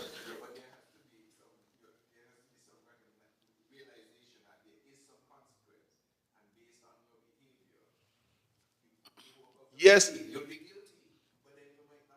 I appreciate all of that, but what I'm understanding from the legislation, it is saying that because you come forward and you blow the whistle, will not give you any protection or immunity from criminal prosecution. And then the judge can take it into account when sentencing you. Well, if you find a judge who say, no, I don't believe that you find the Lord at all, I just feel it get enough. So all of you going 1840. I'm not going to take that risk and be a whistleblower. Why would I take that risk? If I'm going to be a whistleblower, I want to know that I have some protection. And so I can come forward and say, listen, I get 100, Eric get 200, Alexis get 300. So the money is split up. And I could give you all the details because I was in on it. It's the best kind of whistleblower you could get. Right? But you're basically saying to the person who's turning crown witness, so to speak. Right? Exactly. They need some kind of plea deal. They need some kind of arrangement which allows them to come forward, make a clean breast of it, without themselves being put at jeopardy of being prosecuted. And then you say to the judge, well, judge, when you come to hear, remember he was the one who blew the whistle. One thing we know, the courts guard very jealously their independence. So nobody is going to tell the judge what sentence to impose. The judge can say, yes, I hear all that. It's like when you go to sentencing hearings, and people come and they tell you all how the man is now changed. You get all kind of testimonial. People get up there and whatever. The judge hear all of that and the judge, 15 years. All I got to say is I've heard all that has been said. But I'm simply saying that if you're going to say to individuals out there, we are trying to create an environment where you can come forward with some level of confidence. You cannot at the same time say to them, but hey, if you were involved in some way, let's face it, you're going to have people who are genuine, who stumbled upon information and said, boy, no, this look bad. Let me go and tell the special prosecutor. You're going to also have people who are involved and fall out and say, oh, right? They get fired, maybe for something unrelated. And they feel, oh, my partner should have protected me. I now have information that me and my partner used to thief regularly. Right? And you're saying to that individual, come forward. But hey, remember that you're going to be prosecuted too. Well, I don't know how many individuals will come forward in those circumstances. So I think that the person should get some kind of immunity, should be offered, so that as a practical matter, individuals will be encouraged to come forward. Absent which, I don't think that section works.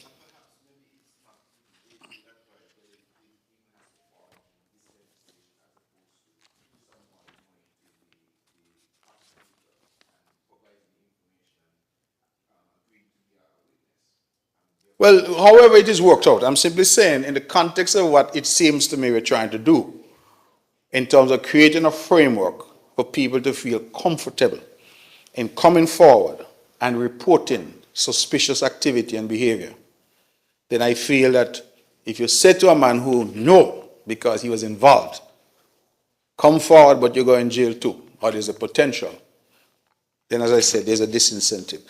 Other than those comments, which I think most of them are technical in nature, Madam Deputy Speaker, I commend the effort in terms of where we're headed. There's one more point. I'm happy I didn't close. The sections 6 and 7, they are speaking to, I'm sorry, I meant 7 and 8. They're speaking to the whistleblower protection. Now the form, in fact 6, 7, and 8, the form of the disclosure, I found it a little interesting. And I know that sometimes with these we follow precedents from elsewhere. But here what you're going to put in the form. Now remember, I'm an informer now, you know. I'm the whistleblower. Sorry, informer is a bad word. I'm the whistleblower. So I'm making my disclosure. They said it can be done orally or in writing. It shall contain, as far as practicable, the following information. Full name and address, Mark Brantley, Montpelier. The details of the corrupt conduct or improper conduct in respect of which a disclosure is made. Member for number 10 did so and so and so on such a day. I saw this, whatever. The name of the person alleged to have committed to be committed about to commit the corrupt conduct. And I name the person and I go on. Full name and address of description of people, etc. All of this in a written report. First part of it is my full name and address. And then it goes on to try to provide some level of protection by saying, well, okay, the authorized person receiving this information should not disclose who the information comes from. But why you want information in the first place? Why is it important for the authorities to know that Mark Brantley is the whistleblower? Because anonymity, in my view, would encourage far more people if there was a mechanism where they can anonymously give that information. Again, we have to pitch our legislation in the context of our culture, and the small size of our communities. So, it could be that the person who's involved in the corrupt behavior is my family. Could be that they're my in-law. That their brother that troubled my sister. We went to school together. We're that small. So while I might be committed to all the principles of good governance and be guided by my conscience to point out that something is being done that is improper, I still don't want my family or my in-law or my classmate to say, "Why is Mark informing me?" I mean, that is just the nature of our culture, the result of our small size. We may go to the same church. We may serve in the vestry. Well, no. People in the vestry will not be involved in corrupt behavior.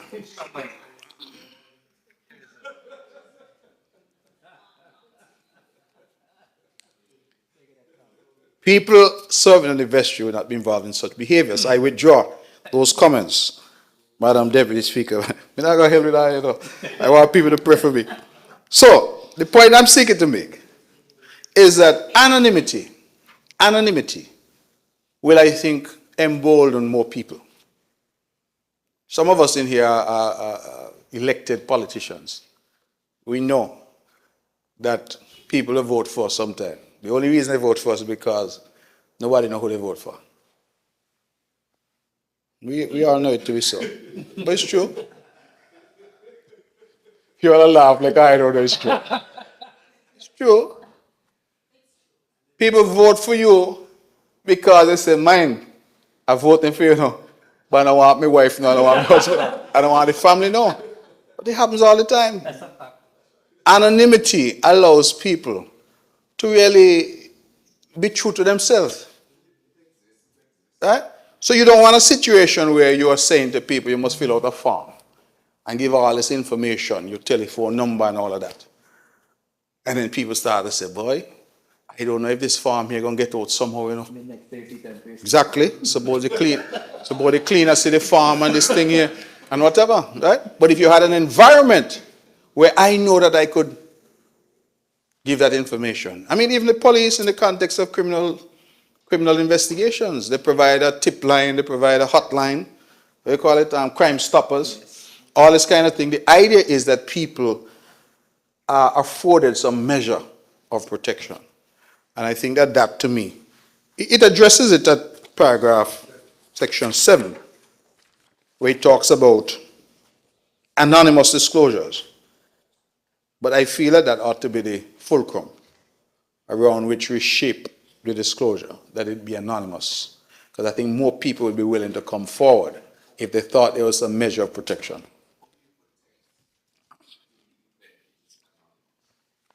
Who do you want to protect?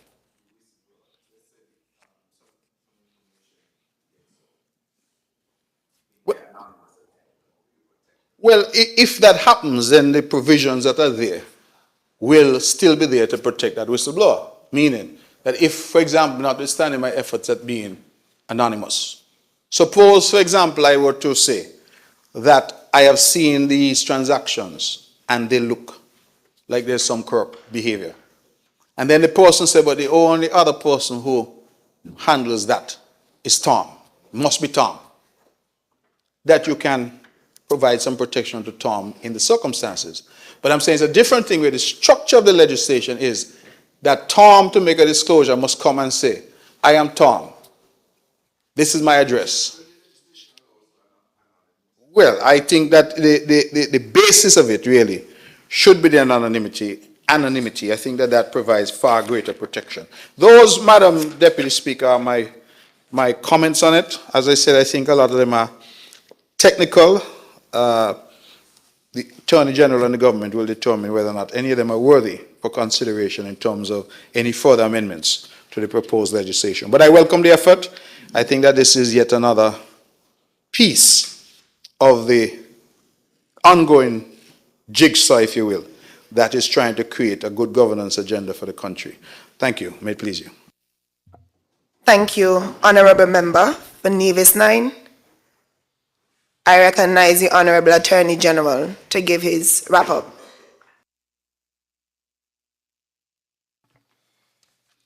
Madam Speaker, I rise to wrap up the debate on the bill entitled Whistleblowers Protection Bill 2023. Fortunately, during the debate, I've had much food for thought thanks to the contributions of the three members. So I just want to address certain matters raised before I wrap up. With respect to mischief, unfortunately, I wish we could legislate against mischief, particularly political mischief. But I believe that in the legislation at section 15(1),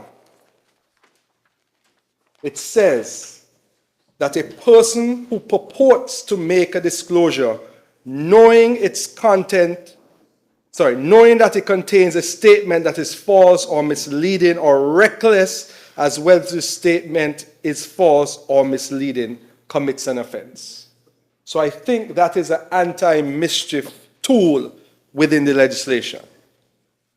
With respect to the concern about confidentiality, I also looked at section 14.1, which says that every person who receives, inquires into, or otherwise deals with a protected disclosure shall regard and treat as secret and confidential the disclosure and the identity of the whistleblower, and any statement given or information or other thing provided to the person in connection to the disclosure.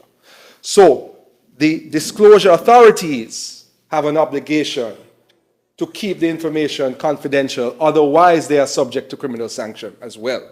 So that bodes well for confidentiality. I don't think I made it clear in my presentation, so I want to make it clear now. This whistleblower protection bill relates only to persons in public life. That is, public officials, which are the persons who file their disclosures to the Integrity Commission, as well as civil servants, persons employed in the NIA, persons working in state corporations and government-owned entities. It does not apply across the society. And let me tell you the reason why. It is very difficult in our legislative framework to provide whistleblower protection to the private sector for now, because we do not have unjust dismissal in our legislation. So, if you were to take this whistleblower protection bill and apply it across the board and say you cannot fire a person, you cannot discipline them if they are a whistleblower genuinely in good faith, that employer could simply give the employee notice.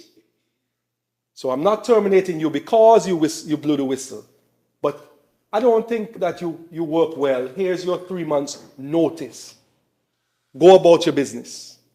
So until and unless we create a system where there's unjust dismissal other than notice dismissal, it's going to be very difficult for whistleblower protection to apply across the board. That is why this act specifically speaks to persons in public life. So one of the amendments that we are proposing, which in the committee stage, will be to this definition of public officer. It actually should be person in public life has the meaning assigned to it in Section 2.1 of the Anti-Corruption Act.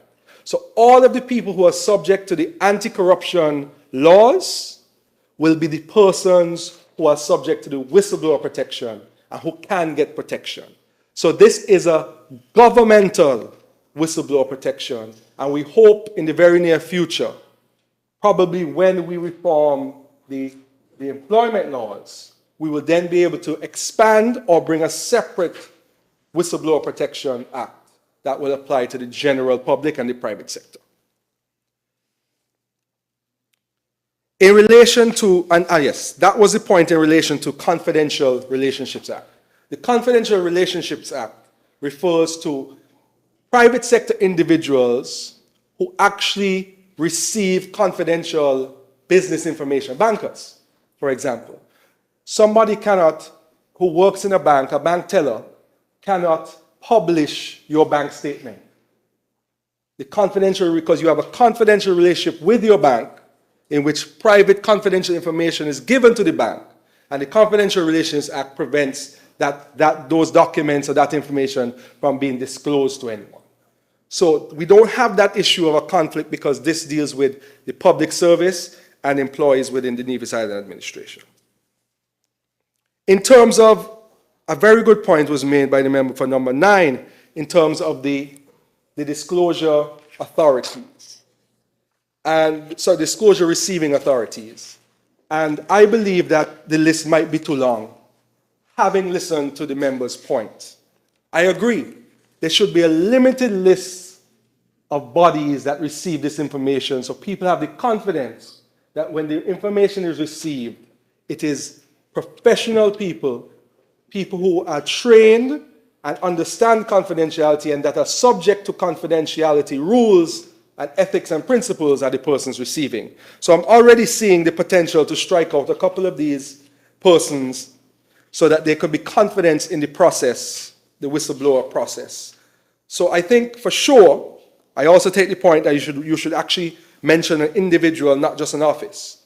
So on my feet, I'm just thinking of an amendment that the chairperson of the Integrity Commission should be one, definitely the special prosecutor, definitely the director of public prosecutions, definitely the ombudsman, because all of them are persons within the good governance infrastructure that receive information anyway. So they should be included. And maybe we should exclude these persons from E down to I. I believe that the chief medical officer should remain because there's specific health-related, health and public safety matters that probably are best reported to her or him, whoever holds that office. So I'm minded to remove from E to I, and we can have that discussion at committee stage. In relation to the report to the PM, I also take that point. I think that section should actually say may. So if there's a matter that involves national security, defense, international relations, or the environment, the whistleblower can report to the Prime Minister on those matters. Therefore, if there's anyone in the office of the Prime Minister that might be involved, they can still have the option to report to the Integrity Commission and other persons. So I think that is a fair middle ground, and I think that's what the intention of that section is. In relation to good faith, Section 6, as the member read out, is the form. And I believe that what the member was speaking about is if there are persons who are filing their reports to the disclosure authorities in bad faith and without sufficient information. And I think that is what Section 6 is trying to achieve. If you are blowing the whistle, you need to provide the detail of the corrupt or improper conduct, the name of the person that is committing or about to commit, the time and place where the corrupt conduct occurred, the full name and address of the persons who witnessed, etc., so that there's sufficient detail to justify a disclosure, so that persons are not just abusing the process and filing a general statement. I saw the minister with responsibility for trains take a bribe from a train conductor. You need to give full details of what you saw and all of the information so that the receiving authority can then determine if it's real. Because let's take it from a practical perspective. What is going to happen is, and we hope this never happens, we hope that everyone is like the member for number 10, Nevis 10, and will never get caught in those things. But we cannot legislate. Listen, I was about to say, we cannot legislate for the future of the people who will sit in these seats. We can say, as the persons who are bringing this, because we're not bringing anything to bring ourselves down. We are bringing this because we believe that our country needs it, but we also know that there might very well in the future be persons sitting on these chairs after we are gone who might not subscribe to the beliefs and the principles that we do. So this is to protect the future generation. And it will work that the person will show up at the Integrity Commission chair and say, I have seen this information. Here is my form. This is what I've seen. The Integrity Commission then now has to engage to investigate. It is not fill out a form, arrest. It is fill out a form, deliver it to the disclosure authorities. They then investigate confidentially to substantiate the submission, and then the wheels of justice then turn. So that is the practical way it should work. In terms of the co-conspirator section, the problem that was raised also raises a constitutional issue. The only person who can bring or discontinue actions against any person who's committed a criminal offense is the Director of Public Prosecutions. So what this section does with accomplices, it says, if you are an accomplice to corruption and you rat on your co-conspirator, that does not absolve you from being prosecuted for the crime. However, it is within the DPP's purview to decide if to make a deal with you and say, if you are going to turn witness, I will give you immunity. Or to make a deal with you and say, instead of getting 5 years in jail because you became a witness, I will give you 1 year in jail. All of that is within the constitutional purview of the DPP, so we could not possibly address that in this legislation. And I also agree that the A to G should be A to I. And with respect to the anonymity,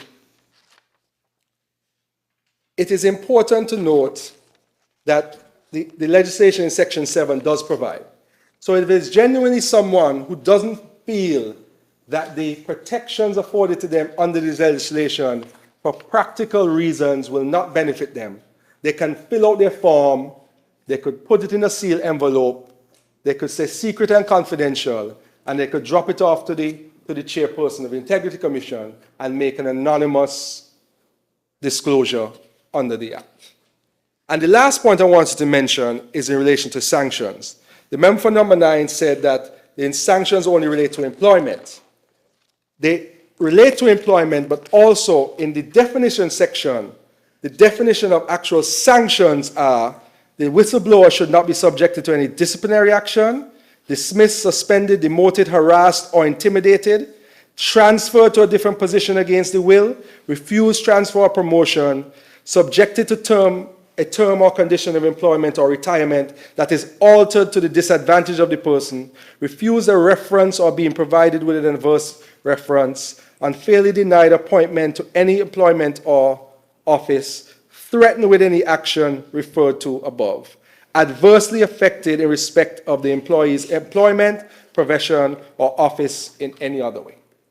So I think it's good to note that harassment and intimidation are included in the legislation, and that provides another layer of protection for whistleblowers.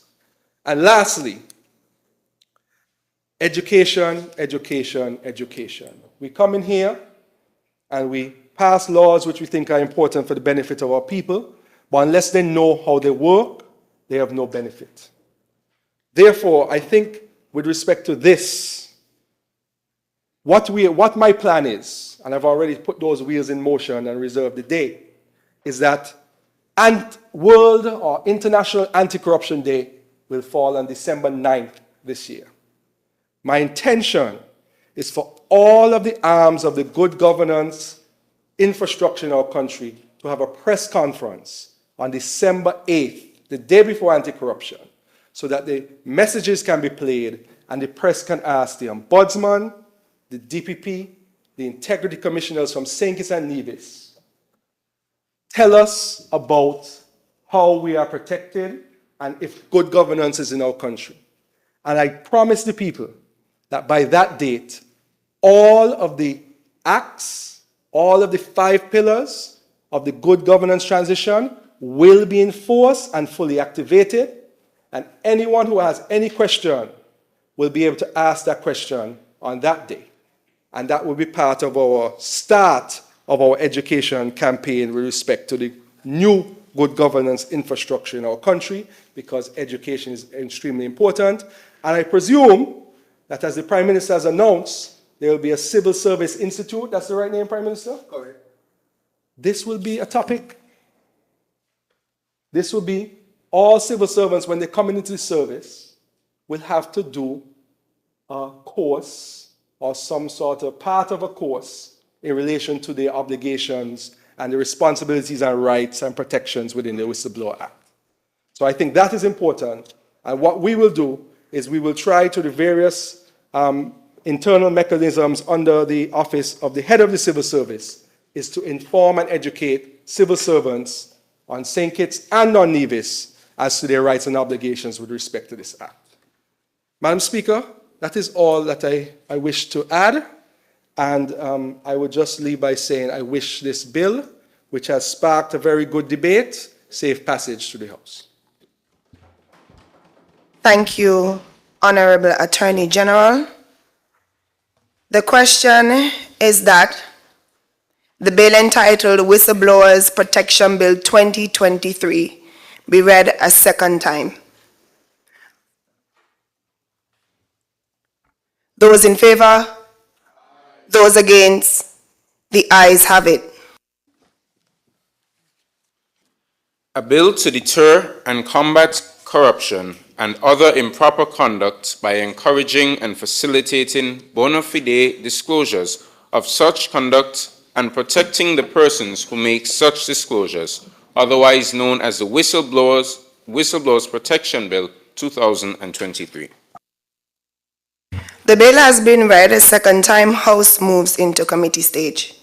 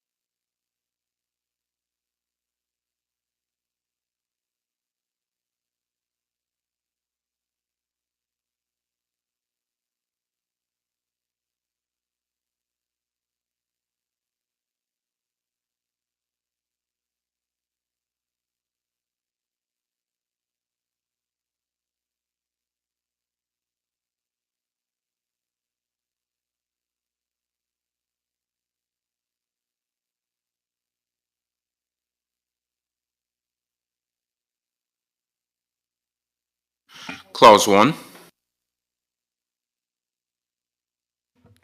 The question is that clause 1 stand part of the bill. Those in favor? Those against? The ayes have it. Clause 2. The question is that clause 2 do stand part of the bill. No, sorry, Madam Speaker. We wanted to recommend a couple changes to clause 2, such that the definition of disclosure receiving authority should read means a person or entity listed in section 3, not section 4. So it should read in section 3 instead of in section 4. Shouldn't we take out entity as well? Ah, yes. Yes, means a person listed in section 3.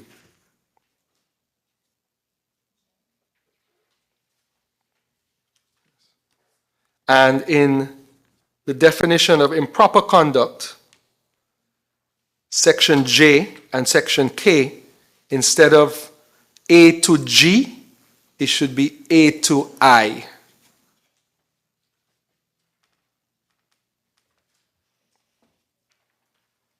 And in respect of the definition of public officer, it should actually say person in public life. So wherever public officer is referenced in the legislation, it should read person in public life.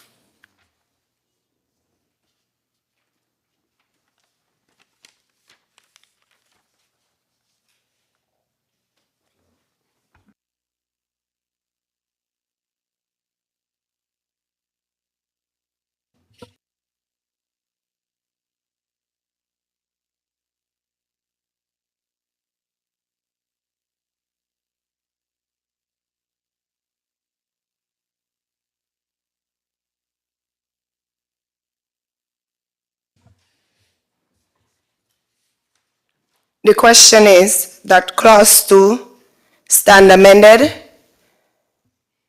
Those in favor? Those against? The ayes have it. Clause 3. The question is clause... Sorry, Madam Speaker. There's a recommendation for amendment of clause 3.1, such that A should read chairperson of the Integrity Commissions.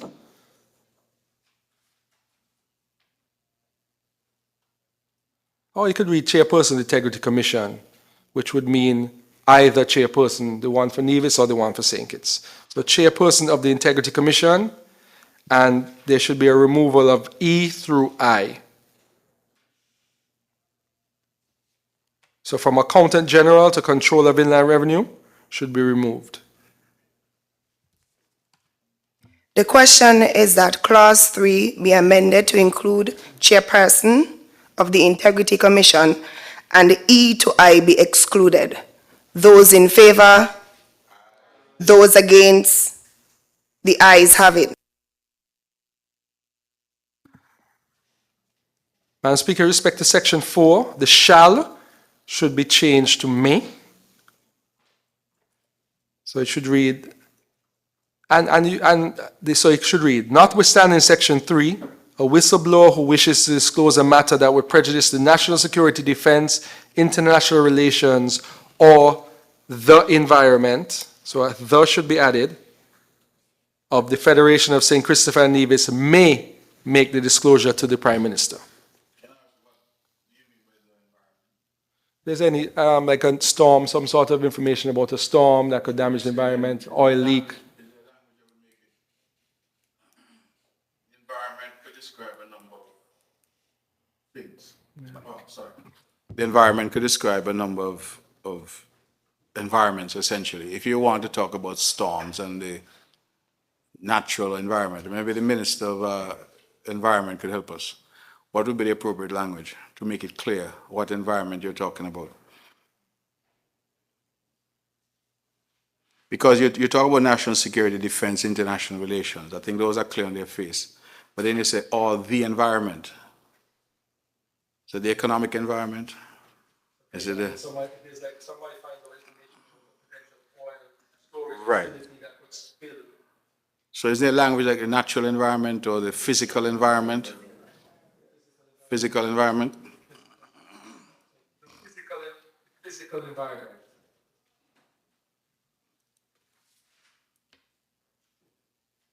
May make the disclosure to the Prime Minister. May. The question is that clause 4 as amended do stand part of the bill. Those in favor, those against, the ayes have it. Clauses 5 through 11. The question is that clauses 5 through 11 do stand part of the bill. Those in favor, those against, the ayes have it. Clause 12. The question... Sorry, Madam Speaker. With respect to clause 12.2, there's a proposed amendment by replacing the expression his, her, or its with that person's in the second line. His, her, or its with that person's, apostrophe S. That person's, apostrophe S.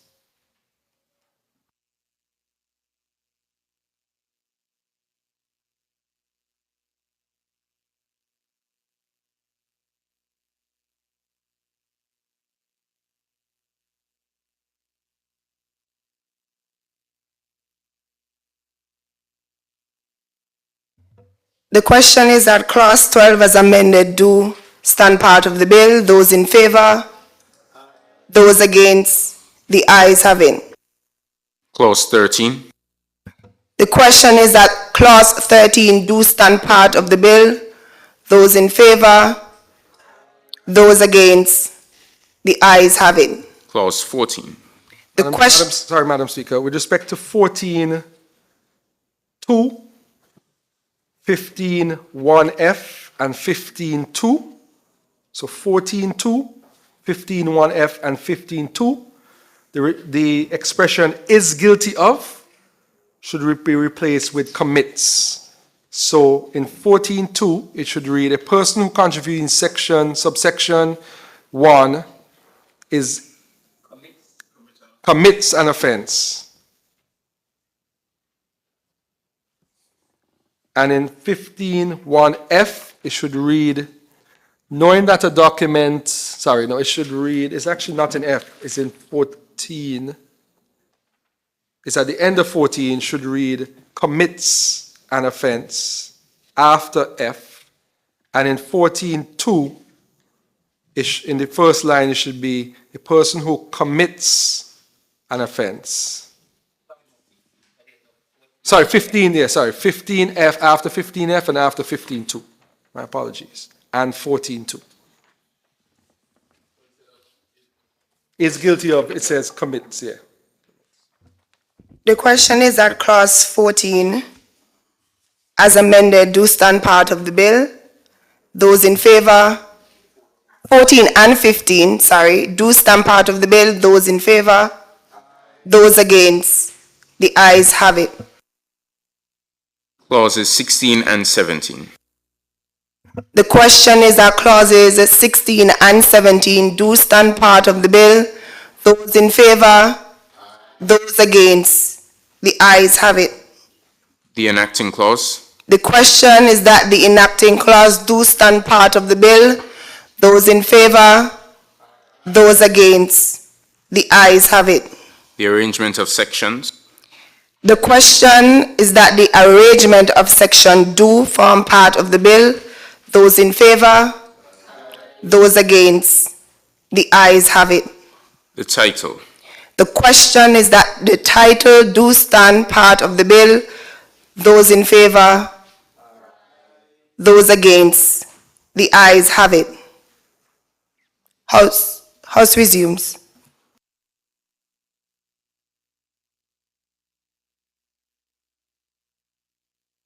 I recognize the Honorable Attorney General.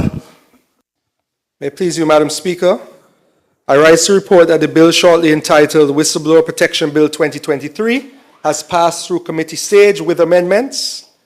I therefore now move for the bill shortly titled Whistleblower Protection Bill 2023, to be read a third time and passed. Seconder, I recognize the honorable member for St. Christopher 3.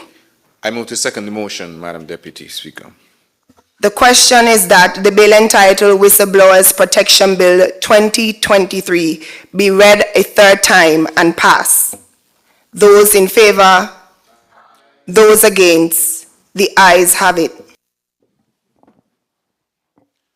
A bill to deter and combat corruption and other improper conduct by encouraging and facilitating bona fide disclosures of such conduct and protecting the persons who make such disclosures, otherwise known as the Whistleblowers Protection Bill 2023. The bill has been read a third time and passed into law.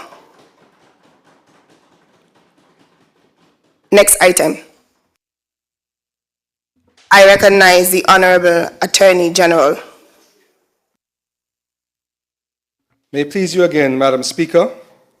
I rise to lead the debate of and have read for a second time in this Honorable House the bill shortly entitled Unauthorized Disclosure of Official Information Bill 2023. Madam Speaker, this bill represents a pivotal step in safeguarding the integrity of our government. In frank and plain language, Madam Speaker, a culture has developed in our civil service where there is no respect for the confidentiality of sensitive government information and documents. Government employees and contractors had sensitive government information stored in their personal sweetlikearosepedal@gmail.com and WWE superfan@hotmail.com inboxes. You had another one, Minister? Got another suggestion? The government was also leaky like a worn-out strainer. Even cabinet documents were leaked in our recent past. The protection of sensitive government information is not a local issue.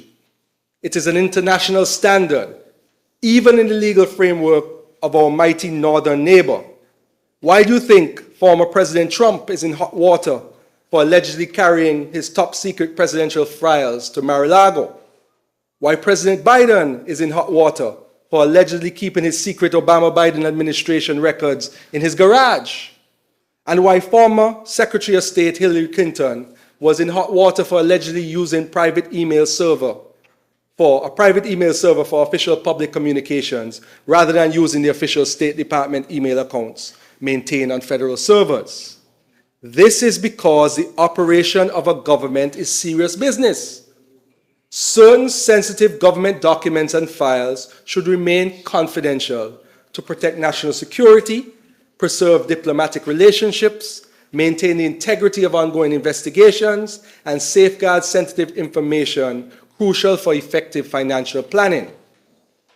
The Freedom of Information Act, amended earlier this year, a law which we are proud of, and what this administration is bringing into force for the first time in our country, provides a mechanism by which the press and the general public can access certain government information. But even that beacon of transparency and accountability makes exceptions for certain documents. In other words, the press and the general public can access government documents and information except those that are considered sensitive, confidential, or privileged, such as, and I'm quoting from the Act, personal information about the general public and civil servants, name, age, date of birth, any medical conditions that are in the government storage, privileged information in legal proceedings, that goes without saying, information obtained from a third party that contains a trade secret, or to communicate it or would be likely to seriously prejudice the commercial or financial interests of that third party. I'll give an example of that later down, Madam Speaker. Information obtained in confidence from another state or international organization, and to communicate it would likely to cause serious prejudice to the relations with that state or international organization. Information likely to endanger the life, health, and safety of a person. Information likely to cause serious prejudice to the prevention or detection of crime, the apprehension or prosecution of offenders, the administration of justice, the assessment or collection of any tax or duty, or the operation of immigration controls. Information likely to cause serious prejudice to the defense or national security of St. Kitts and Nevis. Information likely to cause serious prejudice to the ability of the government to manage the economy of St. Kitts and Nevis, or to the legitimate commercial or financial interests of a public body.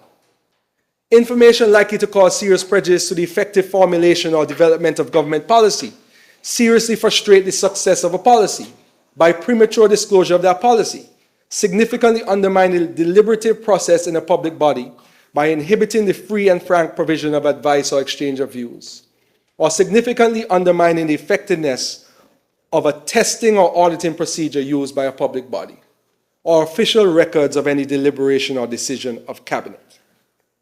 Madam Speaker, these are the types of information that are sensitive, confidential, privileged, secret, top secret, and therefore should not be leaked. So I encourage everyone listening to tell the bloggers for hire to stop taking money from nefarious politicians to tell our people lies. Tell those bloggers to stop the lies while we do the work of the people and stop the leaks. If there's anything I wish all listeners to remember, the Unauthorized Disclosure of Official Information Bill 2023 prevents leaking of confidential, privileged, and sensitive information only. I'm going to repeat. The Unauthorized Disclosure of Official Information Bill 2023 prevents leaking of confidential, privileged, and sensitive information only. The Freedom of Information Act provides an avenue to information that is not confidential, privileged, or sensitive. The Unauthorized Disclosure of Official Information Bill is a sister bill which prevents such confidential, privileged, and sensitive information from being leaked through the back door. That is it, and that is all.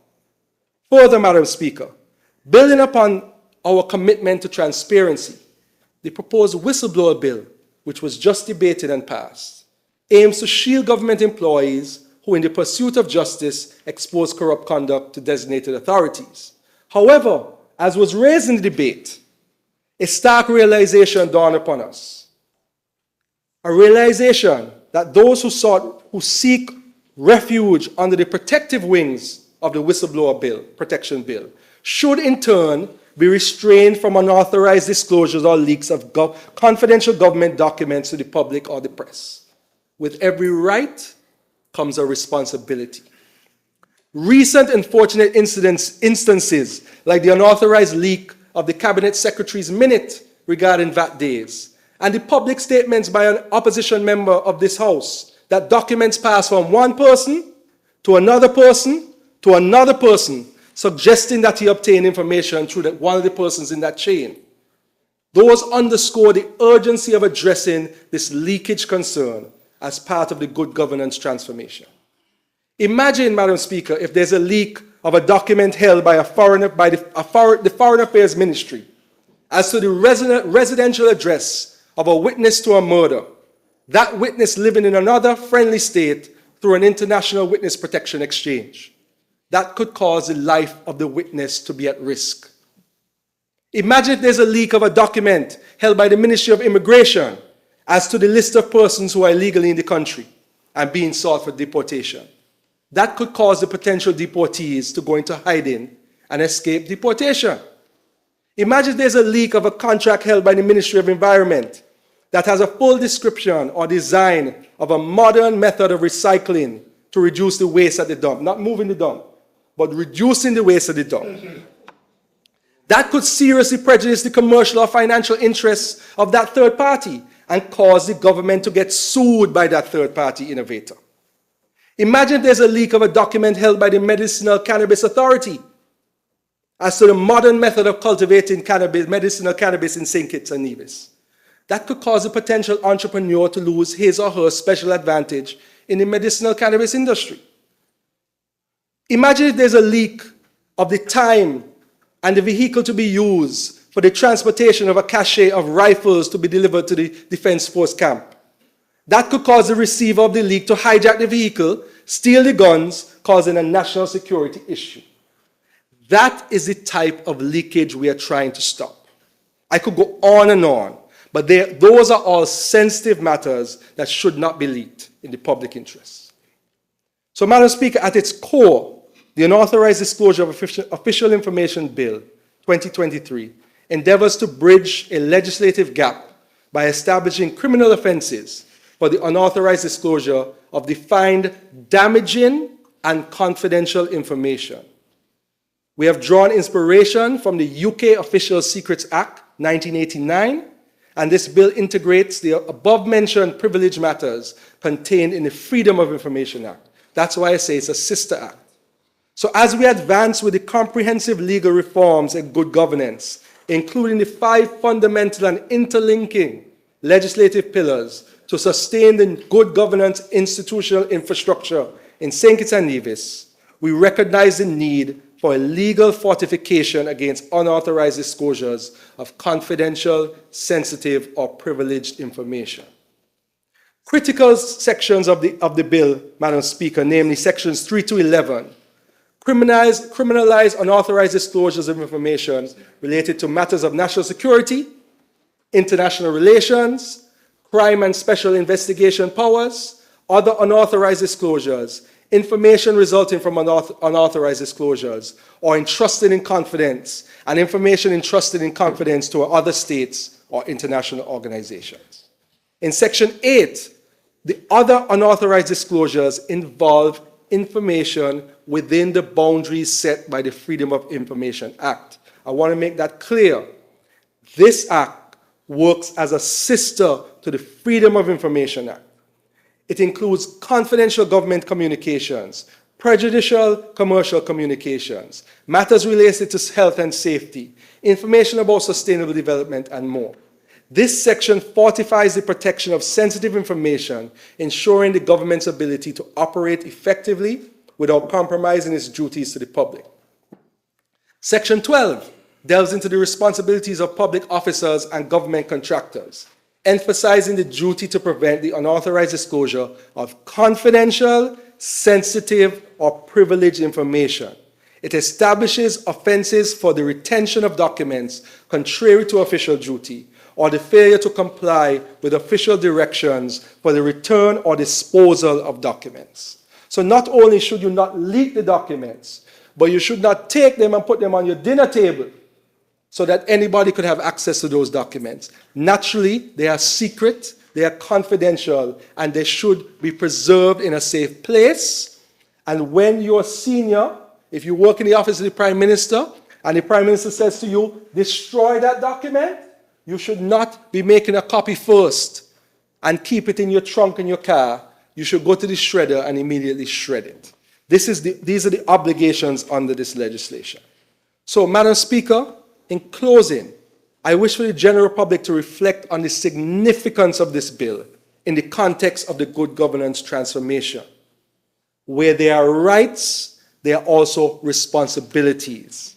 It is not merely a legal text, but a manifestation of our dedication to creating a government that operates with transparency and accountability, but respects sensitive information, all in our resolute commitment to the public good.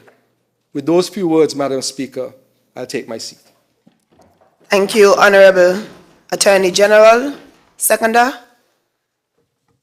I recognize the Honorable Senator Joel Clark. Madam Speaker, a moment. Thank you.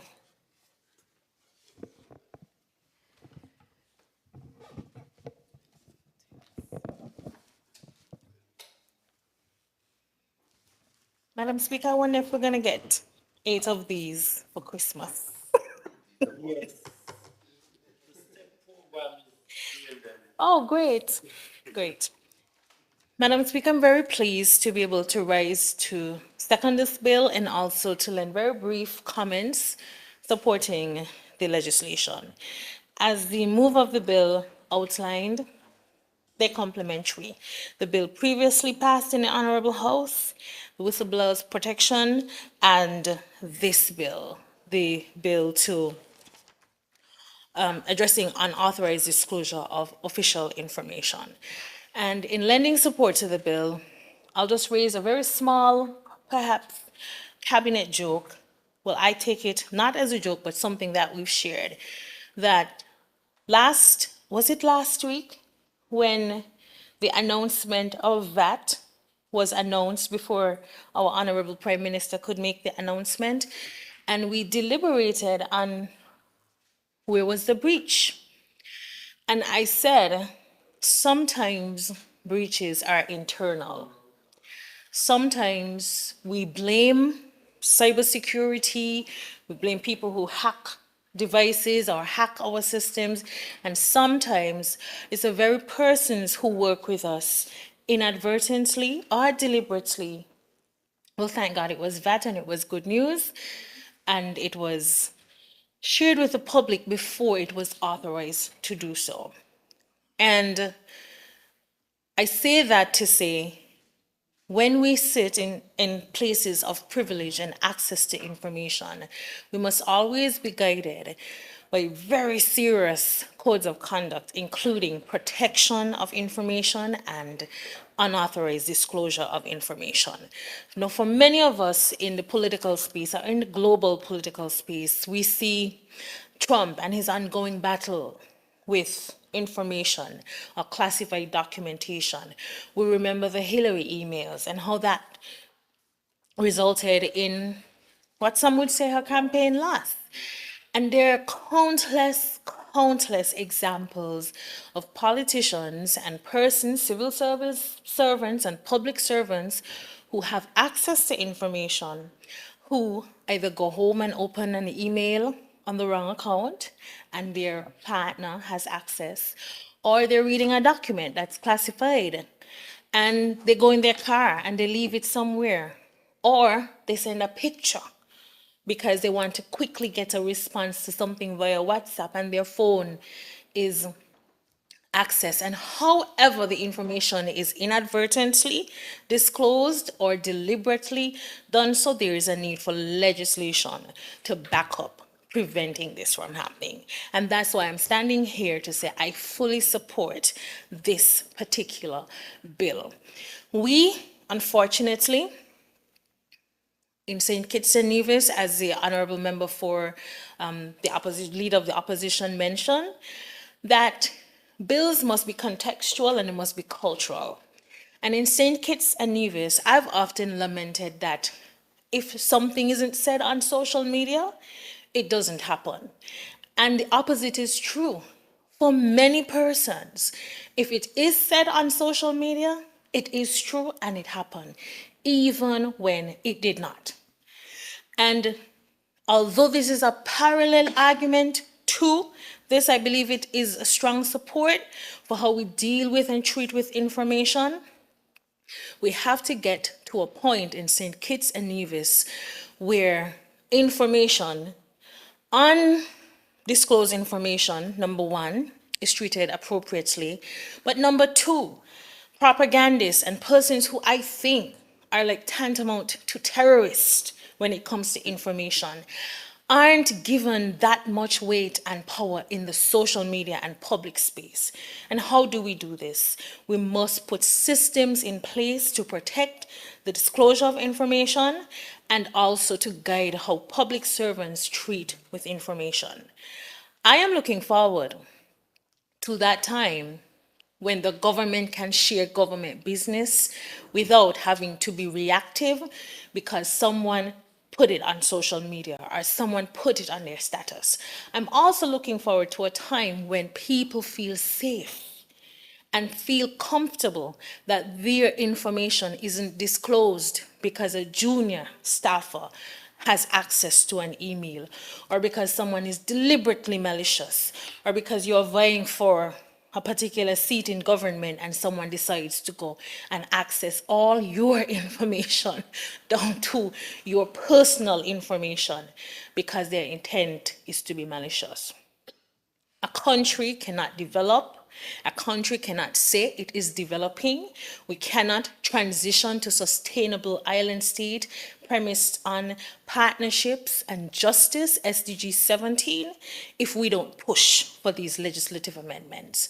And with that said, I wish this bill safe passage through this honorable house. Thank you. Thank you, Honorable Senator Joel Clark. Any other presentation? I recognize the Honorable Member for Nevis 9. I thought the member for Nevis 10 was going to speak, but he's not here. Madam Deputy Speaker, I rise and I promise to be brief on this because I mentioned to the Honorable Attorney General that philosophically, these two bits of legislation coming as they are on the same day in the Parliament would warrant some level of explanation to the public. Because on the one hand, we would have considered whistleblowers legislation designed, as we have pointed out, to create a framework for persons who observe that something wrong is happening to come forward. And that has been passed into law with the unanimous support of the House. We now, on the same afternoon, are looking at unauthorized disclosure of official information and seeking to penalize individuals for unlawful disclosure or unauthorized, let me use the language, disclosure of official information. Now, I have heard the comparisons made to the situation in the United States involving former President Donald Trump and even Hillary Clinton. I think that is an important point that ought to be made, that America, the United States of America, has specific legislation dealing with official secrets.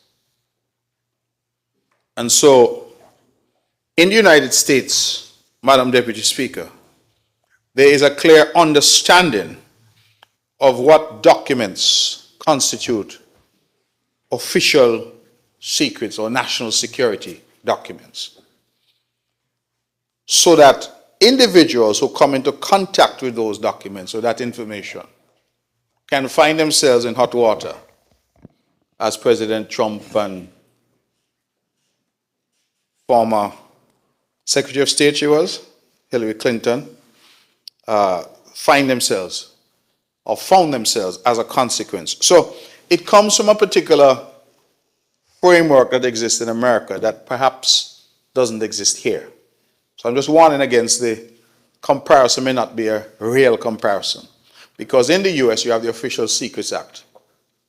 And you have a whole suite of legislation that outlines what documents are secret documents and therefore cannot be disclosed. In fact, you would sometimes see that it's only after a number of years. You notice now, for example, you will see documents being released because the period of time which those documents were deemed secret has elapsed. Other times you see documents released, and I don't even know why, Madam Deputy Speaker, because they're so badly redacted that you can't even tell what it is the document is talking about. But those are as a result of official secrets. And official secrets, as I understand it, have largely to do with national security. So some of the issues that were raised quite properly by the Honorable Attorney General, issues of disclosing where, for example, people in the witness protection program might be. Those are clearly serious national security issues. An operation that is planned by the police or the joint military forces to go after gangs or to go after contraband. If that is disclosed, that would be a breach of national security.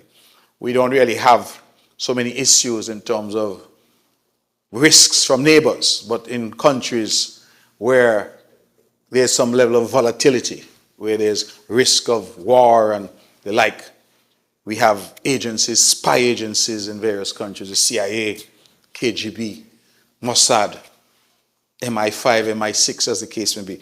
Those are the types of agencies and the type of information that ordinarily will be protected. And so I have no difficulty there. I mentioned to the AG that where my concern arises in relation to this has really to do with the much wider ambit of what this legislation is seeking to achieve. If I can put it this way, if all that we were seeking to do is to say, listen, you can't disclose things that are going to damage national security, things that involve our relations with friendly countries, matters that are official secrets, then I would not even be standing. But to me, this goes a bit further because it talks about a Section 8, unauthorized disclosures, confidential government communications. Okay, I appreciate that that could be. Prejudicial commercial communication, I'm not sure what that means. Health and safety, that too could be important. Information related to sustainable development. What does that mean? Why should that information be protected? So, for example, sustainable development, the ministry or department now deals with land, for example.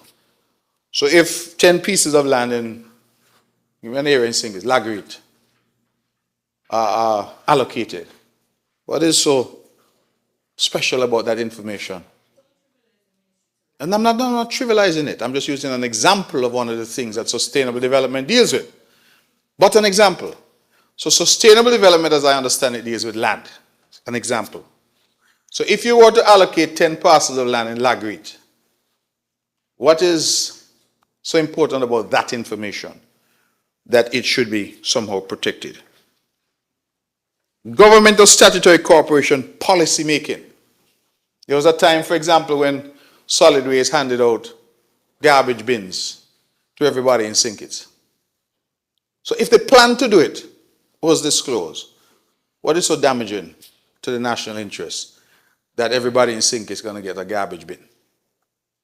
I'm using examples just to illustrate the point that I'm making. You go further in the legislation, and we say at section 8(4), section 8, subsection 4, for the purposes of subsection 1C, a disclosure is damaging if it contains information likely to endanger life, health, or safety of any person. That is fine. Information from, regarding, or concerning medical files, that too is fine. For the purpose at 5 of section 1D, a disclosure is damaging if it contains information likely to cause serious prejudice to the ability of the government to manage the economy of St. Kitts and Nevis. I'm not sure what that means. Because certainly the Prime Minister, charged with, generally speaking, the economy, although I know we have a minister responsibility for investment, they may have their own prescriptions. That's the prerogative of any government. They have their policy as to how they want to move the economy. Members over here may have a different view. They may say, for example, we want to have more CBI.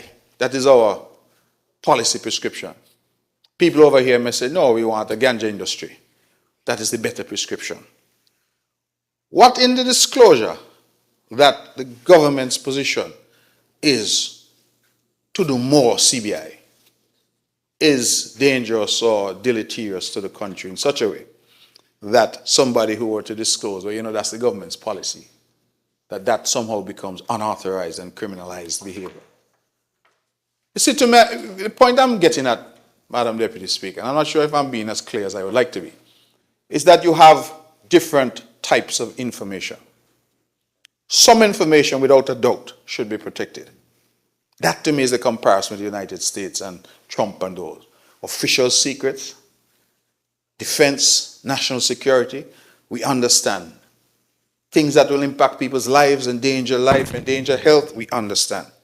But some of these now, where you tell me that information likely to cause prejudice to the ability of the government to manage the economy, I don't know what that means. I truly don't know what that means and how you're going to police that. You then have information likely to cause serious prejudice to the legitimate commercial or financial interests of a statutory corporation. Again, how do you quantify that? And if you can't quantify it, if you can't tell, well, that is the type of information, how do you hold people accountable by saying, well, this individual has engaged in unauthorized disclosure of such information? You go on at subsection 6 of the same section 8. Disclosure is damaging if it contains A, information likely to cause serious prejudice to the effective formulation or development of government or statutory corporation policy. Information likely to seriously frustrate the success of a government or statutory corporation policy by premature disclosure of that policy. Information likely to significantly undermine the deliberative process of the government or statutory corporation by inhibiting the free and frank provision of advice or exchange of views. The sum total of this small point I'm trying to make is that it seems to me that the ambit of this legislation is a bit too wide. And it takes us into uncharted waters, so to speak, in terms of saying, what information are we really trying to protect? Because information such as government policy, government strategy, I know that my examples are simplistic, but the Prime Minister says more CBI is what we need. That is his strategy. So it's discussed among the technocrats. We need to go now and find, let's go to Iceland, and let's go to Timbuktu, and let's find more people to participate in this program. That is our strategy. How does the disclosure of that strategy rise to a level that you're going to criminalize people who say, man, that strategy, that don't make sense. A bad strategy. They need to be investing in renewable energy, ganja, other things. What if the Honorable Prime Minister tomorrow were to say to the UK government and the European governments, listen, we have a lot of land here. In Nevis, I got the whole southern coast empty. Instead, again, we want all that money. Send some of the people here. Put in infrastructure and let's do a deal. It's part of his government's policy. But that's why you elect him, you know? And if he gets it wrong, in 3.5 years, the people have an opportunity to tell him he got it wrong. That's why we have elections. So that the electorate is the ultimate arbiter on whether the government gets their policy right or wrong. So, if somebody were to say that we sat in a meeting and that is what the government is going to do, they're going to take people seeking asylum in the UK, like Rwanda is trying to do, and we're going to make $1 billion from doing that. That is a strategy. This legislation is saying, well, that person now could be made a criminal because that might negatively impact the ability of the government to implement that strategy. And so, again, I am simply saying that to me the legislation is well-intentioned. I do not want to be seen as opposing it because I don't oppose it. But a legislation which is a bit narrower in scope, which really deals head-on with confidential national security, official secrets, those types of documents are to me the relevant documents that they should catch, rather than it appears some of the provisions which widen the net. Because let's face it, as disruptive as it may be, and as wrong, let me use that word, as it may be, to use the example from the Honorable Senator opposite, that the government sits and decides, okay, December 15th and 16th, for sake of argument, I don't know what the dates are going to be the VAT days. And somebody decides that they have breaking news.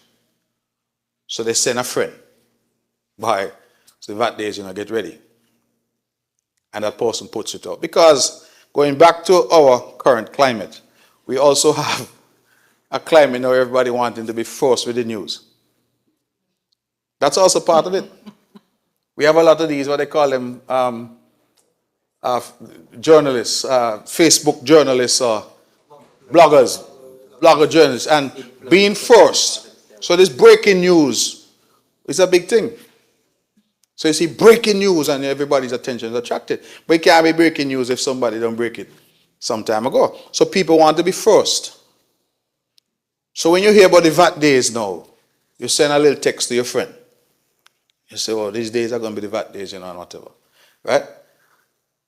But there may well be, notwithstanding the frustration of people, because I share the view that sometimes it's internal. It's not always because of hacking. In fact, I think most times it's internal. And it's not always bad intention either. Honestly. Sometimes it's somebody who's a supporter, who's on the inside. No, sometimes it's malicious. I accept that. But other times, it's somebody sitting down there sending the partner, the friend, a little text to say, listen, this is what is going to happen. Not expecting that the friend, there's a old saying in Nevis that every friend has a friend.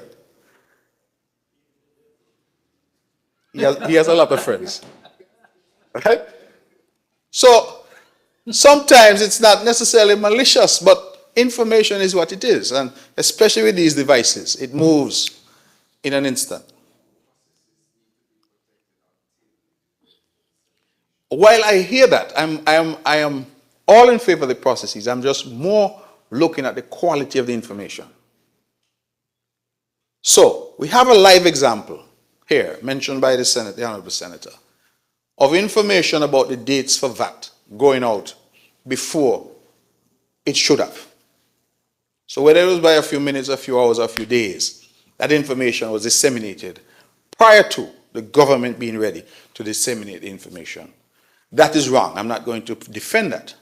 Question I'm asking, however, was the nature of the information that was disseminated rise to a level that dissemination should be criminalized? So my point is that we ought to focus on the quality of the information that we're talking about, as opposed to simply casting a wide net to say, listen, a lot of this information, things that are happening in the government, you simply can't speak about it. So I feel what we need is a tighter definition of the type of information that we're trying to protect. National security, official secrets, matters that rise to a particular level where life will be endangered, where operations of our police and military will be endangered, where relations with countries might be endangered. Those, to me, are the types of information that we should be protecting. What date we're going to get VAT, or what date some other thing is going to happen, is not as germane. The Honorable Minister for Education came here this morning and he says, tomorrow he's going to be distributing some laptops.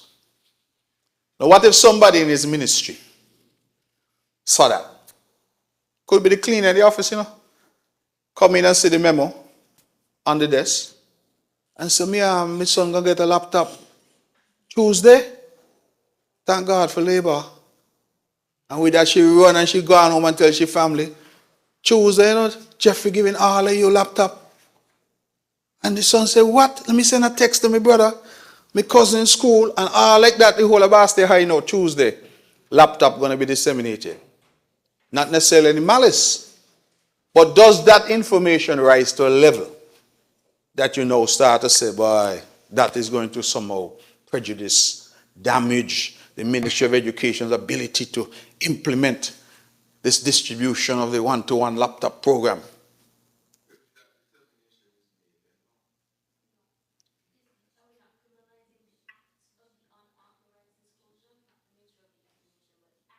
Yes, but I'm saying you can't divorce the two. That's the point I'm trying to make. The act of disclosure should be connected to the type of information being disclosed. You're absolutely correct, What we're doing is criminalizing the act of disclosure. I am just going a step further to say that in other countries, as I understand it, what they looked at was the type of information, not just the act of disclosure. What Section 8 say? I thought that's what I just referred to.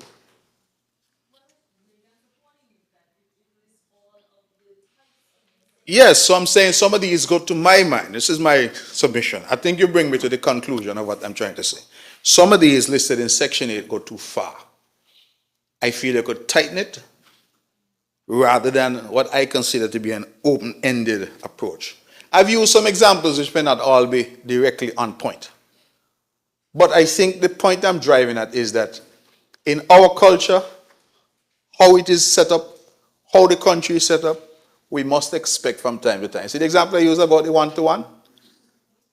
Easy, so the information is out. So you plan a big surprise tomorrow, for example. Oh, I'm going to surprise the kids with a laptop and take some photos. And the critics are already out there 2 days before to say, imagine, that's where you come in with them old-time programs about laptop. Because you're clean at the office, saw something, and tell little Johnny, Lord, I'm so happy. I'm so glad I voted for Jeffrey. Huh? But I'm just saying,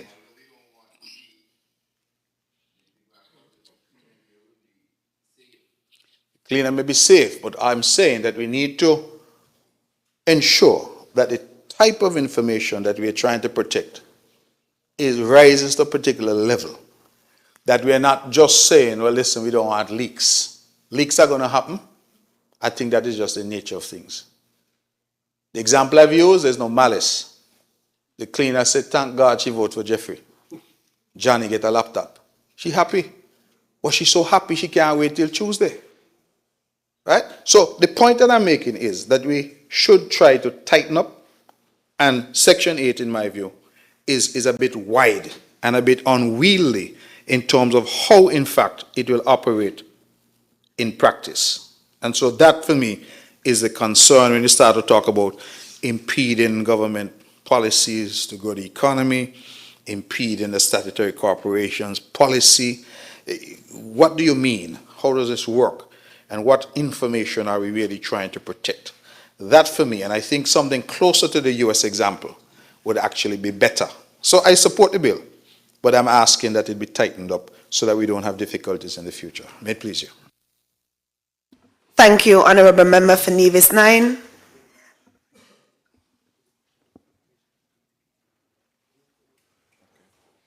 Sorry? I didn't hear you. Sorry, I didn't. I recognize the Honourable Member for Nevis 10. Thank you, Madam Deputy Speaker. Just to rise to make a brief intervention in support of the bill that is before this Honourable House, the Unauthorized Disclosure of Official Information Bill 2023. And Madam Deputy Speaker, I rise to support the bill because I think it's a timely bill. We are living in an era now where there has been an explosion, and I have to use the term explosion, on social media of everything and anything, and from anybody and everybody.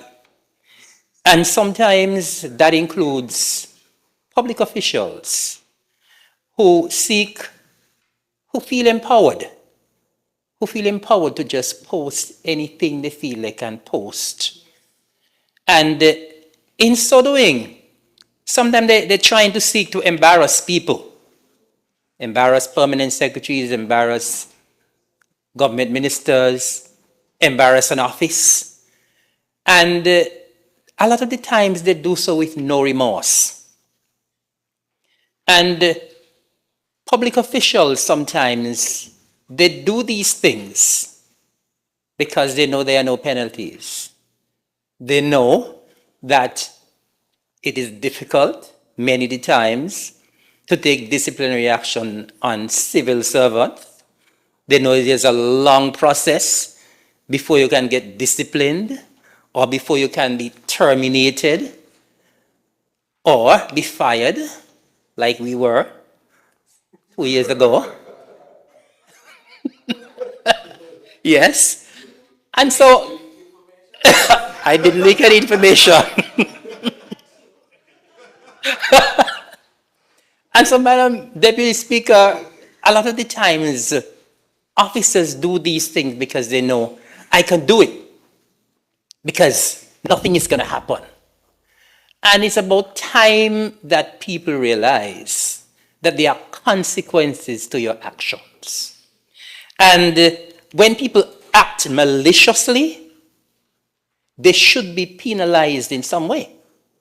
And so when I look at the bill, and I look at what penalties are and what the infringements could be, I have to commend the government for putting this bill in place, commend the mover.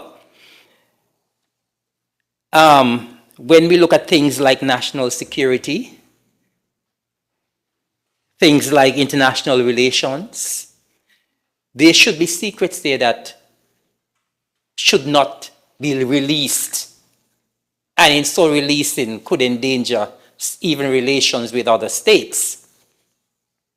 When I look at Section 8, and I am particularly liking the section that speaks to cabinet, because I'm part of a cabinet in Nevis, and of course we all know as members of cabinet that they are very sensitive. Most of the time there's some very sensitive information that comes before the cabinet. And sometimes not even the persons closest to you should be privy to the information that comes before the cabinet. And so when I see this section here that says the official record of any deliberation or decision of cabinet, information that has been prepared by a minister of government or on his behalf, or by a public officer for the purpose of submission for consideration by cabinet, or a document which has been considered by cabinet and which is related to issues that are or have been before cabinet, information prepared for the purpose of briefing a minister of government in relation to the issues to be discussed by cabinet, information about a cabinet submission or other cabinet communication, information about a confidential ministerial communication. These are all very, very confidential matters, Madam Deputy Speaker. And if tomorrow, if we have cabinet today and tonight, or tomorrow, we get up and we realize that what we discussed in cabinet today is all over Facebook tonight, or maybe an hour after that was discussed, somebody should be brought to justice for that.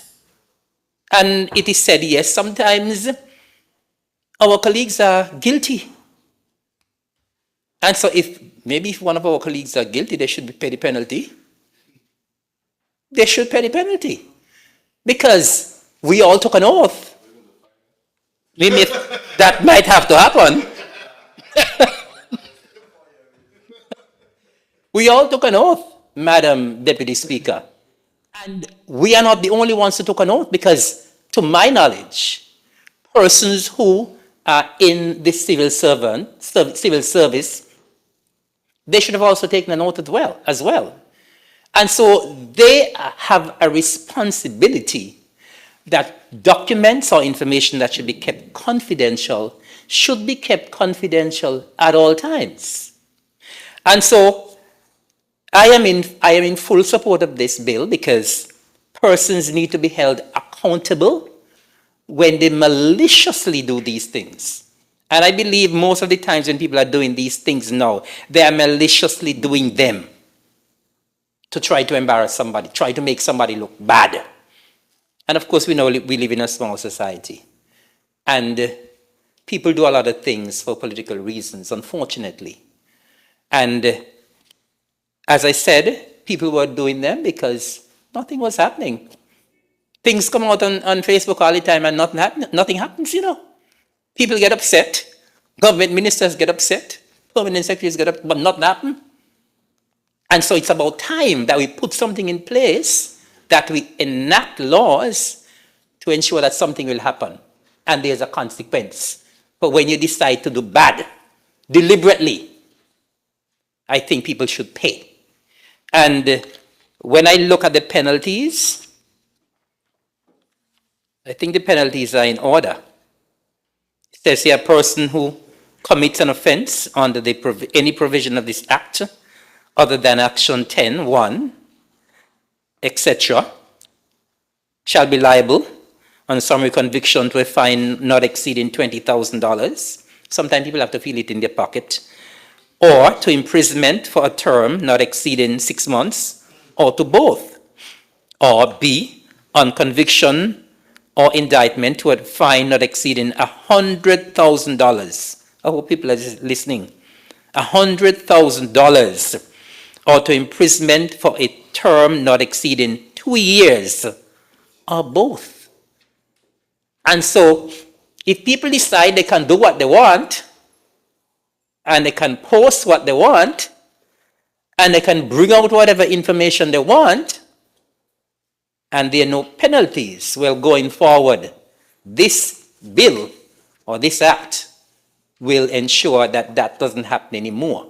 And people will be penalized, people will be punished, and they will be punished in their pocket or over in 1840. One thing I wanted to draw to the attention of the AG, though, in the bill, it says, several times it says, a person who is or has been a public officer or public contractor. And I do not have the legal eye. So I am wondering here whether it is stating that if you fail to be a public officer tomorrow, if tomorrow you can release certain information and there is no penalty, or whether there will be a penalty. Because I know there are certain times when you get a job, whether with the government or with the private sector, and you cannot do something when you're there, and then it takes you over a particular period, maybe a year, when you cannot act a certain way either.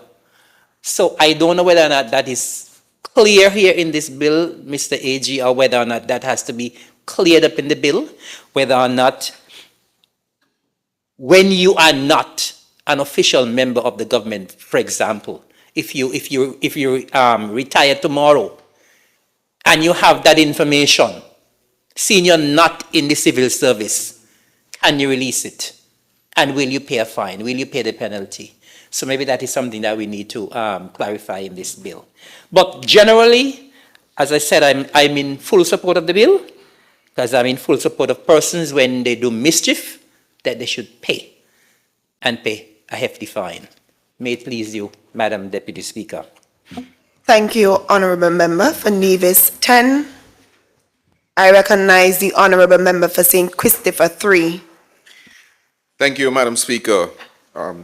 With your leave, I want to make a contribution to the bill before this Honourable House, the Unauthorized Disclosure of Official Information Bill 2023.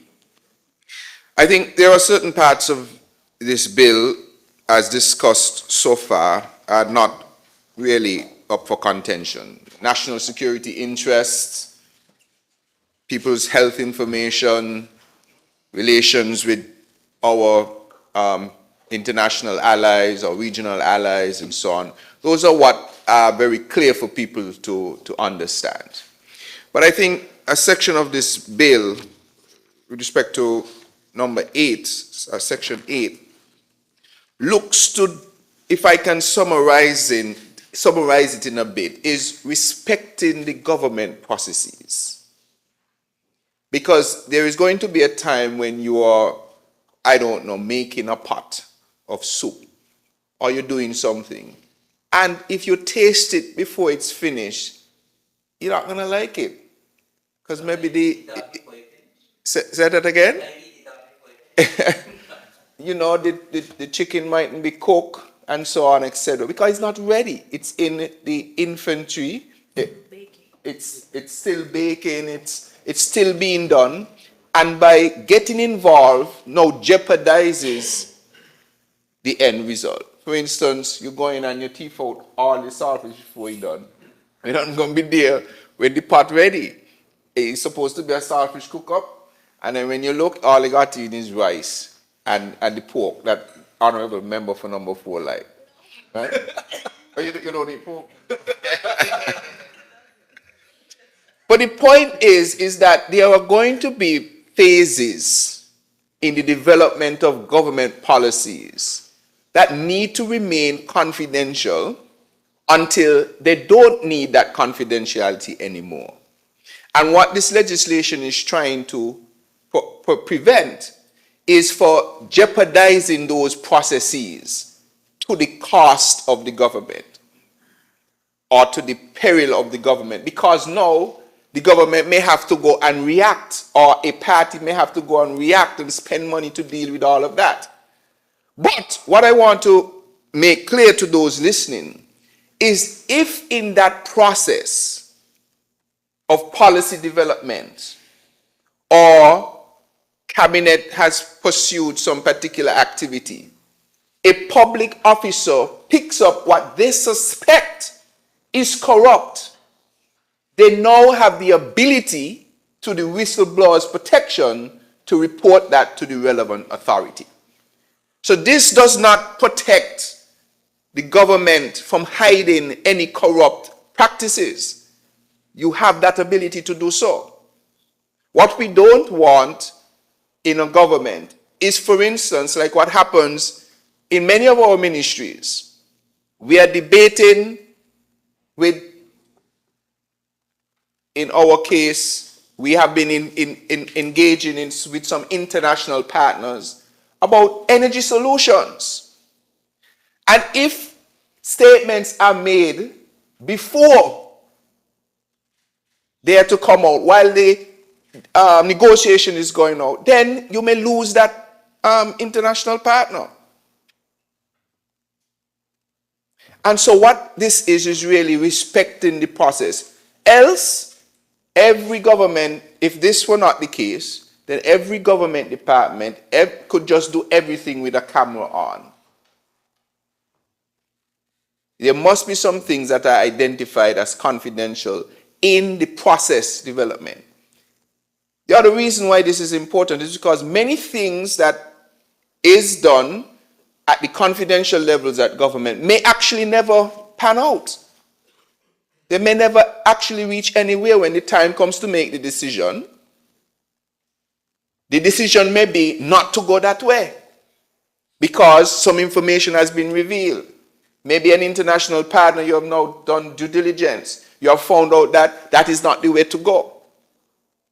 Suppose that information was released ahead of time. Now you have to go and deal with that. So it's about respecting the process of governing.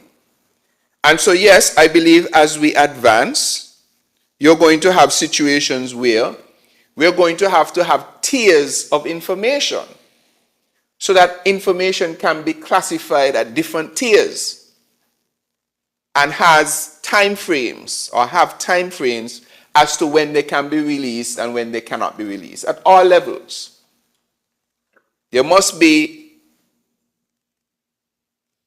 that ability for public officials to do their work, to give advice, to follow up, to research, to do what is necessary in the process of facilitating the wishes of the cabinet without the possibility of that being jeopardized because of premature disclosure or inaccurate disclosure.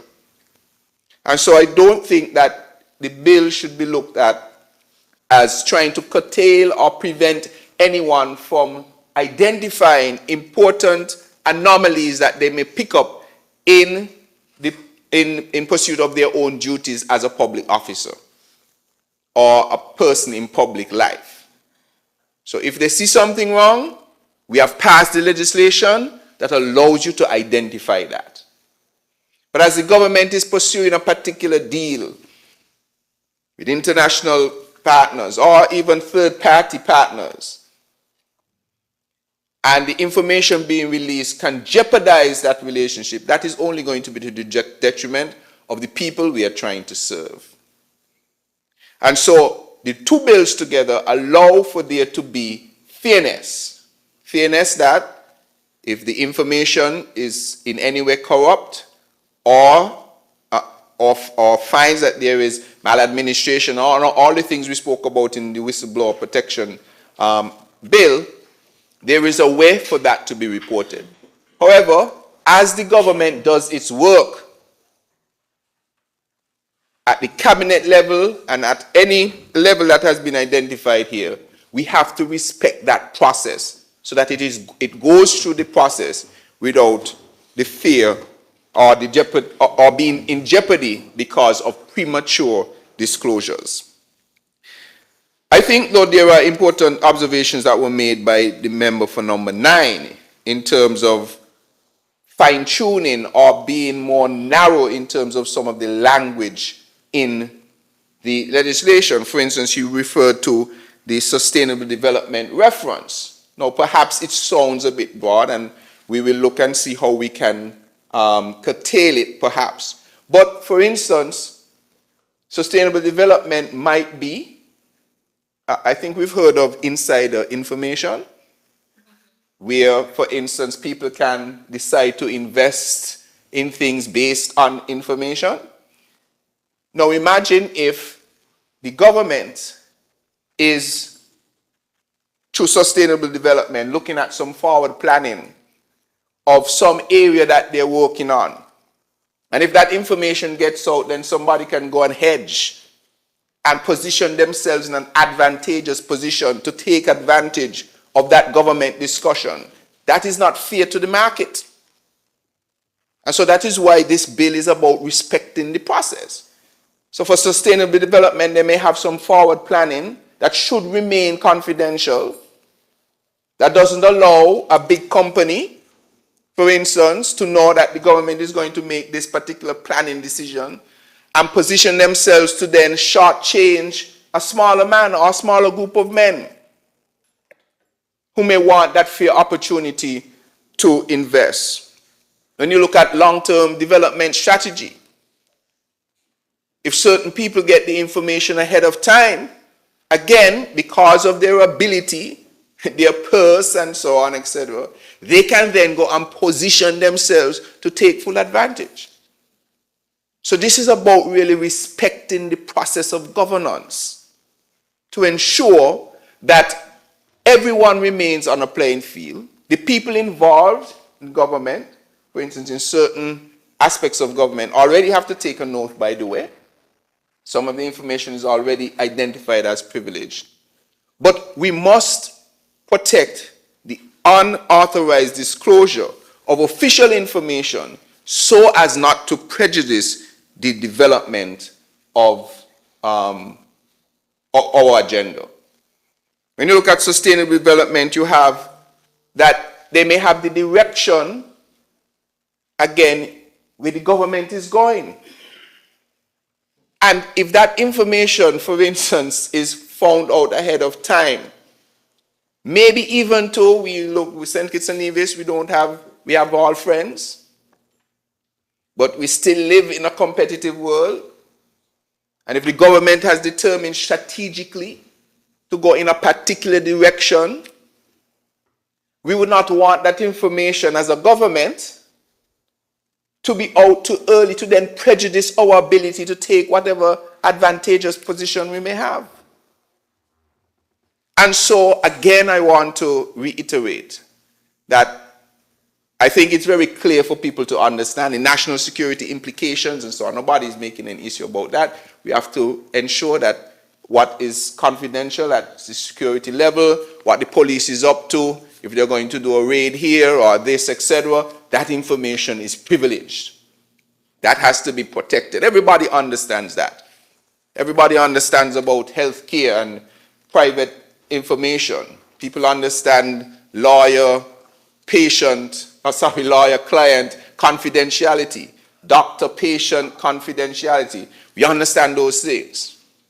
But in doing the government's business, we also need to protect from persons who would willfully and intentionally try to jeopardize the progress of the government by leaking or releasing unauthorized information.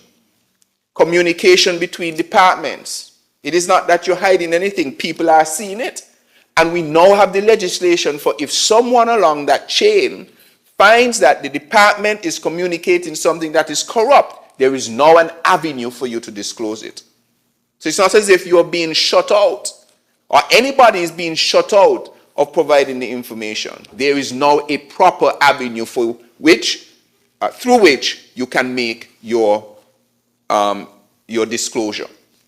This is for those who, in an attempt to maybe embarrass an administration, embarrass somebody, cause unnecessary political upheaval, thereby jeopardizing some deal. Could you imagine, Mr. Prime Minister?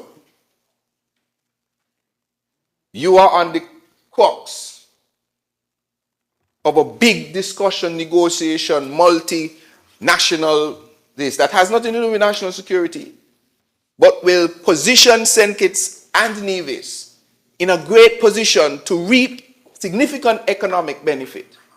And then somebody who doesn't like you or the administration decides that I am going to disclose this information to prevent this government from getting, or this administration from getting that economic win. And they can do that. What we're saying that we want to protect persons who have good faith intentions of sharing or providing or disclosing information which they think in good faith is not in the interest or not in public interest. But we want to ensure that people understand that when it comes to government business and doing the people's work, that there should not be any unauthorized disclosure. And this doesn't preclude anyone from seeking authorization to disclose information that they think is worthy to be disclosed, even if it is not corrupt. We're just trying to set up the framework through which people are able to, one, report information, a framework to tell persons in the public service of what it is you are able to share and what you can't share. And so I want to support the mover of the bill in bringing this piece of legislation before this honorable House, and that this is the start. Remember, we are a growing democracy. We are 40 years old, we're making big strides, and we will improve upon these bits of legislation as we go along.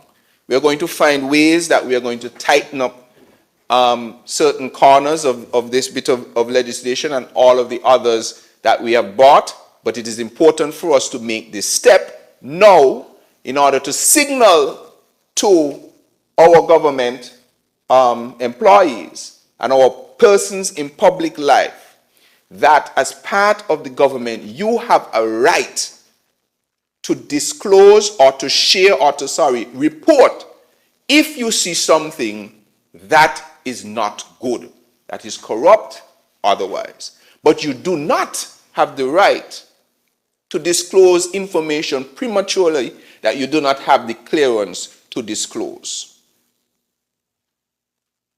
It has to work like that.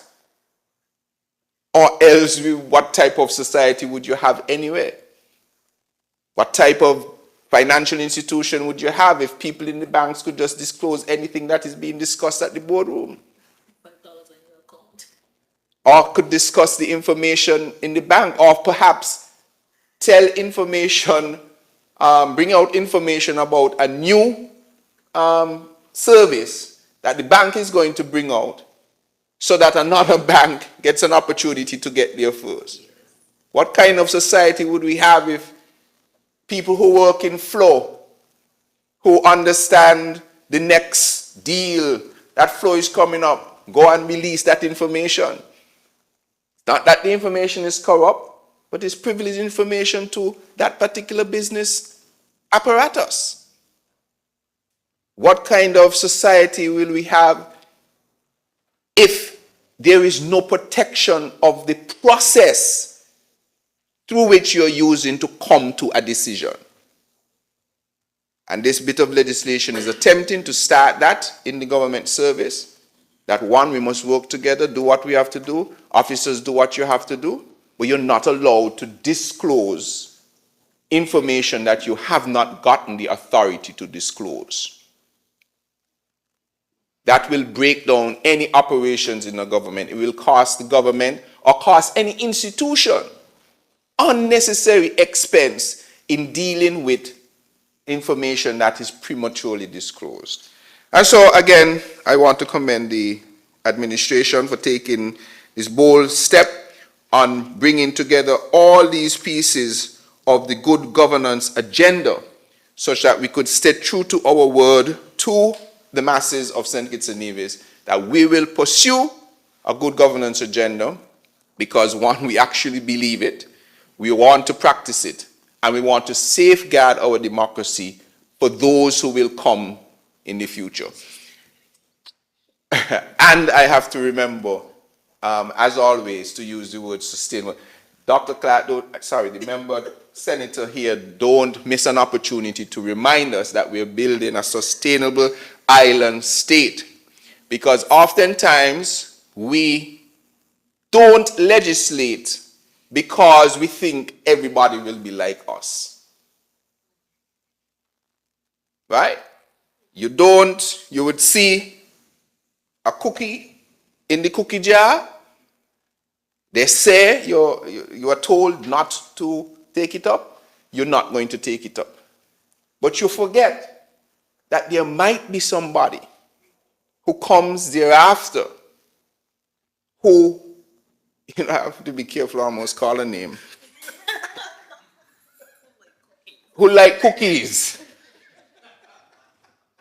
Maybe they eat so much cookies, their belly big.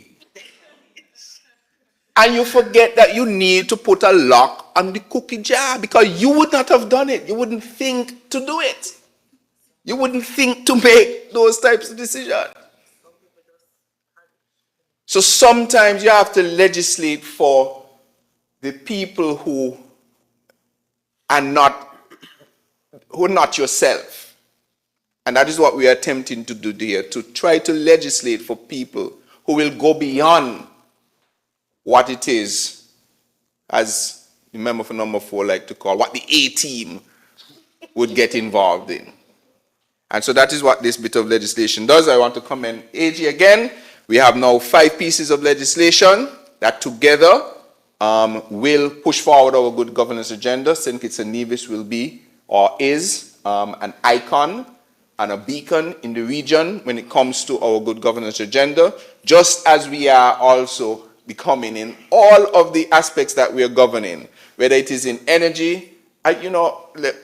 Permit me, Madam Speaker, Deputy Speaker, when I was at a conference recently where I spoke about our water challenges, and a minister came up to me and said, they thought that they were the only ones going through the challenges that they are going through, not realizing the challenges that we have and how St. Kitts and Nevis is being active in pursuing the solutions. And so the region is watching us. We are being talked about in many circles about the decisions that we are making. And so I want to commend this A-team for the work that it is doing. I'm proud to be a part of this team. We are going to have our little corners and so on that are a little bumpy and edges, but we're going to get them smoothed out because that is where our heart is, our intentions are pure. Congratulations, AG. May I please. Thank you, Honorable Member for St. Christopher 3. Any other presentation?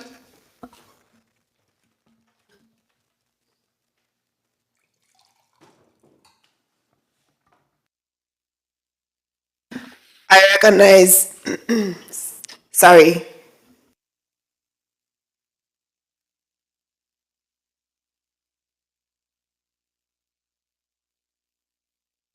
I recognize the Honorable Attorney General to do his wrap-up. Madam Speaker, with your leave, I rise to wrap up the debate on the bill shortly entitled the Unauthorized Disclosure of Official Information Bill 2023. Madam Speaker, I do not lie to the people. I've come here to do a job, to tell them the truth, and to work on their behalf to try and create a better St. Kitts and Nevis. And one of the things I said in my presentation was that this bill relates exclusively to confidential, privileged, and sensitive information. As the speakers before me have said, there's no controversy that disclosures related to national security shouldn't be leaked. There's no controversy that disclosures related or documents related to international relations between St. Kitts and other states and international organizations should not be leaked. There's also no controversy that crime and special investigative powers and matters involving the police and the security forces is confidential and sensitive and should not be leaked. There's no doubt that confidential government communications, like the member for Nevis 9, Nevis 10 said, cabinet discussions, cabinet correspondence and so forth should not be leaked. There should also be no controversy that prejudicial commercial communications, trade secrets and etc. should not be leaked. Nor matters related to the health and safety of the people of St. Kitts and Nevis should be leaked. Where the debate today has led us is 2 items in other unauthorized disclosures in Section 8. And I want to tell the people what the law says. 8.1.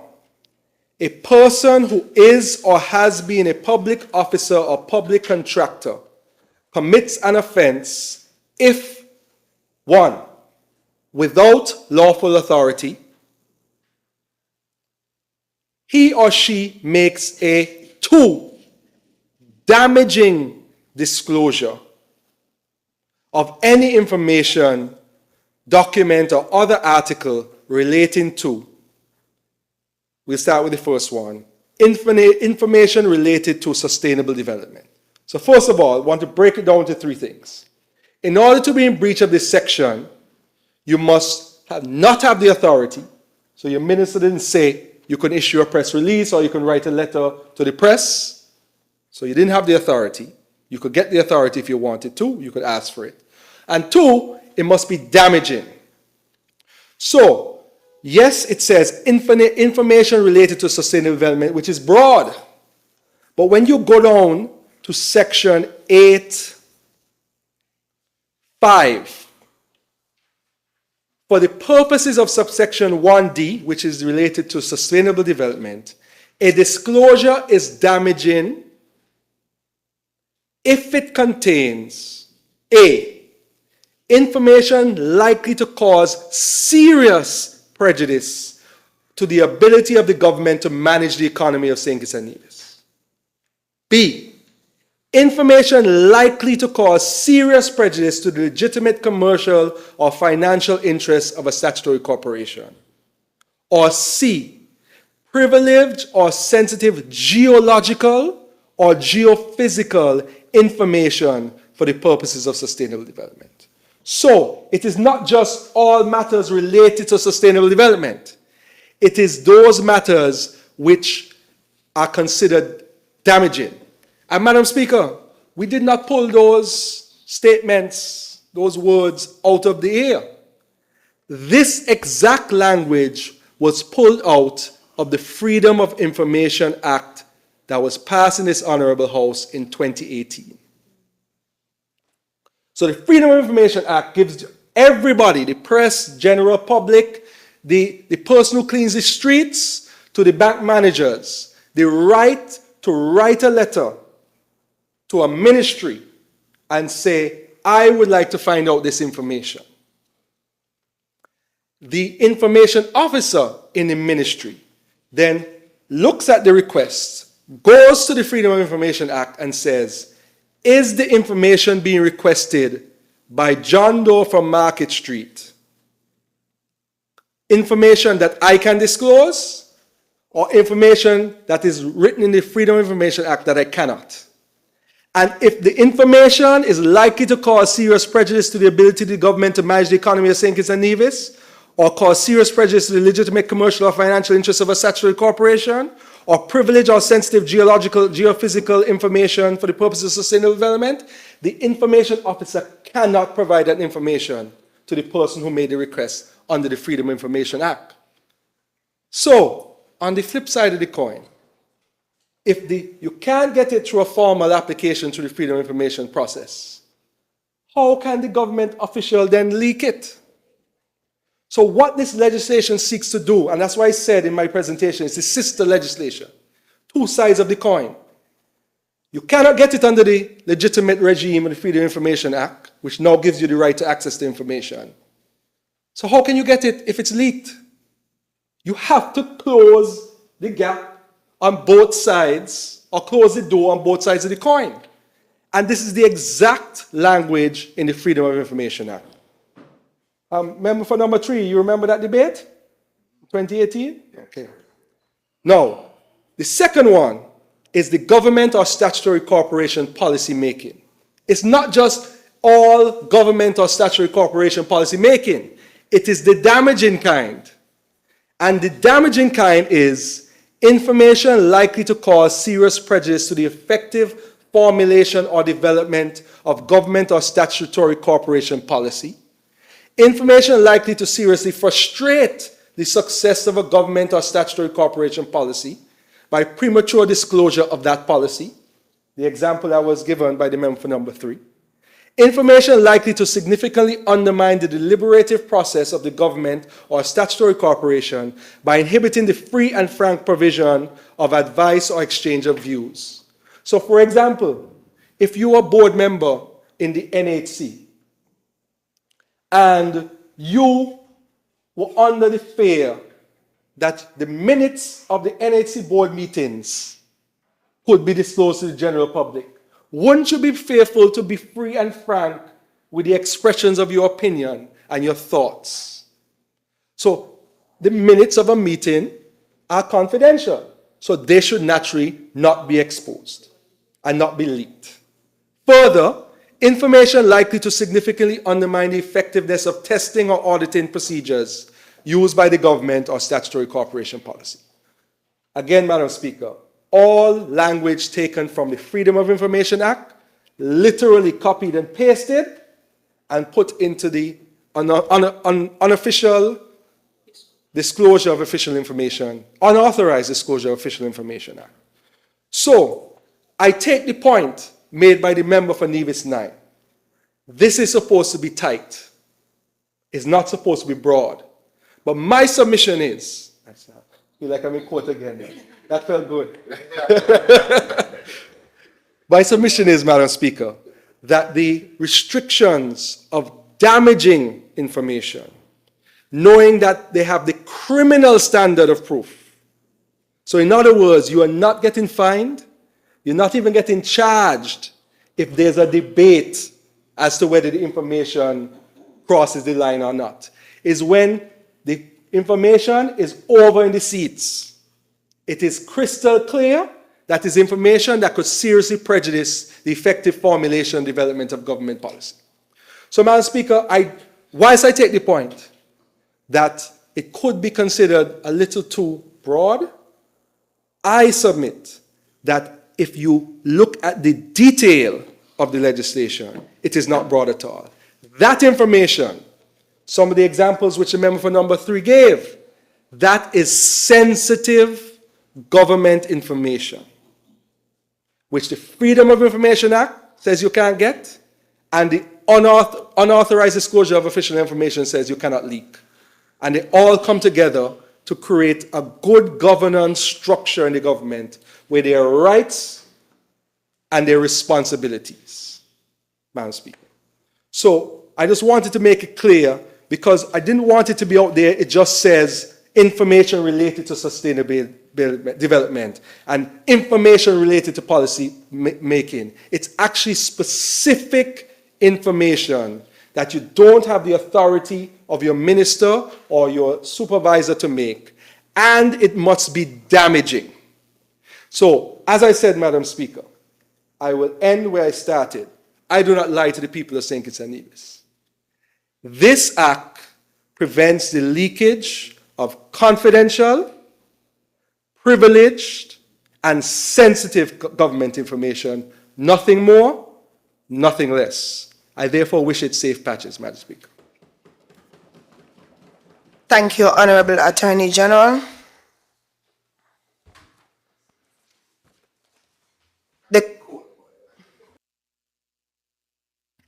The question is that the bill entitled Unauthorized Disclosure of Official Information Bill 2023 be read a second time. Those in favor? Those against? The ayes have it. A bill to deter and create penalties for unauthorized disclosure of official government information by public servants and contractors of the government, otherwise known as the Unauthorized Disclosure of Official Information Bill 2023. The bill has been read a second time. House moves into committee stage.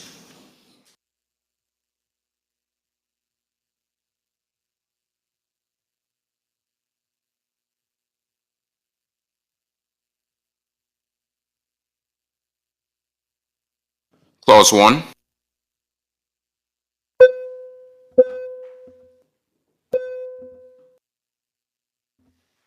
The question is that Clause 1 stand part of the bill.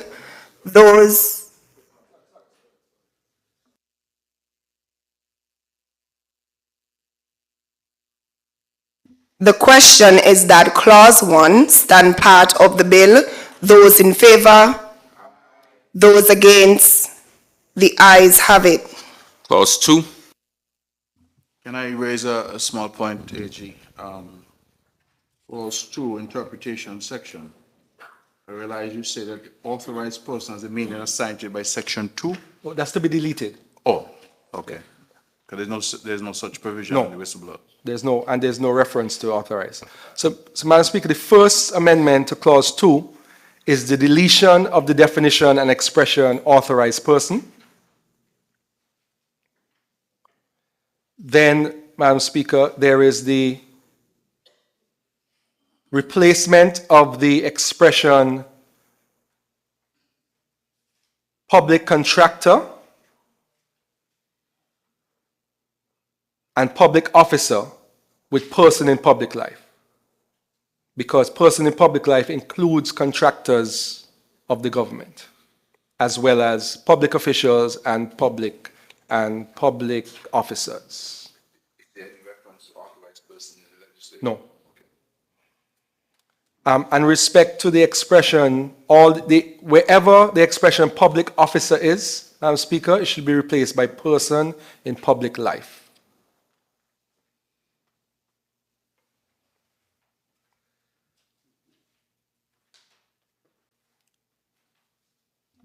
That's it?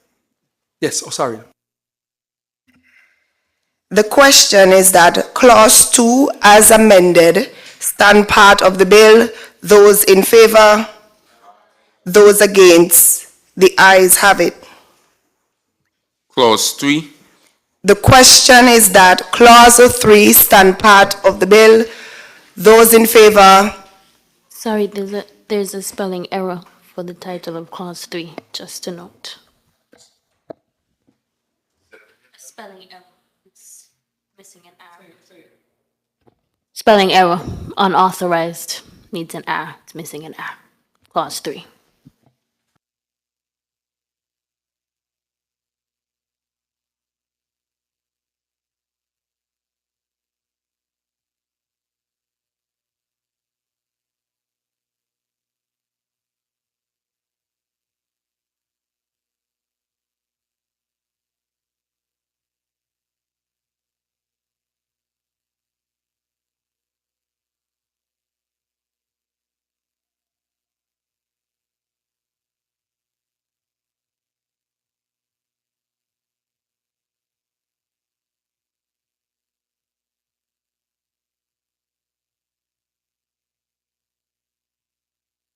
Yes, Madam Speaker, there are two definitions two, if I can go back to two.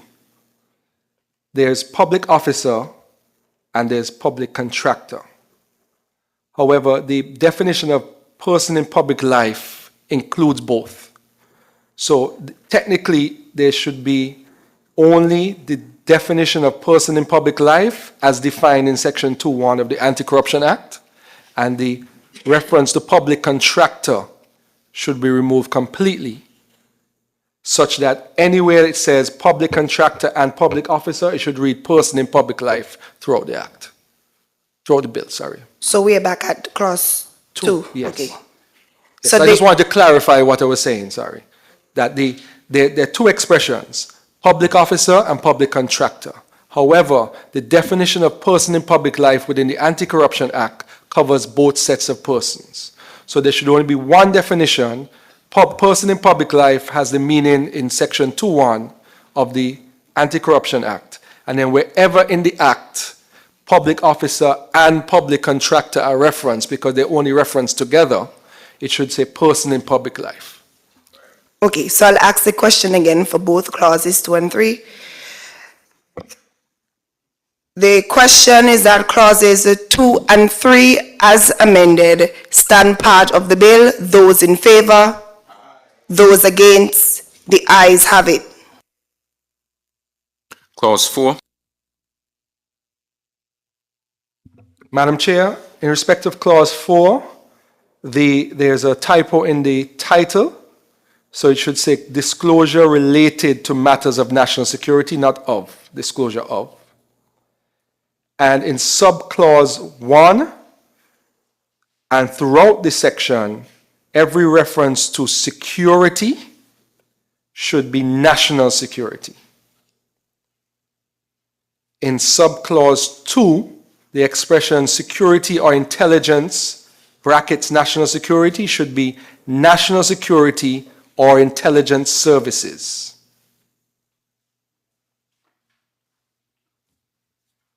So for clarity, the expression security should be replaced with national security, and particularly in subclause 2, the expression security or intelligence, brackets national security, should be national security or intelligence services.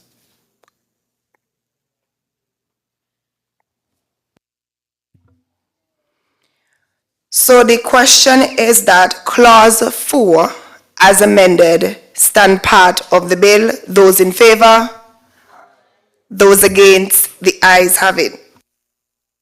Clauses 5 through 8. The question is that clauses 5 to 8 do stand part of the bill. Those in favor, those against, the ayes have it. Clause 9. Madam Chair, with respect to clause 9.5, security or intelligence should be national security or intelligence services. The question is that clause 9 as amended stand part of the bill. Those in favor, those against, the ayes have it. Clause 10. Madam Speaker, with respect to clause 10, the same change, security or intelligence should read national security or intelligence services. The question is that clause 10 as amended stand part of the bill. Those in favor, those against, the ayes have it. Clause 11. Madam Chair, with respect to subsection 6 of clause 11, section 6 should be replaced with section 11. So in subclause 11.6, the expression section 6 should be replaced with section 11. So the question is clause 11 as amended stand part of the bill. Those in favor, those against, the ayes have it. Clauses 12 through 14. The question is that clauses 12 to 14 stand part of the bill. Those in favor, those against, the ayes have it. The arrangement of sections. The question is that the arrangement of sections stand part of the bill. Those in favor, those against, the ayes have it. The enacting clause. The question is that the enacting clause stand part of the bill. Those in favor, those against, the ayes have it. The title. Madam Chair, with respect to the title, the expression public servant should be replaced with person in public life.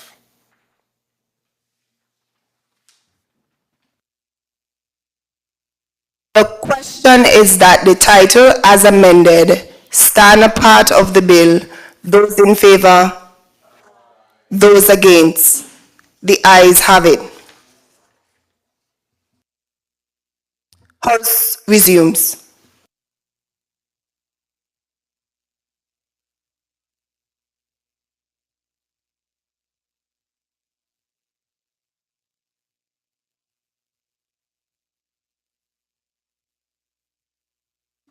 May it please you, Madam Speaker, I rise to report that the bill shortly titled Unauthorized Disclosure of Official Information Bill 2013 has passed through committee stage with amendments, and I now move that the bill be read for a third time and passed. Seconder. Madam Speaker, I rise to second that. The question is that the bill entitled Unauthorized Disclosure of Official Information Bill 2023 be read a third time and pass. Those in favor? Those against? The ayes have it. A bill to deter and create penalties for unauthorized disclosure of official government information by persons in public life, otherwise known as the Unauthorized Disclosure of Official Information Bill 2023. The bill has been read a third time and passed into law.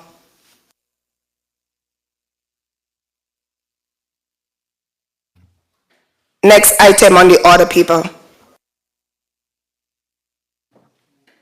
Motions, resolutions.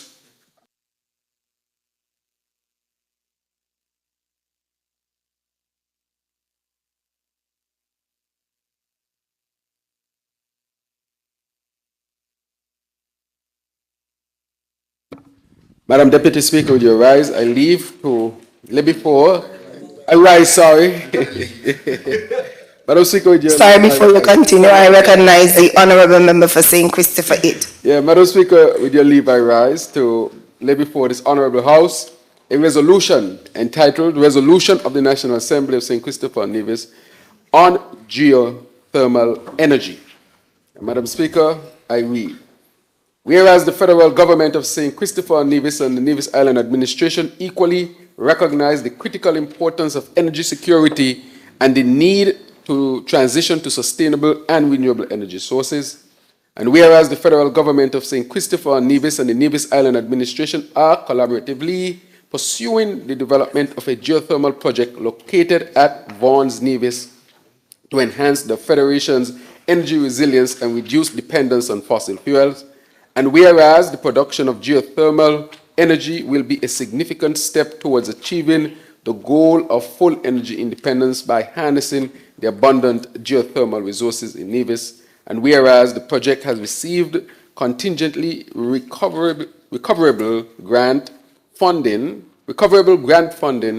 approval from the Caribbean Development Bank in the sum of $17 million US, that is, through the CDB Special Funds resources allocated from funding from the Inter-American Development Bank Sustainable Energy Facility, the Green Climate Fund, and the Government of Italy for the development of the first set of production wells. And whereas the federal government and the Nevis Island administration are committed to ensuring that the benefits of the project extend to all citizens and residents of St. Christopher and Nevis. And whereas the successful implementation of the project is anticipated to contribute to lower energy prices, economic growth, and job creation across the Federation.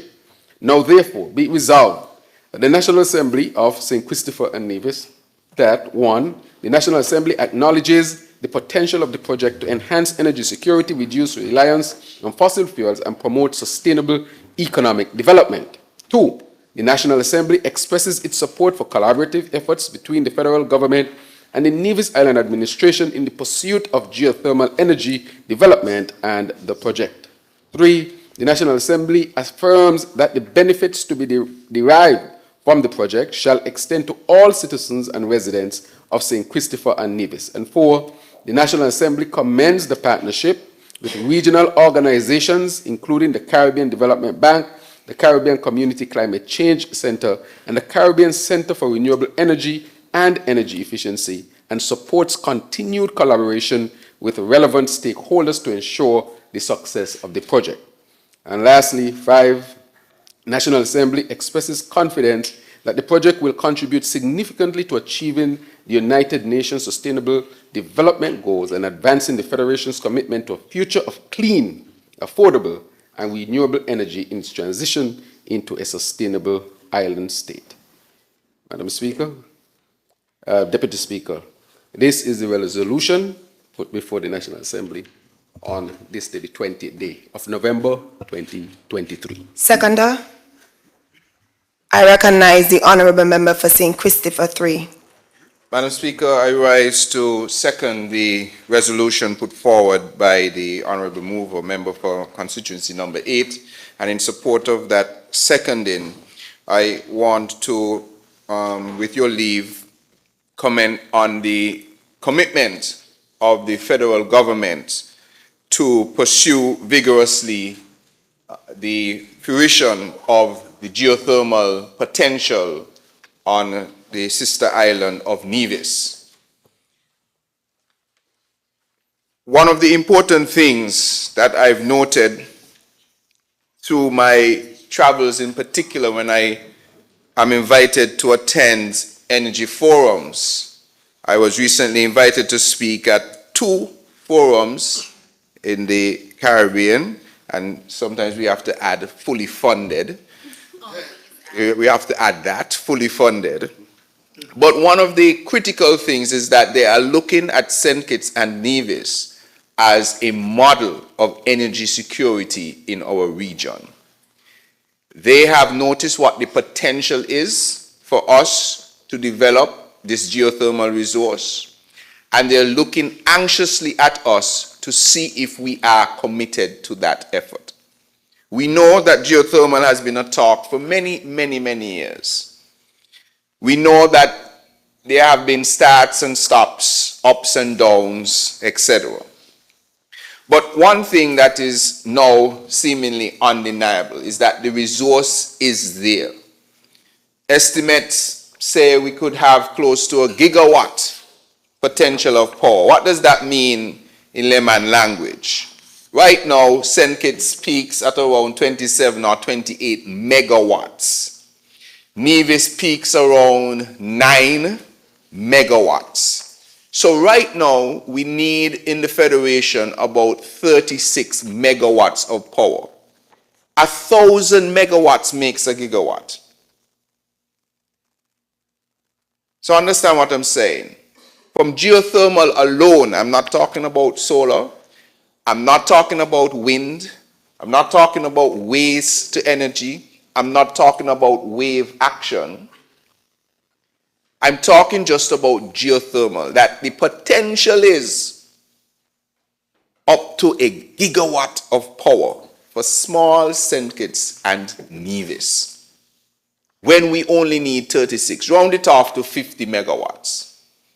What the mathematicians, how many times that is? 20 times? 20 times, over 20 times the potential. That's the right maths? Yeah, 20 times. 50 if you use 50 megawatts. 50 into 1,000 is 20, right? Ain't too bad. 20 times. So I want to give the listening public just an insight into what that could do, even if we are only able to develop a few hundred megawatts of geothermal power in St. Kitts and Nevis. Firstly, we have to remember Nevis is the smaller of the 2 islands. It only needs 9 megawatts of power. Let's double that over the next 10, 15, 20 years. Let's say they need 20 megawatts. So it is not necessarily commercially viable to do geothermal only for the island of Nevis, because the initial investment, the initial capital outlay is so great to then only have to provide 9 megawatts or 15 megawatts or 20 megawatts over a long period of time. And so how then do you utilize this tremendous resource that you have? Number one, you interconnect the 2 islands, St. Kitts and Nevis. You connect the grids and make us one grid. So any energy produced in St. Kitts or any energy produced in Nevis is interchangeable between the grids. That's number one. So immediately, from a resource, from Nevis having only 9 megawatts, say call it up to 15, and St. Kitts having now 27, say call it up to 35. From 9 megawatts, you can now service 50 megawatts of power just by interconnecting the grids. So that's attractive now to people who want to invest.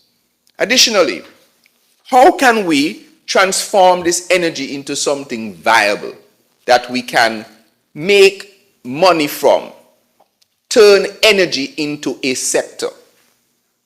Well, one of the important parts of doing that is, one, can we get the energy across to St. Martin via underground cables?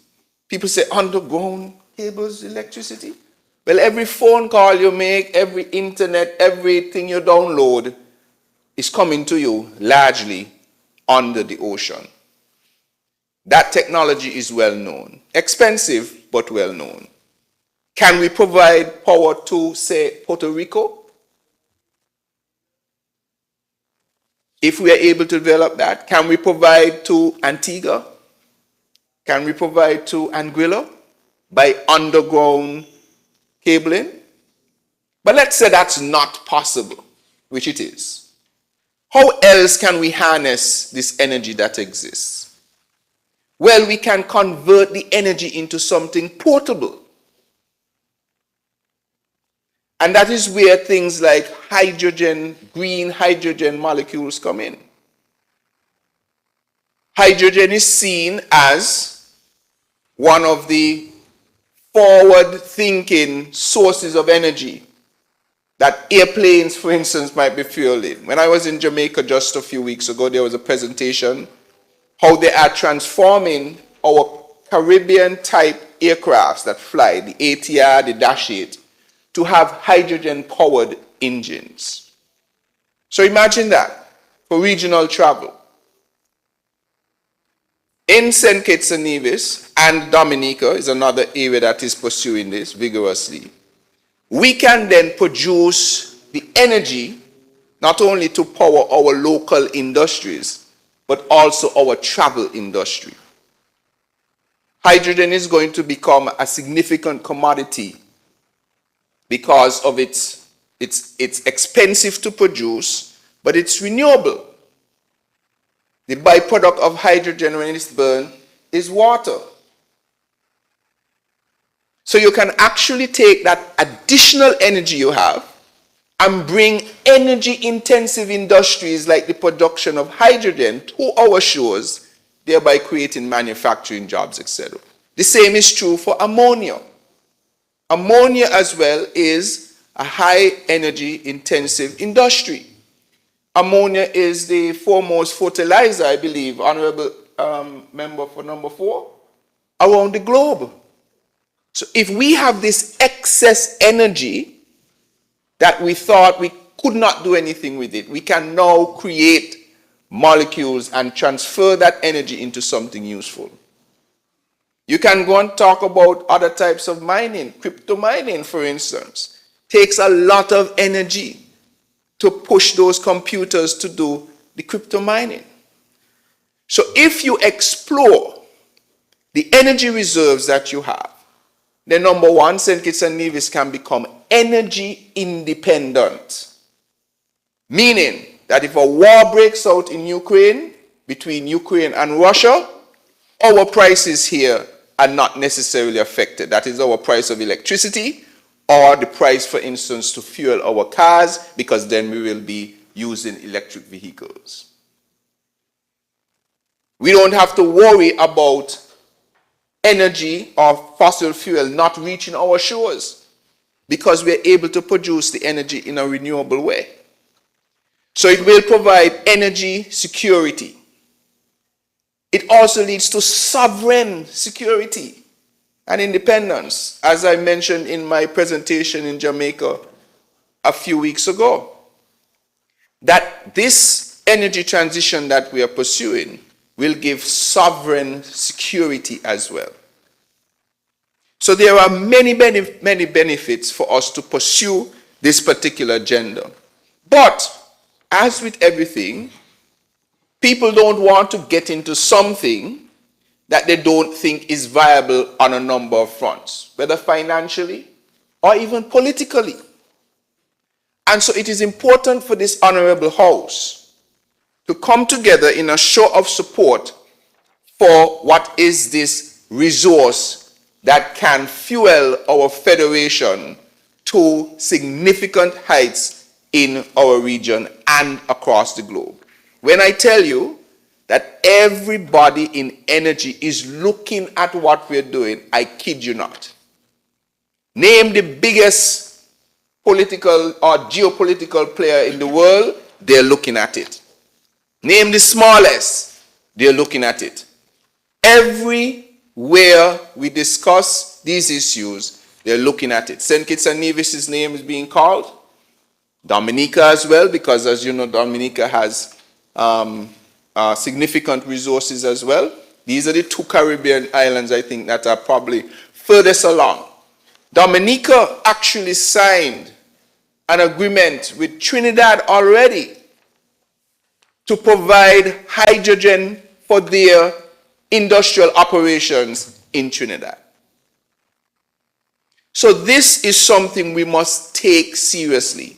And as a federation, we must do everything we can to invest in this. And so I want to commend this Parliament for taking up this resolution. I want to commend the Cabinet for supporting this initiative. I want to commend the Prime Minister, because on getting to government, one of the first things we did when it came to the energy sector here in St. Kitts and Nevis was to give the support to the CDB that we view this as of federal importance, significance, and federal interest. Because our stakeholders want to know that it is not just the Nevis Island administration that is pushing this. They want to know that the federation is behind this. And so in this honorable House, we want to show the world that this is a national attempt at bringing about energy security. And we will go to whatever lengths are possible to ensure that we see the day when we have geothermal power. Just as further update, I'm sure maybe the member from number 9 may want to provide additional updates on this. But as mentioned in the resolution, the CDB, Caribbean Development Bank, has approved a contingently recoverable grant for funding for the drilling of 3 production wells and 2 re-injection wells. What that mean basically is they're going to drill 3 wells to be able to get the steam out in order to power the power station, and you have to put back in the water effectively that you take out. Right? So when you take it out of the earth, in order for you not to create this big void and you're just taking out everything, you put it back in, and that again gets reheated to be used again. That is why it's renewable. It's this cycle that you create. So you put it down there by the heat, it gets heated up, you take it out, you use the heat, you extract the heat, and you put it back in to get heated again. So they have approved what is a contingently recoverable grant. What does that mean? Very quickly. It means that if we go and we drill the wells in Nevis and we don't find anything, this turns into a grant.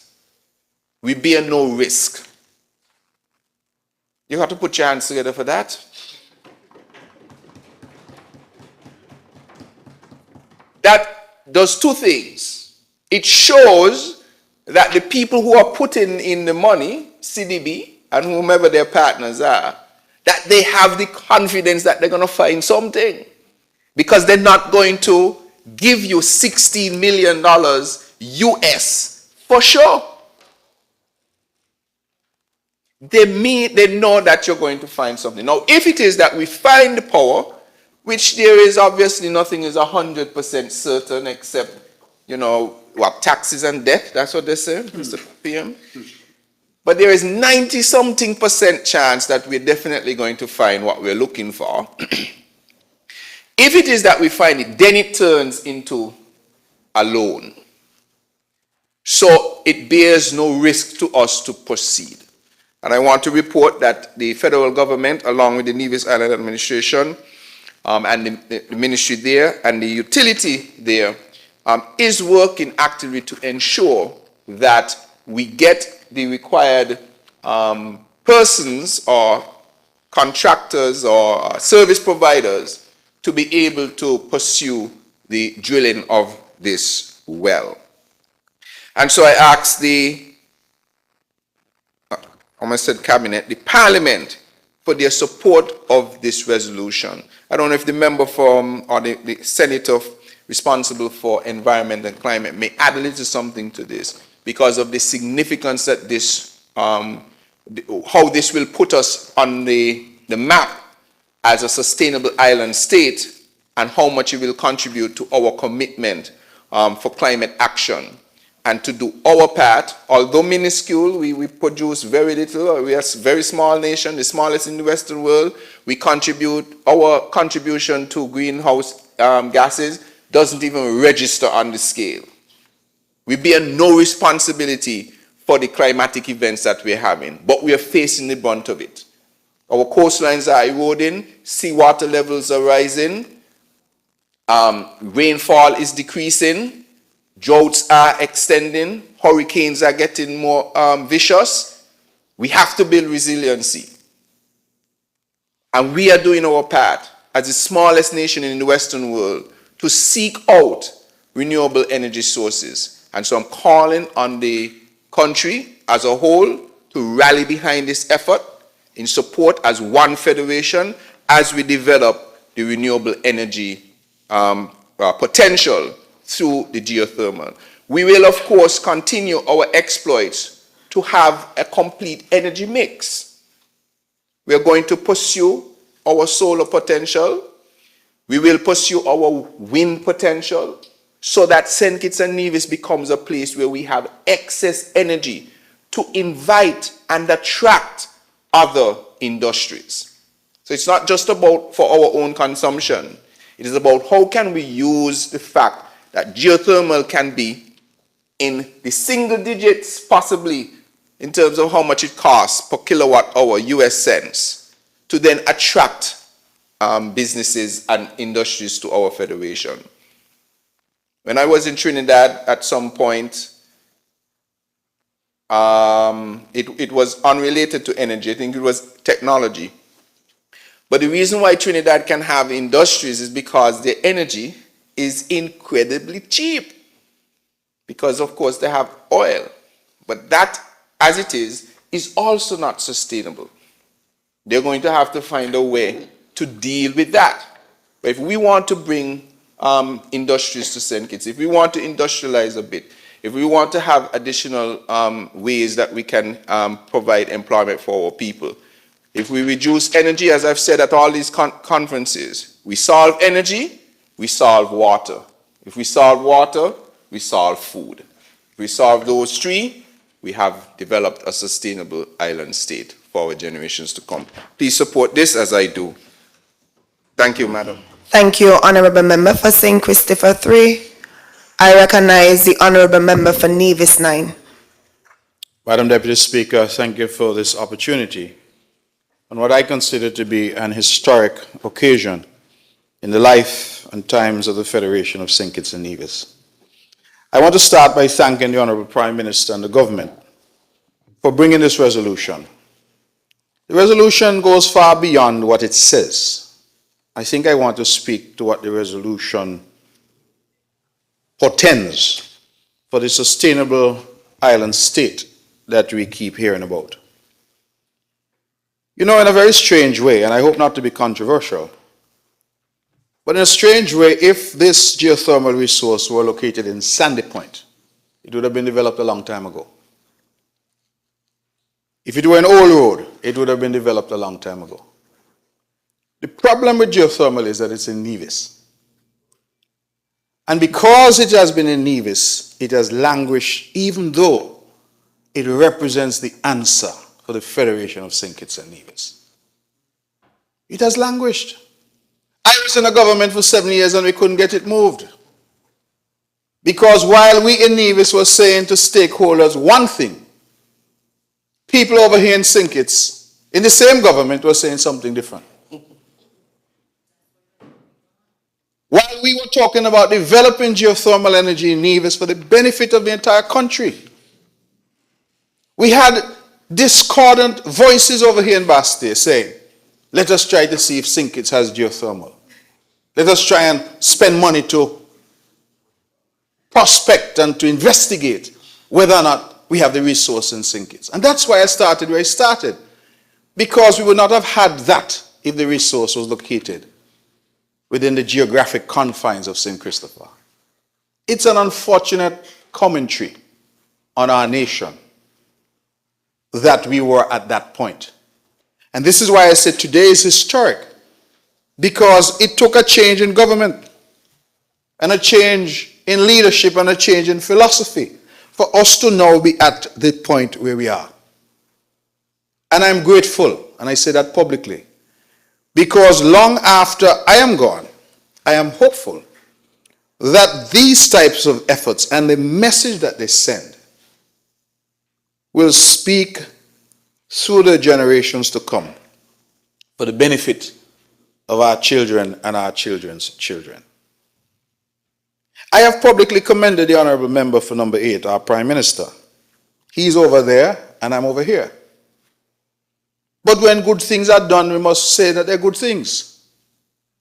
And I've publicly commended him because we needed for a very long time a letter to go from the federal government here in Bastille to the CDB, simply to say we support this project.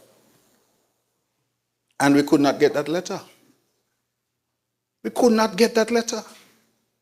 And to the honourable gentleman opposite, Prime Minister, to his credit, at our very first meeting after he became Prime Minister, I raised the matter with him. And in very short order, the letter went to the CDB. That was the only missing piece for the CDB then to consider. And ultimately, on the 9th of December last year, their board approved the $17 million that is referenced here. I think the people of St. Kitts and Nevis need to understand. Nevis could not approach the CDB as Nevis. We don't have the constitutional standing. Yes, they will talk to us. They will look at the project. They knew at all times that the project had merit, but they required the imprimatur of the federal government. And for nothing could we get that letter to go from the office of the Prime Minister to Barbados to say that we support this project. That is all that was necessary. No financial commitment, just to say that we support. Instead, we heard all kind of palaver about St. Kitts pursuing their own geothermal project, and St. Kitts this and St. Kitts that. The member for number 3 makes a very potent point. I don't want us to lose sight of it. If we solve energy, we solve water. If we solve water, we solve food. If we solve food, water, and energy, what do we have? A sustainable island state. And geothermal is the key that unlocks all of that potential. The member didn't go into it much. He made a beautiful presentation about the benefits of geothermal. He didn't, however, go into the pricing structure. I can say here, because the budget is coming up in Nevis, and I'm going to say so in Nevis, that we took a decision, a difficult decision in Nevis, to remove the fuel surcharge from domestic consumers. Why? It was killing people. Poor people, single mothers, the elderly were complaining they could not afford electricity. The result of that is that it has led the finances of the Nevis Island administration into a deplorable condition. Because we, the government, the central government, has now had to step in to subsidize. And as wars and rumors of wars are going on around the world, energy prices continue to creep up. And every time those prices creep up, they do more damage to us. Bus price gone up, gas gone up, diesel gone up, even the price of bread gone up. Because energy in any economy is what drives the economy. So when the cost of energy escalates, all of us pay that price collectively. And so when we look at what geothermal portends, the fact that early analyses have suggested that we might be able to get geothermal as cheap as 9 cents per kilowatt hour.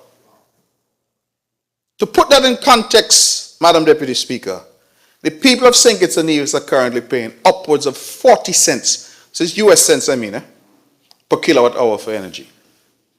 And as prices rise, that rises as well. That is why you have the accordion effect of that surcharge. Sometimes people cry out, I'm trying my best to conserve. The bill, however, isn't going down because the surcharge takes into account world fuel prices over which we have no control.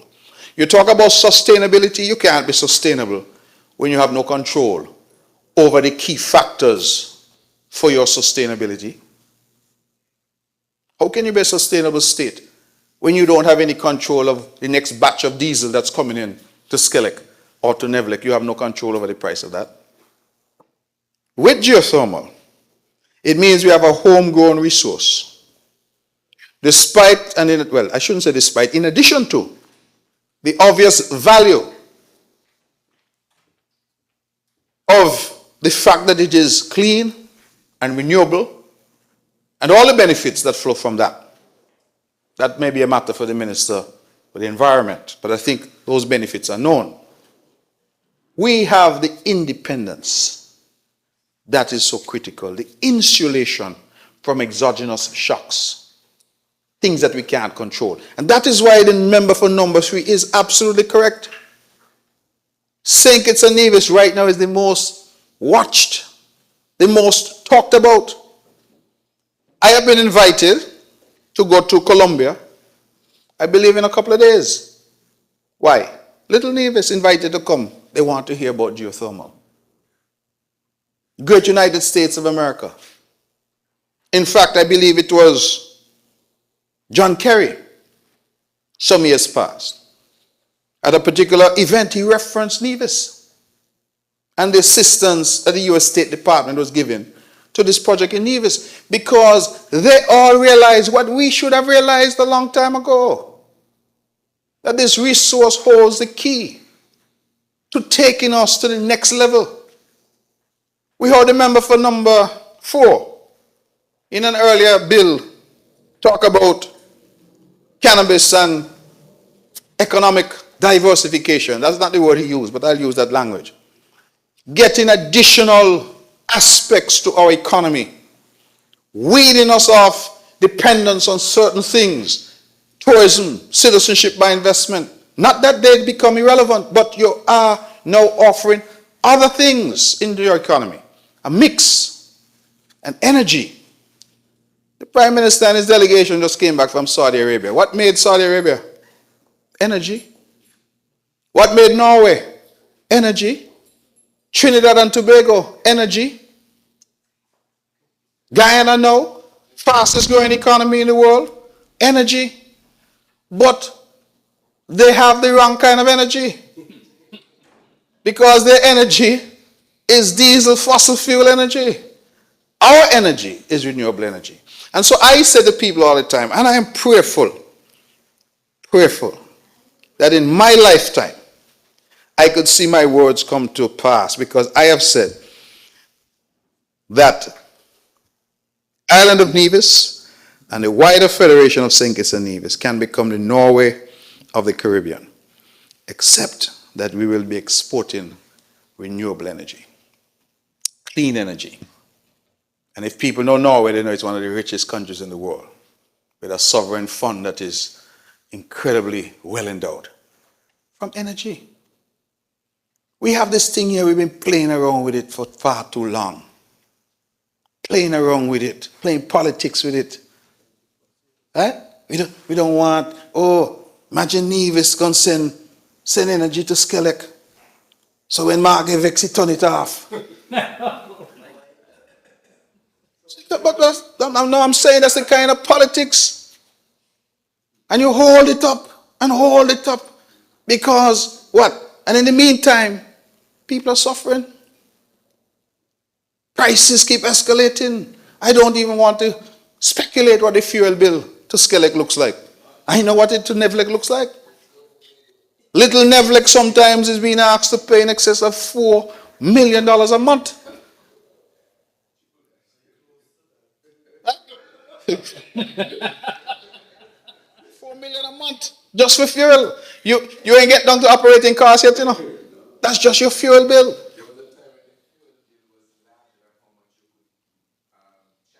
But all the time, it happens. And the public needs to appreciate that you can't even pass on the full cost to the public. It would destroy people's finances, people's ability to live.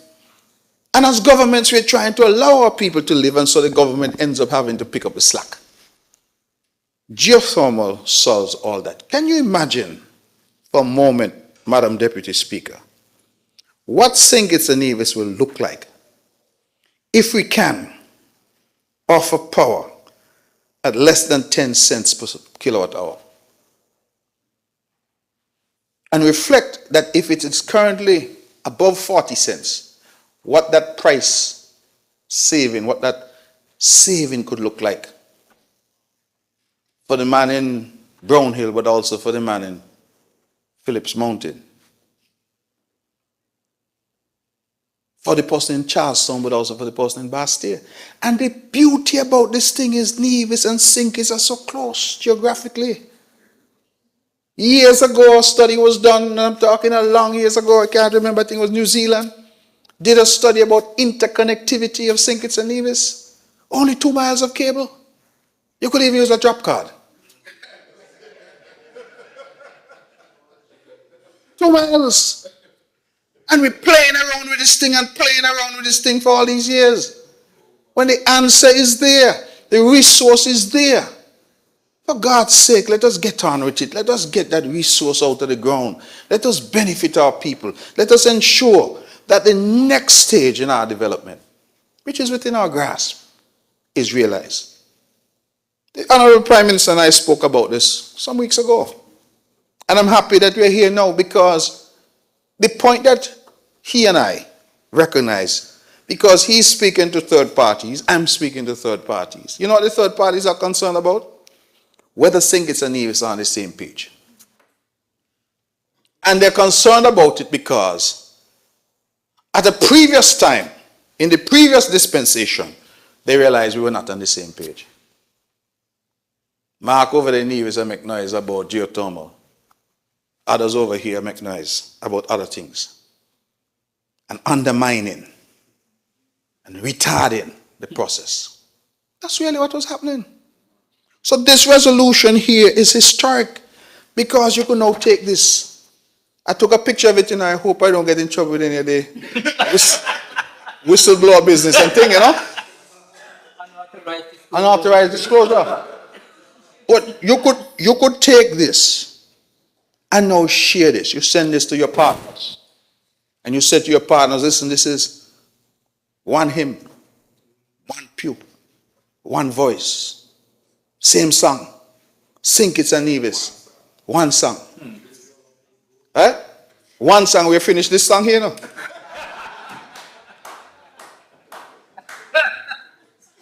We got to finish this song.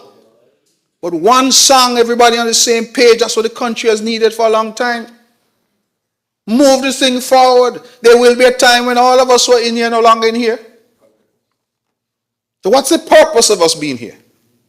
To build a better St. Kitts and Nevis. That's really the only purpose we have. And that is why we all brave the criticisms and the attacks and everything else. Because we must be committed to building a better St. Kitts and Nevis. And this will allow us to achieve that potential. Now I hear all about water and we're trying to drill and all of that. St. Kitts and Nevis are islands. Islands are surrounded by what? Ocean.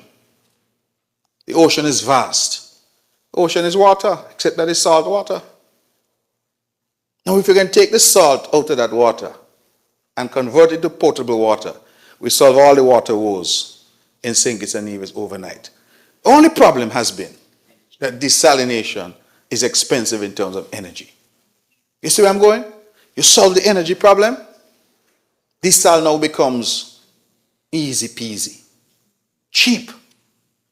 And we could forget about tapping into our aquifers. We don't need it anymore. We tap into the ocean. We don't have to go to Marriott to get water anymore, as was discussed. We have our own desalination plants. Middle East countries have done very well with desalination. They're leaders in the world. The technology is there. And they're able to do it. Why? Because they control their own energy. So we solve the water problem. Farmers, what is one of the most critical components to farming? Water. We heard about drought and the climatic conditions that are associated with climate change. Drought is one of them. So if you can now say to your farmers in St. Kitts and in Nevis, listen, man, don't worry about water. Don't water on every farm. Don't worry about water. And you can say water on every farm because you are producing water now at a rate because you have cheap renewable electricity that makes it affordable. You see how everything connected? In fact, even the waters from the aquifer that we get powered by energy because the pumps that you need to use are powered by electricity. So again, when fossil fuel prices rise, your cost of production of your water goes up as well.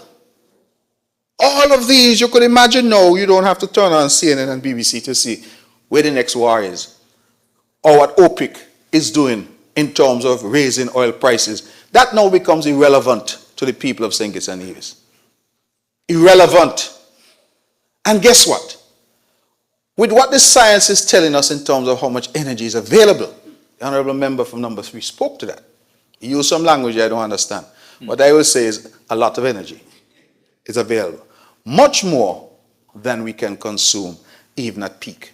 Even making provision for growth, we can't consume the amount of energy that lies currently under Nevis. So it therefore means that we have the potential to export to neighboring islands, whether again through undersea. In fact, I will share with this honorable House that we have already had interest being expressed by the French government because they have islands in the vicinity, Saint Martin, Saint Bartholomew, the Dutch islands, Saba, Statia, Anguilla. All of these can potentially, Antigua, benefit. Within this OECS here, I hope you all understand what I'm saying, St. Kitts Nevis can become the epicenter for transforming not just St. Kitts and Nevis, but the OECS, the sub-region, let me not say the OECS, I don't mean the Windward Islands, the neighboring islands, by transforming all of them, weaning all of them off fossil fuel. Because with the amount of energy that we potentially have, we can supply all of Saba, Statia, St. Martin, Antigua, and have energy left over. That's the potential that geothermal holds for us. And then, of course, you're hearing now about hydrogen. I'm so happy the minister referred to the fact that already Trinidad is seeking to get hydrogen from Dominica. I saw something recently we suggested that Canada was talking about hydrogen to some other country. These are ways of storing and transporting energy. So could you imagine his vision that we now have airplanes flying in our skies in the region powered by hydrogen? Where the hydrogen come from? Geothermal. Where the geothermal come from? St. Kitts Nevis. Powering airplanes in the region. The Minister of Tourism isn't here. But if she were here, I'm sure she would have shared in my vision of transforming the entire tourism sector, making all of it green. Imagine your hotels, green. Your scooters, your cars, your buses. People in Nevis now are asking me about electric cars, and they're asking the government, well, could you give us some break on duty? And I'm saying to them, even if you got a break on the duty on the electric car, the cost of electricity is still going to kill you. The running costs are going to be high. Unless, of course, you could get solar or some other form of energy. But if you have to fuel it via fossil fuels, it's going to kill you. But could you imagine now you go say to people, listen, man, bring in everything electricity powered, because we got charging stations all across St. Kitts and Nevis. Just plug and go. I mean, when I was a youngster, I used to watch something called the Jetsons. The Jetsons is within reach, you know. Y'all may think I'm joking, but I'm not joking. The Jetsons is within reach because we can power St. Kitts and Nevis and have a paradigm shift in terms of how we develop. You know, we have given a lot of lip service to being the best small island state in the world. I actually feel that we can achieve it. We can achieve it. We can become the best. We can become the model. When you go around the world, you see people look at small countries. I was in Dubai, and they say about the UAE and how great they've done, and it is true. They talk about Singapore, the Singapore model. Singapore is a small country. Dubai itself has no natural resources. The oil finished long time ago. But they've leveraged a lot of other things and created a superpower in terms of economy, in terms of activity. Why can't we do the same here? Geothermal, Madam Deputy Speaker, represents our gold. It represents our oil. It represents our timber, our diamonds. It is a natural resource that we are blessed with. And I'm happy to finally have a partner in Bastille that understands that this benefits everybody. It benefits everybody. And not because it's located in Nevis. It benefits all of us. And that the man in Cairn wants cheap, clean energy, just like the man in Charlestown. That we have within our grasp the ability. CDB and them are not going to give you $17 million on a contingency recoverable grant, as the minister said, without understanding. And in fact, I hope I'm not speaking out of turn. But this project is important to CDB. CDB sees this project as critical for them because they want a win. They want a win, and they see this as a win. Because guess what? If CDB gets a win with geothermal in St. Kitts Nevis, more money flows into CDB now. Green Climate Fund and all of them now want to say they're doing other projects. So we have all the stars aligned. All we needed was the will. And that's why for me today is historic, because we have a public demonstration of the will to make this project happen. And I know the people in Nevis are listening. I want them to understand that this has always been and has to always be the approach. This asset has to be deployed for the benefit of the nation. That is what has to happen. And all of us must be able to benefit from this gift. I don't know why it is that the Earth's crust in Nevis, just 2 miles away, is hotter than St. Kitts. I don't know. Just like sometimes they say you could dig the whole day and you find oil. You dig over here and you don't find any. Water, I don't know what the reasons are. Only God Almighty could tell us that. But we have the resource. And if we have it, then I think it would be negligent. Let me go even further. It would be criminal not to develop it for the benefit of all of the people of this country. I want to get to a stage, Madam Deputy Speaker, where we have some insulation from what's going on outside. We are so dependent now on tourism that, God forbid, there's an outbreak of something.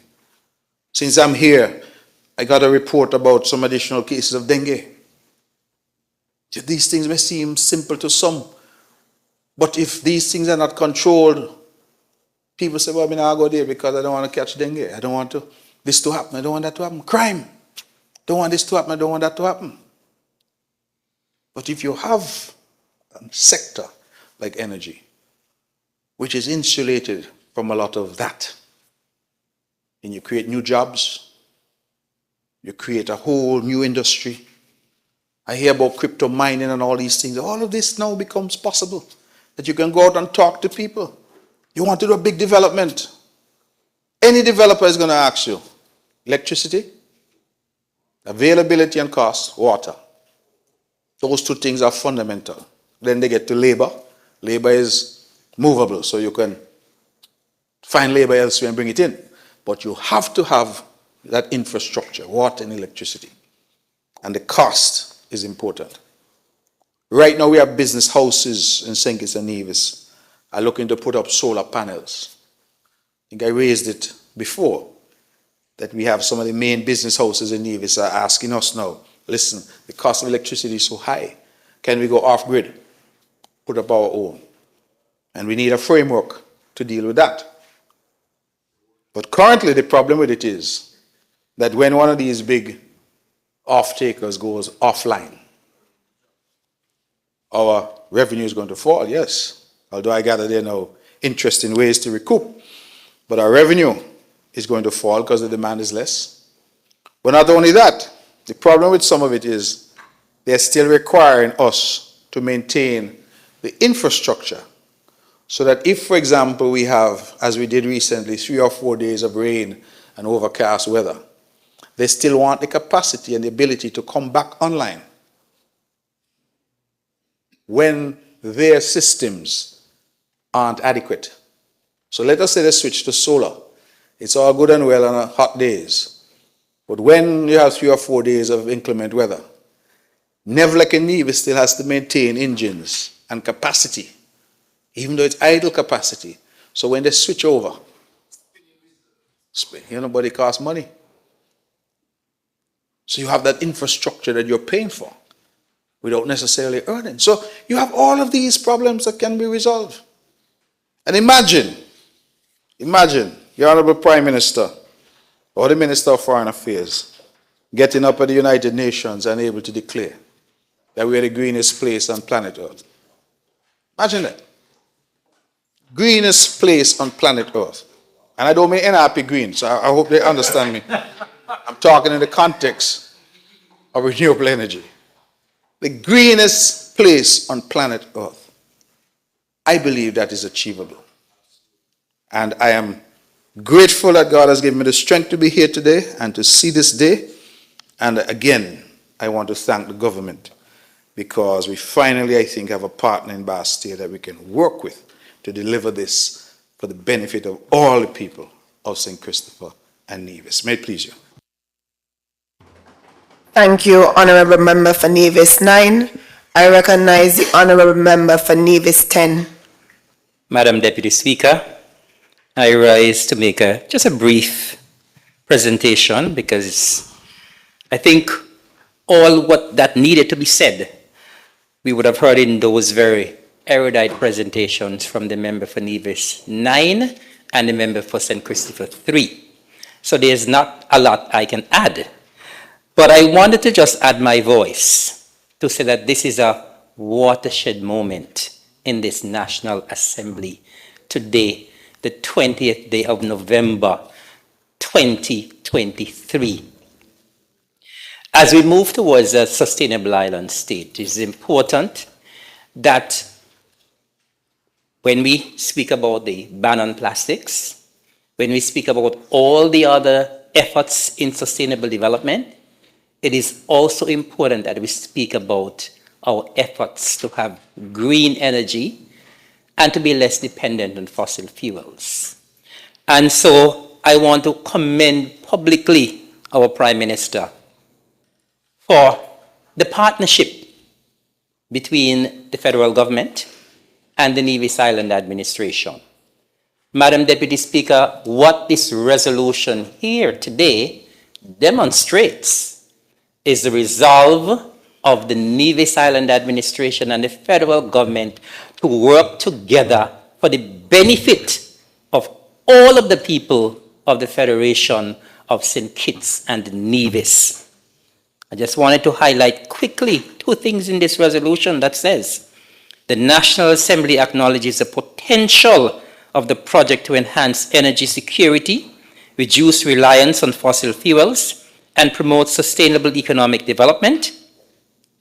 And the National Assembly affirms that the benefits to be derived from the project shall extend to all citizens and residents of St. Christopher and Nevis.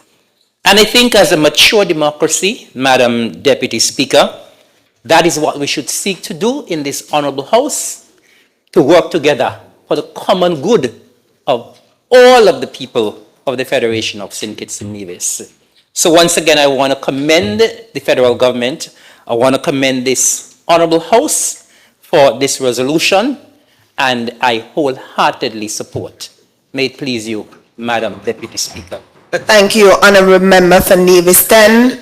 I recognize the Honourable Member for Nevis 11. Madam Speaker, thank you very much. I've been sitting here all day, so I believe it is about time I make my voice be heard. And I know we could be here until midnight to wish the Prime Minister happy birthday when it comes, but oh, it's Wednesday. I thought it was tomorrow, but we won't be here that long for sure. But Madam Deputy Speaker, I had to rise at this time to let my voice be heard because, as was mentioned before, this is a historic day in this Parliament. This is also a day when both the government and the opposition, the federal government and the Nevis Island administration are demonstrating some level of maturity in our 40th year of independence. Over the years, we have had a lot of back and forth, a lot of bickering and a lot of fighting over things that some could call triviality, some may say there were important arguments to be made. But I believe today demonstrate to all of us, and throughout this year, and since we've had a new government in Basseterre, that there have been attempts made to work together as a federation, as we should. And I believe we are doing so to the benefit of all of the citizens of St. Kitts and Nevis. Of course, we have heard a lot being said, and I would just want to add a few additional points, not repeating anything that has been said here this evening. But part of the maturity that we have to exhibit, we have to look at other countries, larger organized countries, and ask ourselves the question, can we be the same? And I say that to say this. Countries like Canada sell power to the United States every day. It is a well-known fact. You're not hearing that Canada is shutting down power to the United States because of some disagreement over some sort. So when I hear persons say that there could be difficulties if there's power in Nevis and there is some bickering here or there that Nevis would shut down power, I look at that as some of us really thinking with that small mindset and are trying to elevate our level of thinking to the point where we can say we are on the level of those larger countries that are exhibiting such maturity. And what I want to say to this Parliament is that we can always come here and argue over all sorts of different issues and nothing gets done. So we can come here and perhaps watch things happen, like in Guyana. We're talking about Guyana and oil. We're talking about Saudi Arabia and oil. We're watching these countries. So that is us as a Parliament looking at these examples. Or we can come here as a Parliament and make things happen, which is what we are doing today. What we are seeking to do today, to ensure that in the near future, and I say near future, I don't know how long the process will take, but many of us would want it to happen tomorrow because of the difficulties and the burdens that we are, and the pressures that we are under these days with the cost of fuel. But we are a Parliament that will not just sit here and watch things happen or wonder what is happening, but we are going to make things happen. And that is the result we have on this side. And that is why we come across every time we're here before everyone else in this Parliament to make sure that we're here to do the people's business, the people of the Federation of St. Kitts and Nevis. So that is why I stand this evening to lend my support to this resolution and also commend the member for St. Christopher, 8th Prime Minister of the Federation of St. Kitts and Nevis, and the entire cabinet or the government side of this Parliament. And you will hear a lot of things being said out there, a lot of spinning will take place politically, and that is our right to do, I suppose. But what I want our people to understand is that after all is said and done, how much better are we when we, engage in all of this political banter so as to try to derail the progress of the Federation of St. Kitts and Nevis? Who's better off in the end? Because if nothing gets done, you don't see any progress, and the sustainable state that we are trying to achieve, when are we going to get there? So there must come a time, and I believe it starts with us, and I believe the member for Nevis 9 was correct that the legacy that we leave behind is what we should be seeking to accomplish, not only to big up ourselves, but to ensure that that legacy is one that future generation can benefit from and can use that to further advance the Federation of St. Kitts and Nevis. We've heard about the benefits of geothermal. As a matter of fact, I believe the United States, you're hearing that by 2030 they want to go all electric. So as the United States go, that's how we'll have to go as well. Because those particular cars will be sought after, our vehicles will be sought after by our people. I mean, it has been said that persons have been inquiring already. So imagine what the potential is with this particular move today and what can be realized in the future to come. I believe I am excited about this because since 2004 I've been hearing about geothermal. I believe I'm correct. Member for Nevis 9 can correct me. I was once the Minister of Energy in Nevis too, and I was, 2013 to 2017, was also behind this geothermal thing. And we have been trying. And there have been efforts made from all quarters to derail this project. But I believe we are back on track now. And my prayer and my hope is that we'll pull into that railroad station someday. And I'm talking figuratively, meaning that at some point, we'll see the realization of geothermal energy to the Federation of St. Kitts and Nevis and beyond. So the work has to continue, and I believe that we are on the right track. And I do believe that we can achieve such sustainability in the end. So I wish this venture every success. I am grateful for this resolution and I support it wholeheartedly. Those were my few words, Madam Deputy Speaker. Thank you very much for all that has been done here today to ensure that we can move forward as a collective body. Thank you. Thank you, Honorable Member for Nevis 11. I recognize the Honorable Senator Joy L. Clark. Madam Speaker, I didn't really need to stand, Madam Speaker, because every minister who has commented on the significance of pursuing this joint resolution is quite capable of speaking anywhere in the world on St. Kitts and Nevis, on geothermal, on climate action, and on sustainable island state. But I needed to stand to amplify their voices and also to just read into the record that I'm extremely proud to be part of this parliament, not just the cabinet, not just the government of St. Kitts and Nevis, but a parliament that can put politics to the side and put people first. So that needed to be said.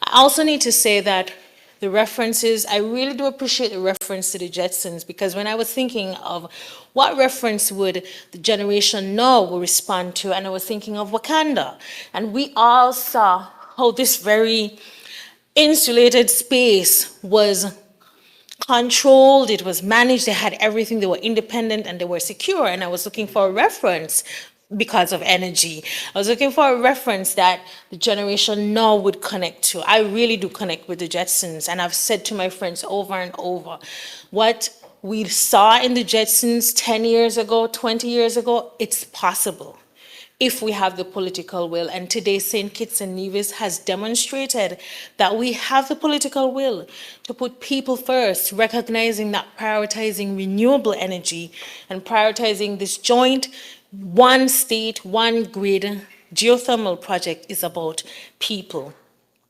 Importantly, I must say to the people of St. Kitts and Nevis that this commitment is a steady stride towards our nationally determined contributions and our global commitments to reduce by 60% our dependence on fossil fuel, on thermal energy, on energy that is not renewable. And I'm happy that Nevis could be that bright spark, not just for St. Kitts and Nevis, but a spark, as all members have said, for the entire region. What we've done now, we have not done it for people tomorrow, or even people 3 years from now. We have done this for the generations of unborn Kittitians and Nevisians who are going to look back today, November 18th, 2023. November 20th, 2023, thank you. And they're going to talk about every single member who voted for this resolution and who supported energy independence, livelihood security, sustainability, and the protection of people, because we had the political will to do it together. I am very proud, I'm very happy, and this is a moment that we should celebrate. Thank you, Madam Speaker. Thank you, Honorable Senator Clark.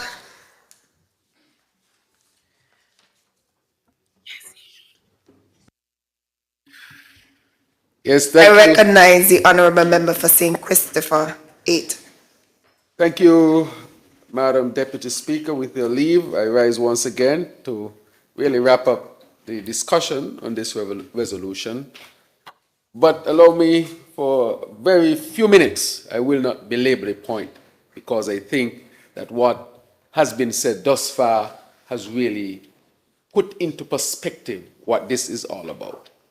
But just to say historically that I never hesitated once to sign that letter, so that we can develop this resource at Nevis. I did a calculation in my mind, and I said, even if the day comes where we had to buy it from Nevis, if I am buying electricity at 9 cents per kilowatt hour from Nevis, and we are paying now upwards of 40 cents, that means a quarter of what we are paying now is what we would have to pay. Do you know what that means? The tens of millions of dollars that we use yearly to pay for that fuel charge, we wouldn't have to pay. It means that people can have electricity for next to nothing. If it means that for the people of St. Kitts and Nevis, what can prevent us really from pursuing something like this?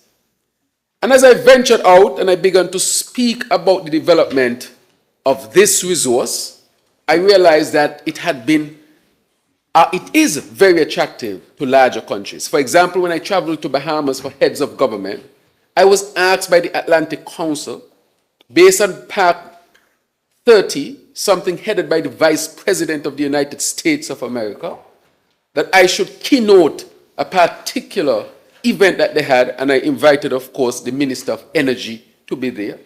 And the crux of my discussion was on geothermal, and they were very interested. They brought everybody to the table and said, Prime Minister, we have to bring everybody to see you. That was one event. Again, recently when I traveled to UNGA, United Nations General Assembly, on the margins of UNGA, the Atlantic Council organized an event for St. Kitts and Nevis and Dominica. And they brought there, of course, very high officials from the United States government to meet with us to discuss this particular resource and its development. And asking me, as the Prime Minister, how can we assist, or in this case, how can they assist us in helping to bring to fruition this particular resource? But there was one thing that kept coming through, and they came to Basti to see us again, Madam Deputy Speaker. And they asked, where is St. Kitts and Nevis on this? And just a couple of weeks ago, we had another visit that said, where is St. Kitts and Nevis on this?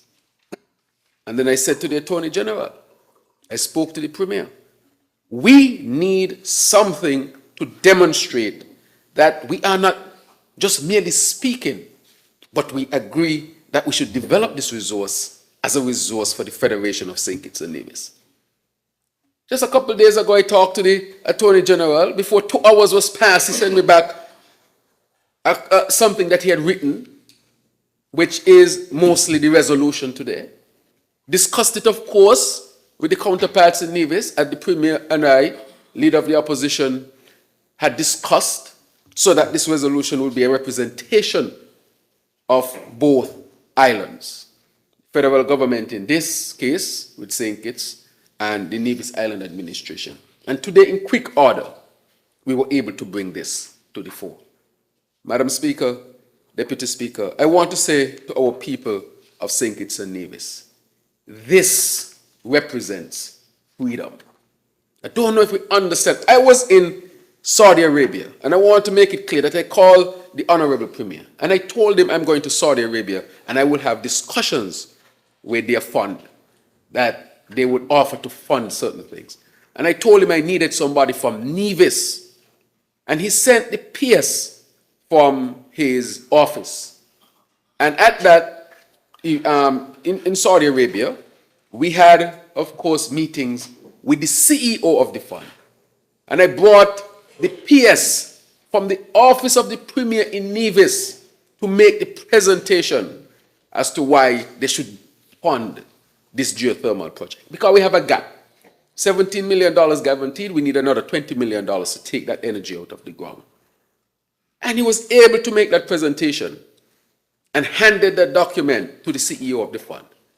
And we, of course, are setting up the mechanism in Boston. I spoke to the Minister of Energy and also the Nevis counterpart so that we can set up that committee or task force, whatever we call it. But they will be responsible for having that conversation to make sure that the funding come to complete that cycle so that we can start to extract this energy from the ground. But Madam Speaker, it doesn't stop there. I've been speaking to other persons and they're excited now that we are demonstrating that St. Kitts and Nevis is going to take this on as a federal project. And as I pass this today, I know the member from number 9 has already taken a picture.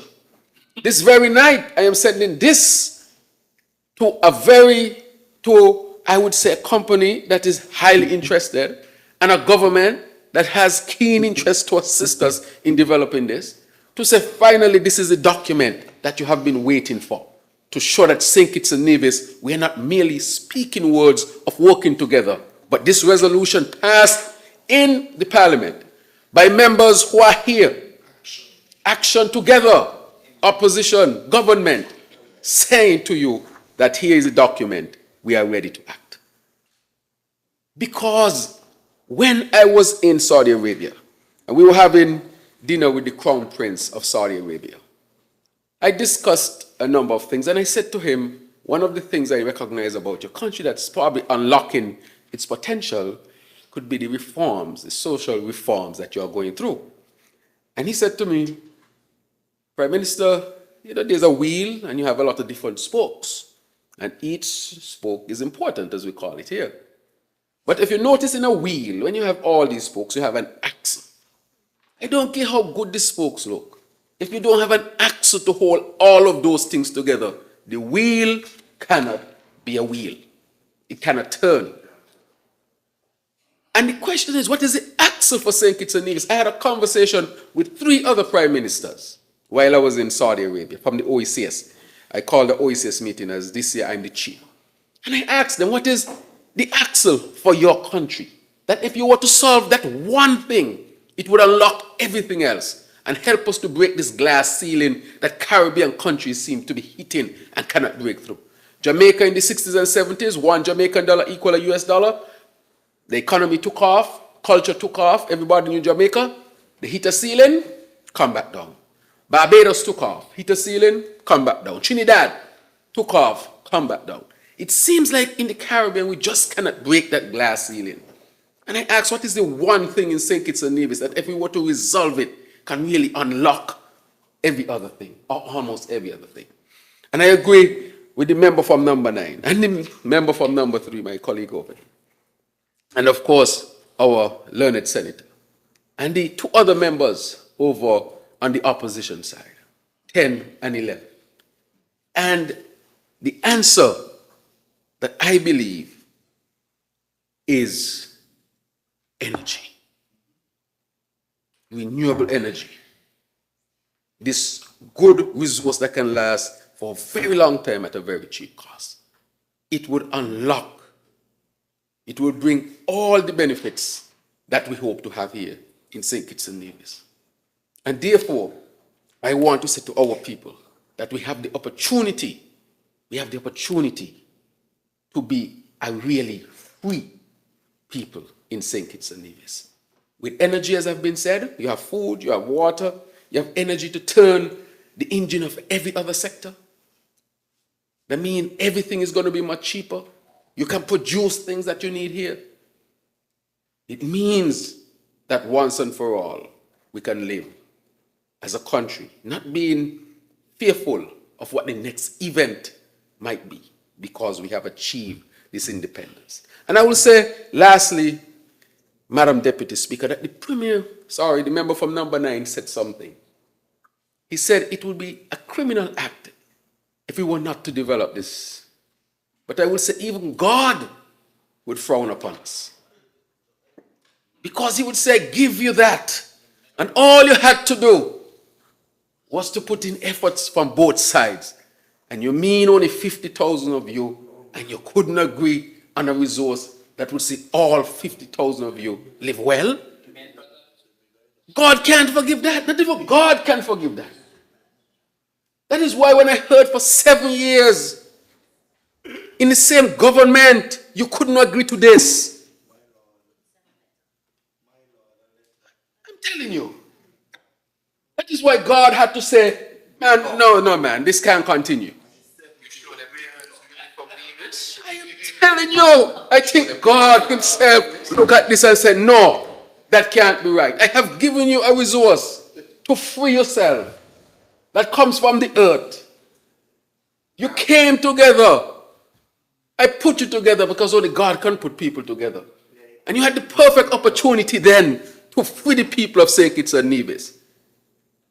And you ain't do it? Come on. Think about it. So we are obligated, I don't care what our politics is, to each member of St. Kitts and Nevis, that they would have the opportunity to live the best life that they can live. This is Wakanda. No, when you watch the Black Panther, the crux of the matter is, what was the name of the substance? Huh? Vibranium.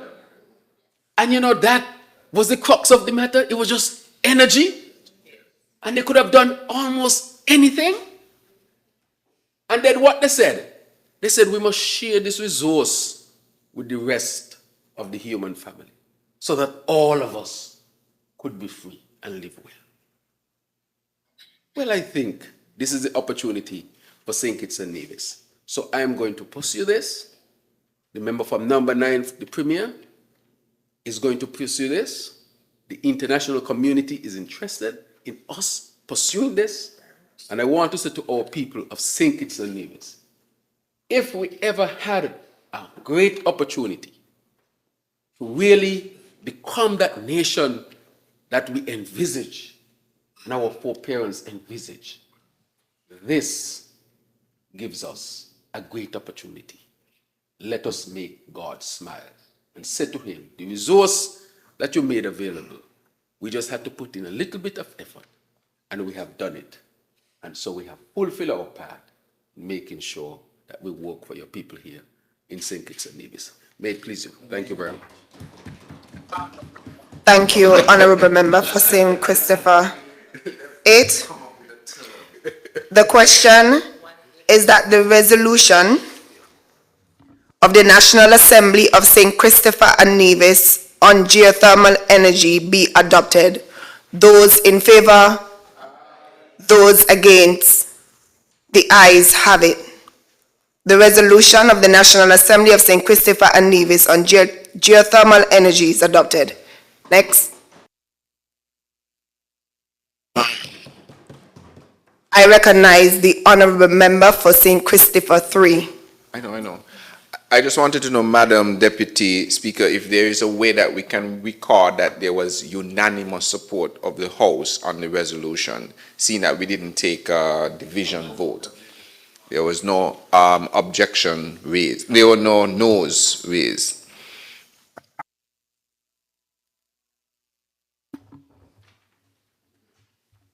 I recognize the honorable member for St. Christopher 8. Thank you once again, Madam Deputy Speaker. I rise, with your leave, I rise to lay before this honorable House another resolution, namely, and it reads, Resolution of the National Assembly of St. Christopher Nevis to approve the value-added tax, special VAT reduction, order number 37 of 2023. And I read, Madam Deputy Speaker, whereas it is provided by Section 27(2) of the Value-Added Tax Act that the minister may calculate the rates of tax at such other rate as the minister may by order specify, and that such order shall be the subject to the affirmative resolution of the National Assembly. And whereas the Ministry of Finance considers it expedient to introduce a measure to create a fiscal stimulus. Now be it resolved, therefore, that the National Assembly of St. Christopher and Nevis hereby affirms the order of the Minister of Finance to reduce the rate of VAT, A, on 15th December and 16th December 2023 to a rate of 5%, and all sales of vatable goods commencing from 12:01 a.m. to 11:59 p.m. on each day, and B, from 19th 19 September 2023 to 31st December 2024, correct, to a rate of 13% on eligible building materials for the first-time homeowners and for home renovations and repairs. As you can see, Madam Deputy Speaker, this resolution does a number of critical things to bring relief to the people of St. Kitts and Nevis. First, by having 2 additional days, meaning that we would have had days before during this year, and also to recognize that to stimulate the construction industry that we are reducing VAT on building materials. Because of inflation, the cost of building has gone up significantly, and this government understands that, and that is why we have sought to reduce the VAT down to 13%. We know it would affect collecting some of the financial resources that are well needed. However, we think that the benefits would be overwhelming.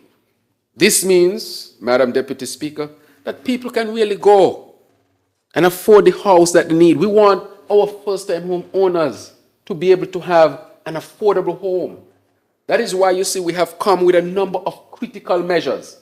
For example, if you look at National Bank and their home initiative, where they have a number of facilities to help our people to get affordable mortgages so that they can get the home that they desire.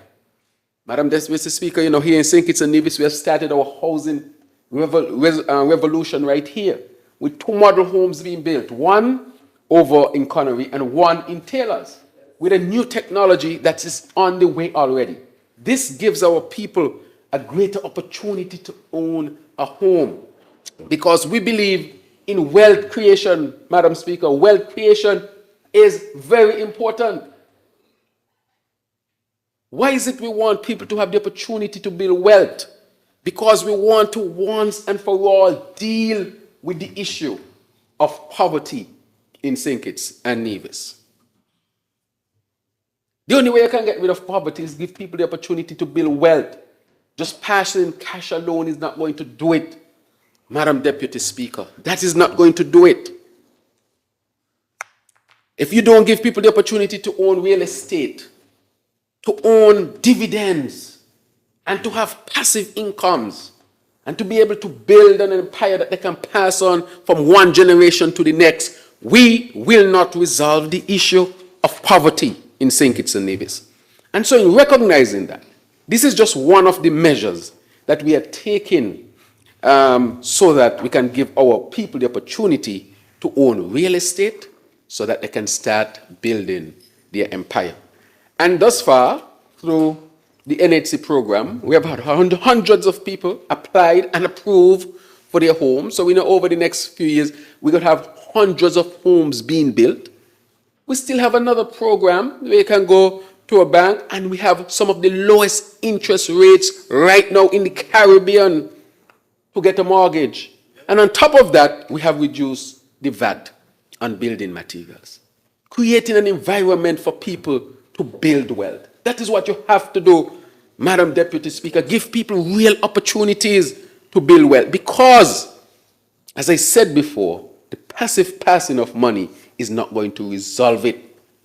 Madam Speaker, we have something revolutionary coming, Revolutionary coming, because we are determined that as we become energy independent, as we establish our sustainable island state, one of the pillars is wealth creation and ending poverty for our people. This is one step. We know that thousands of people will own homes for the first time through this. That means they're building the economic empire. When we come with our other wealth creation measures, we will see other opportunities for people to build wealth. And so, not going to belabor the point, Madam Deputy Speaker, but just to say that this will tremendously benefit the people of St. Kitts and Nevis, another measure to make sure that we continue to build our wealth and our empire for ourselves and for our children. We are on our way, Madam Deputy Speaker. May it please you. Thank you, Honourable Member for St. Christopher 8. Seconder, I recognize the Honourable Member for St. Christopher 3. Madam Deputy Speaker, I rise to second the resolution put before this Honourable House and reserve my right to speak.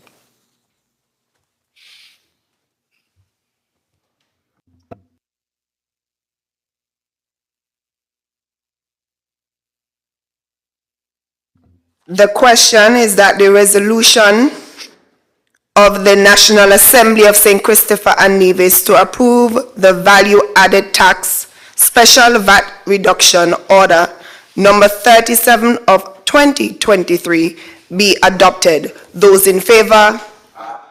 Those against? The ayes have it. The resolution of the National Assembly of St. Christopher and Nevis value-added tax special VAT reduction order number 37 of 2023 is adopted. Next item on the order paper. Adjournment. I recognize the Honourable Member for St. Christopher 1. Madam Deputy, I rise on adjournment just to express some condolences. I've been out of the Federation for a bit, had an excellent opportunity, as I said earlier, to be in Paris at the UNESCO's 42nd conference. And I want to use this opportunity again to thank Ambassador David Doyle and our Secretary General here. My teachers, I refer to her, Mrs. Dorothy Warner, for an excellent job there. But while I was out, Madam Speaker, I missed some funerals, and I want to take this opportunity while I go and see the families to express sympathies again to Mrs. Blondell Franks, my history teacher, on the passing, and her children and the entire family, on the passing of Comrade Stanley Franks, who we all know we can stay all night talking about him, but for me, I view him as a sportsman, a stalwart, a unionist, a welder, because I remember my days when I used to chaperone contestants for Miss St. Kitts.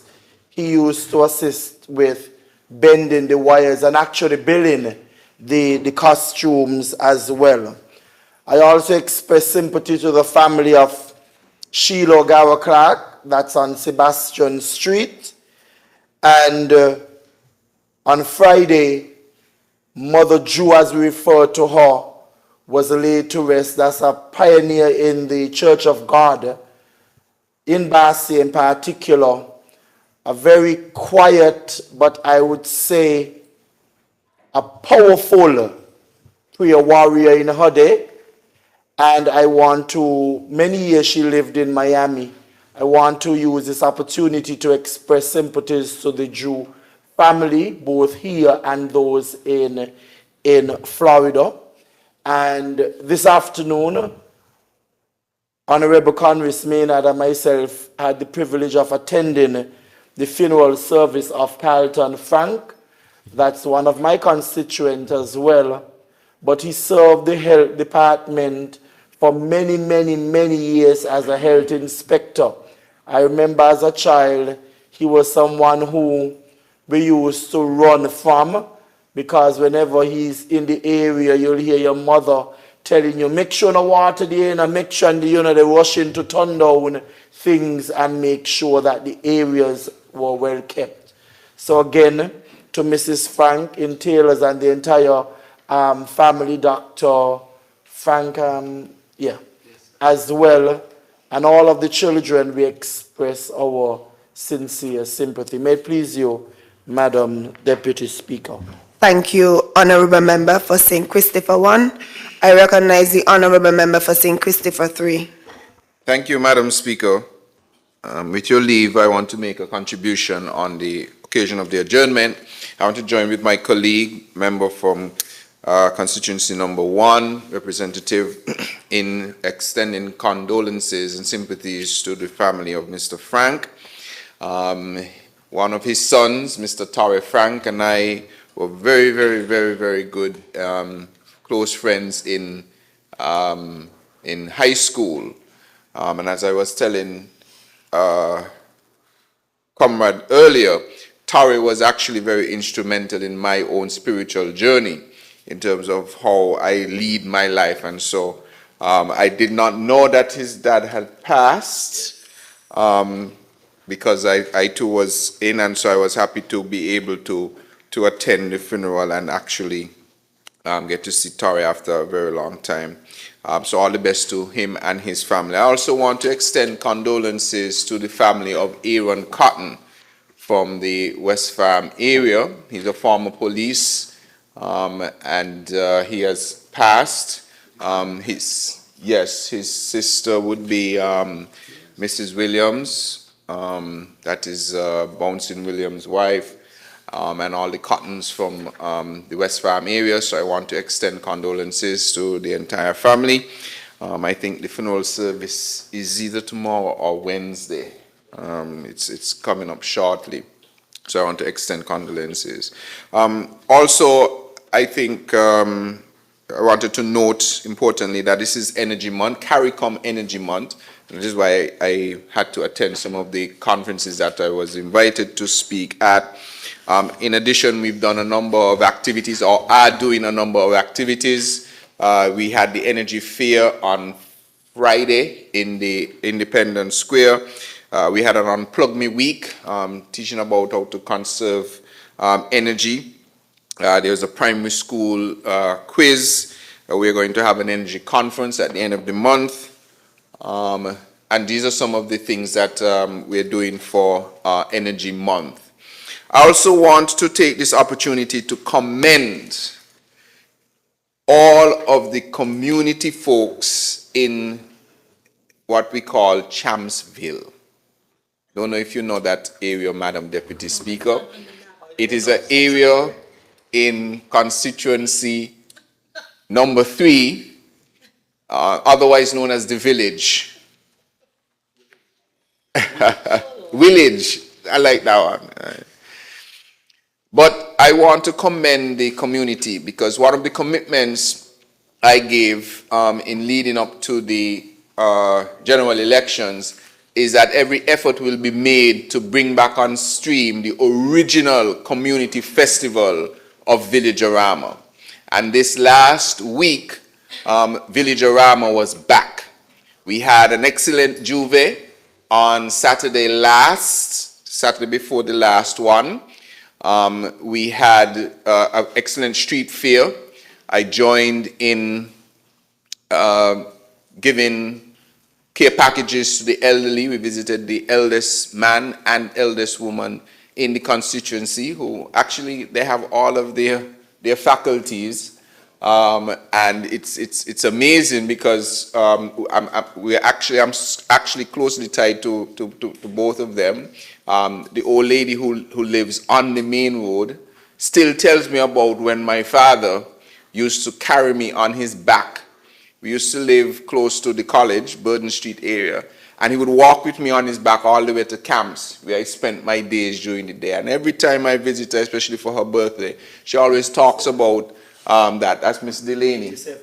Yes, and she has impeccable memory. The other one was Mr. Griffin, who lives down camps. So he lived right next to where I used to stay in camps. Again, yes, he's 93 or thereabout. Again, he has all of his faculties, and so we delivered some care packages for them. We also did a night walk, a night glow walk, where we took an opportunity to do a glow walk to the community to alert the community that we're bringing back Villagerama. We also had the 7-a-side football competition. It went so well Wednesday that we didn't even get to finish that evening, and we had to finish on Friday evening. And I think the team that won is Shadwell, right? They wanted me to play, but I don't think they could afford me. I was playing. Can't play football.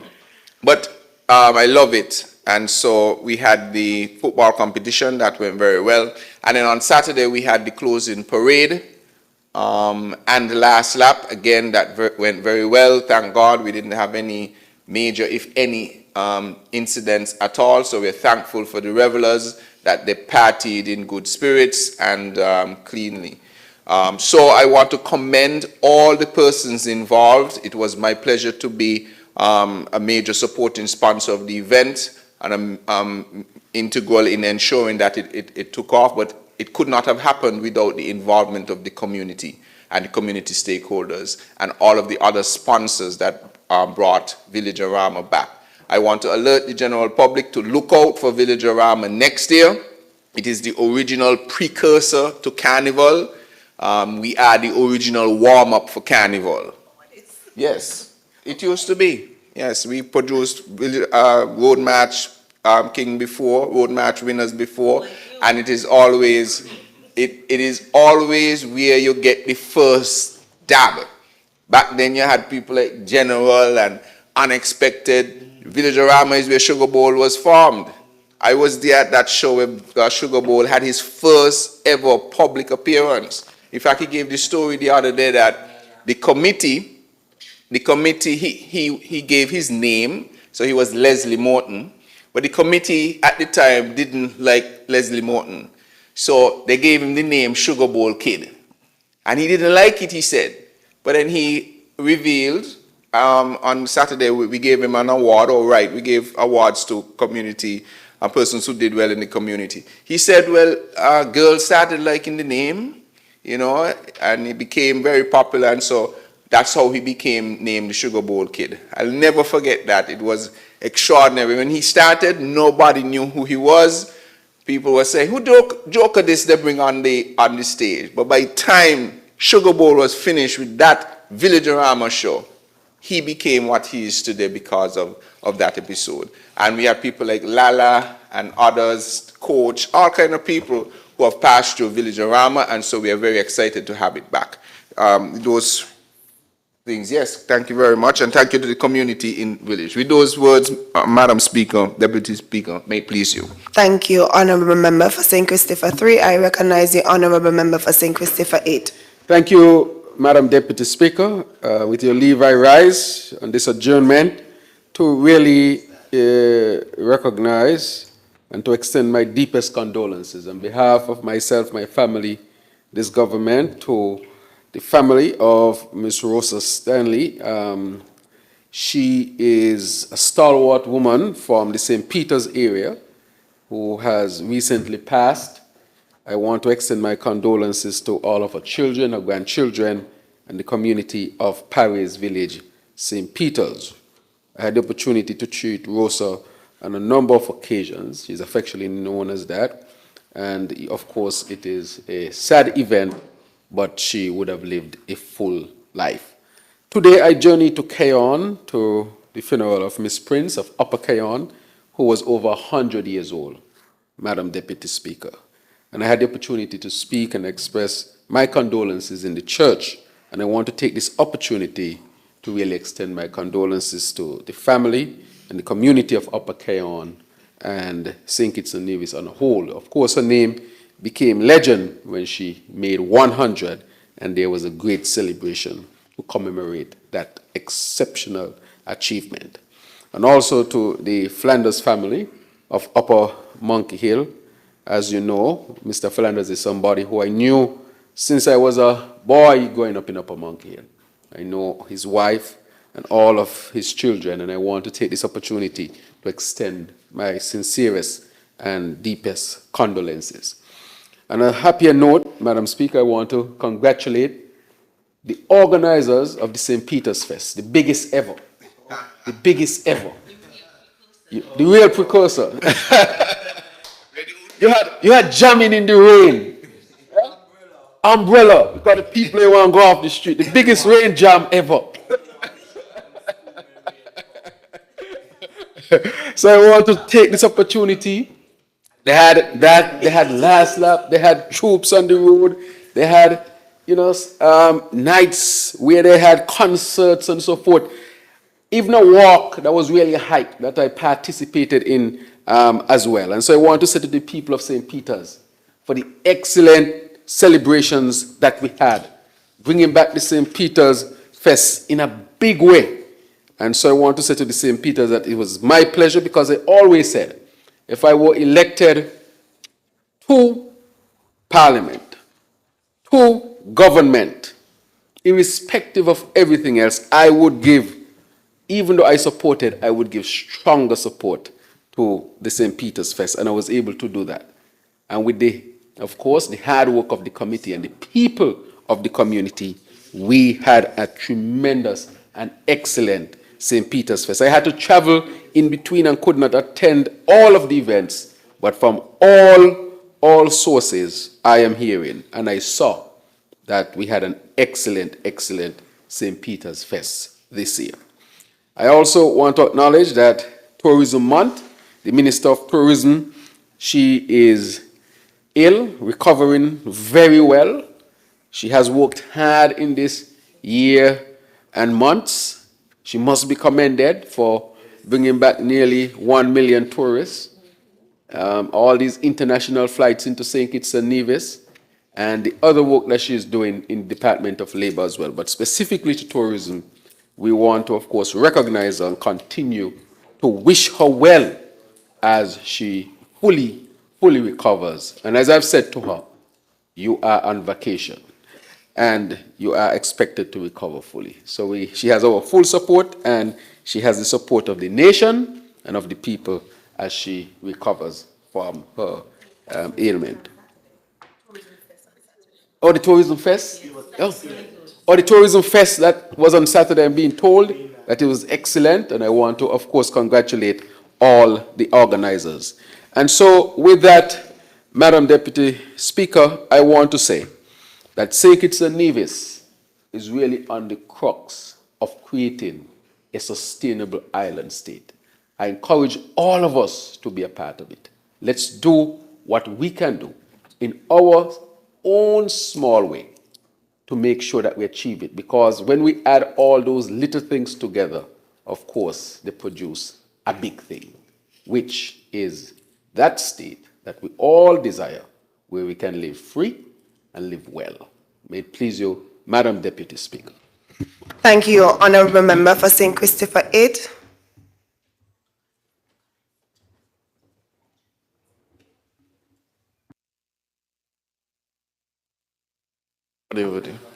Madam Speaker. No. I was waiting for your recognition, sorry. I recognize the Honourable Member for St. Christopher 3. Thank you, Madam Speaker. With your leave, I rise to move a motion Right.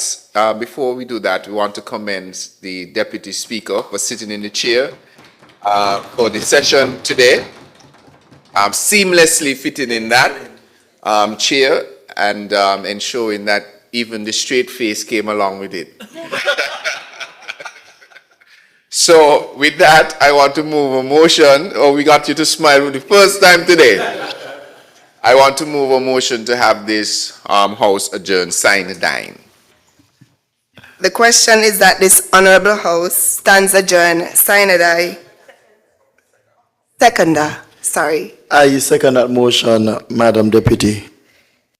The question is that this honorable House stands adjourned, sine die. Those in favor? Those against? The ayes have it. This honorable House stands adjourned.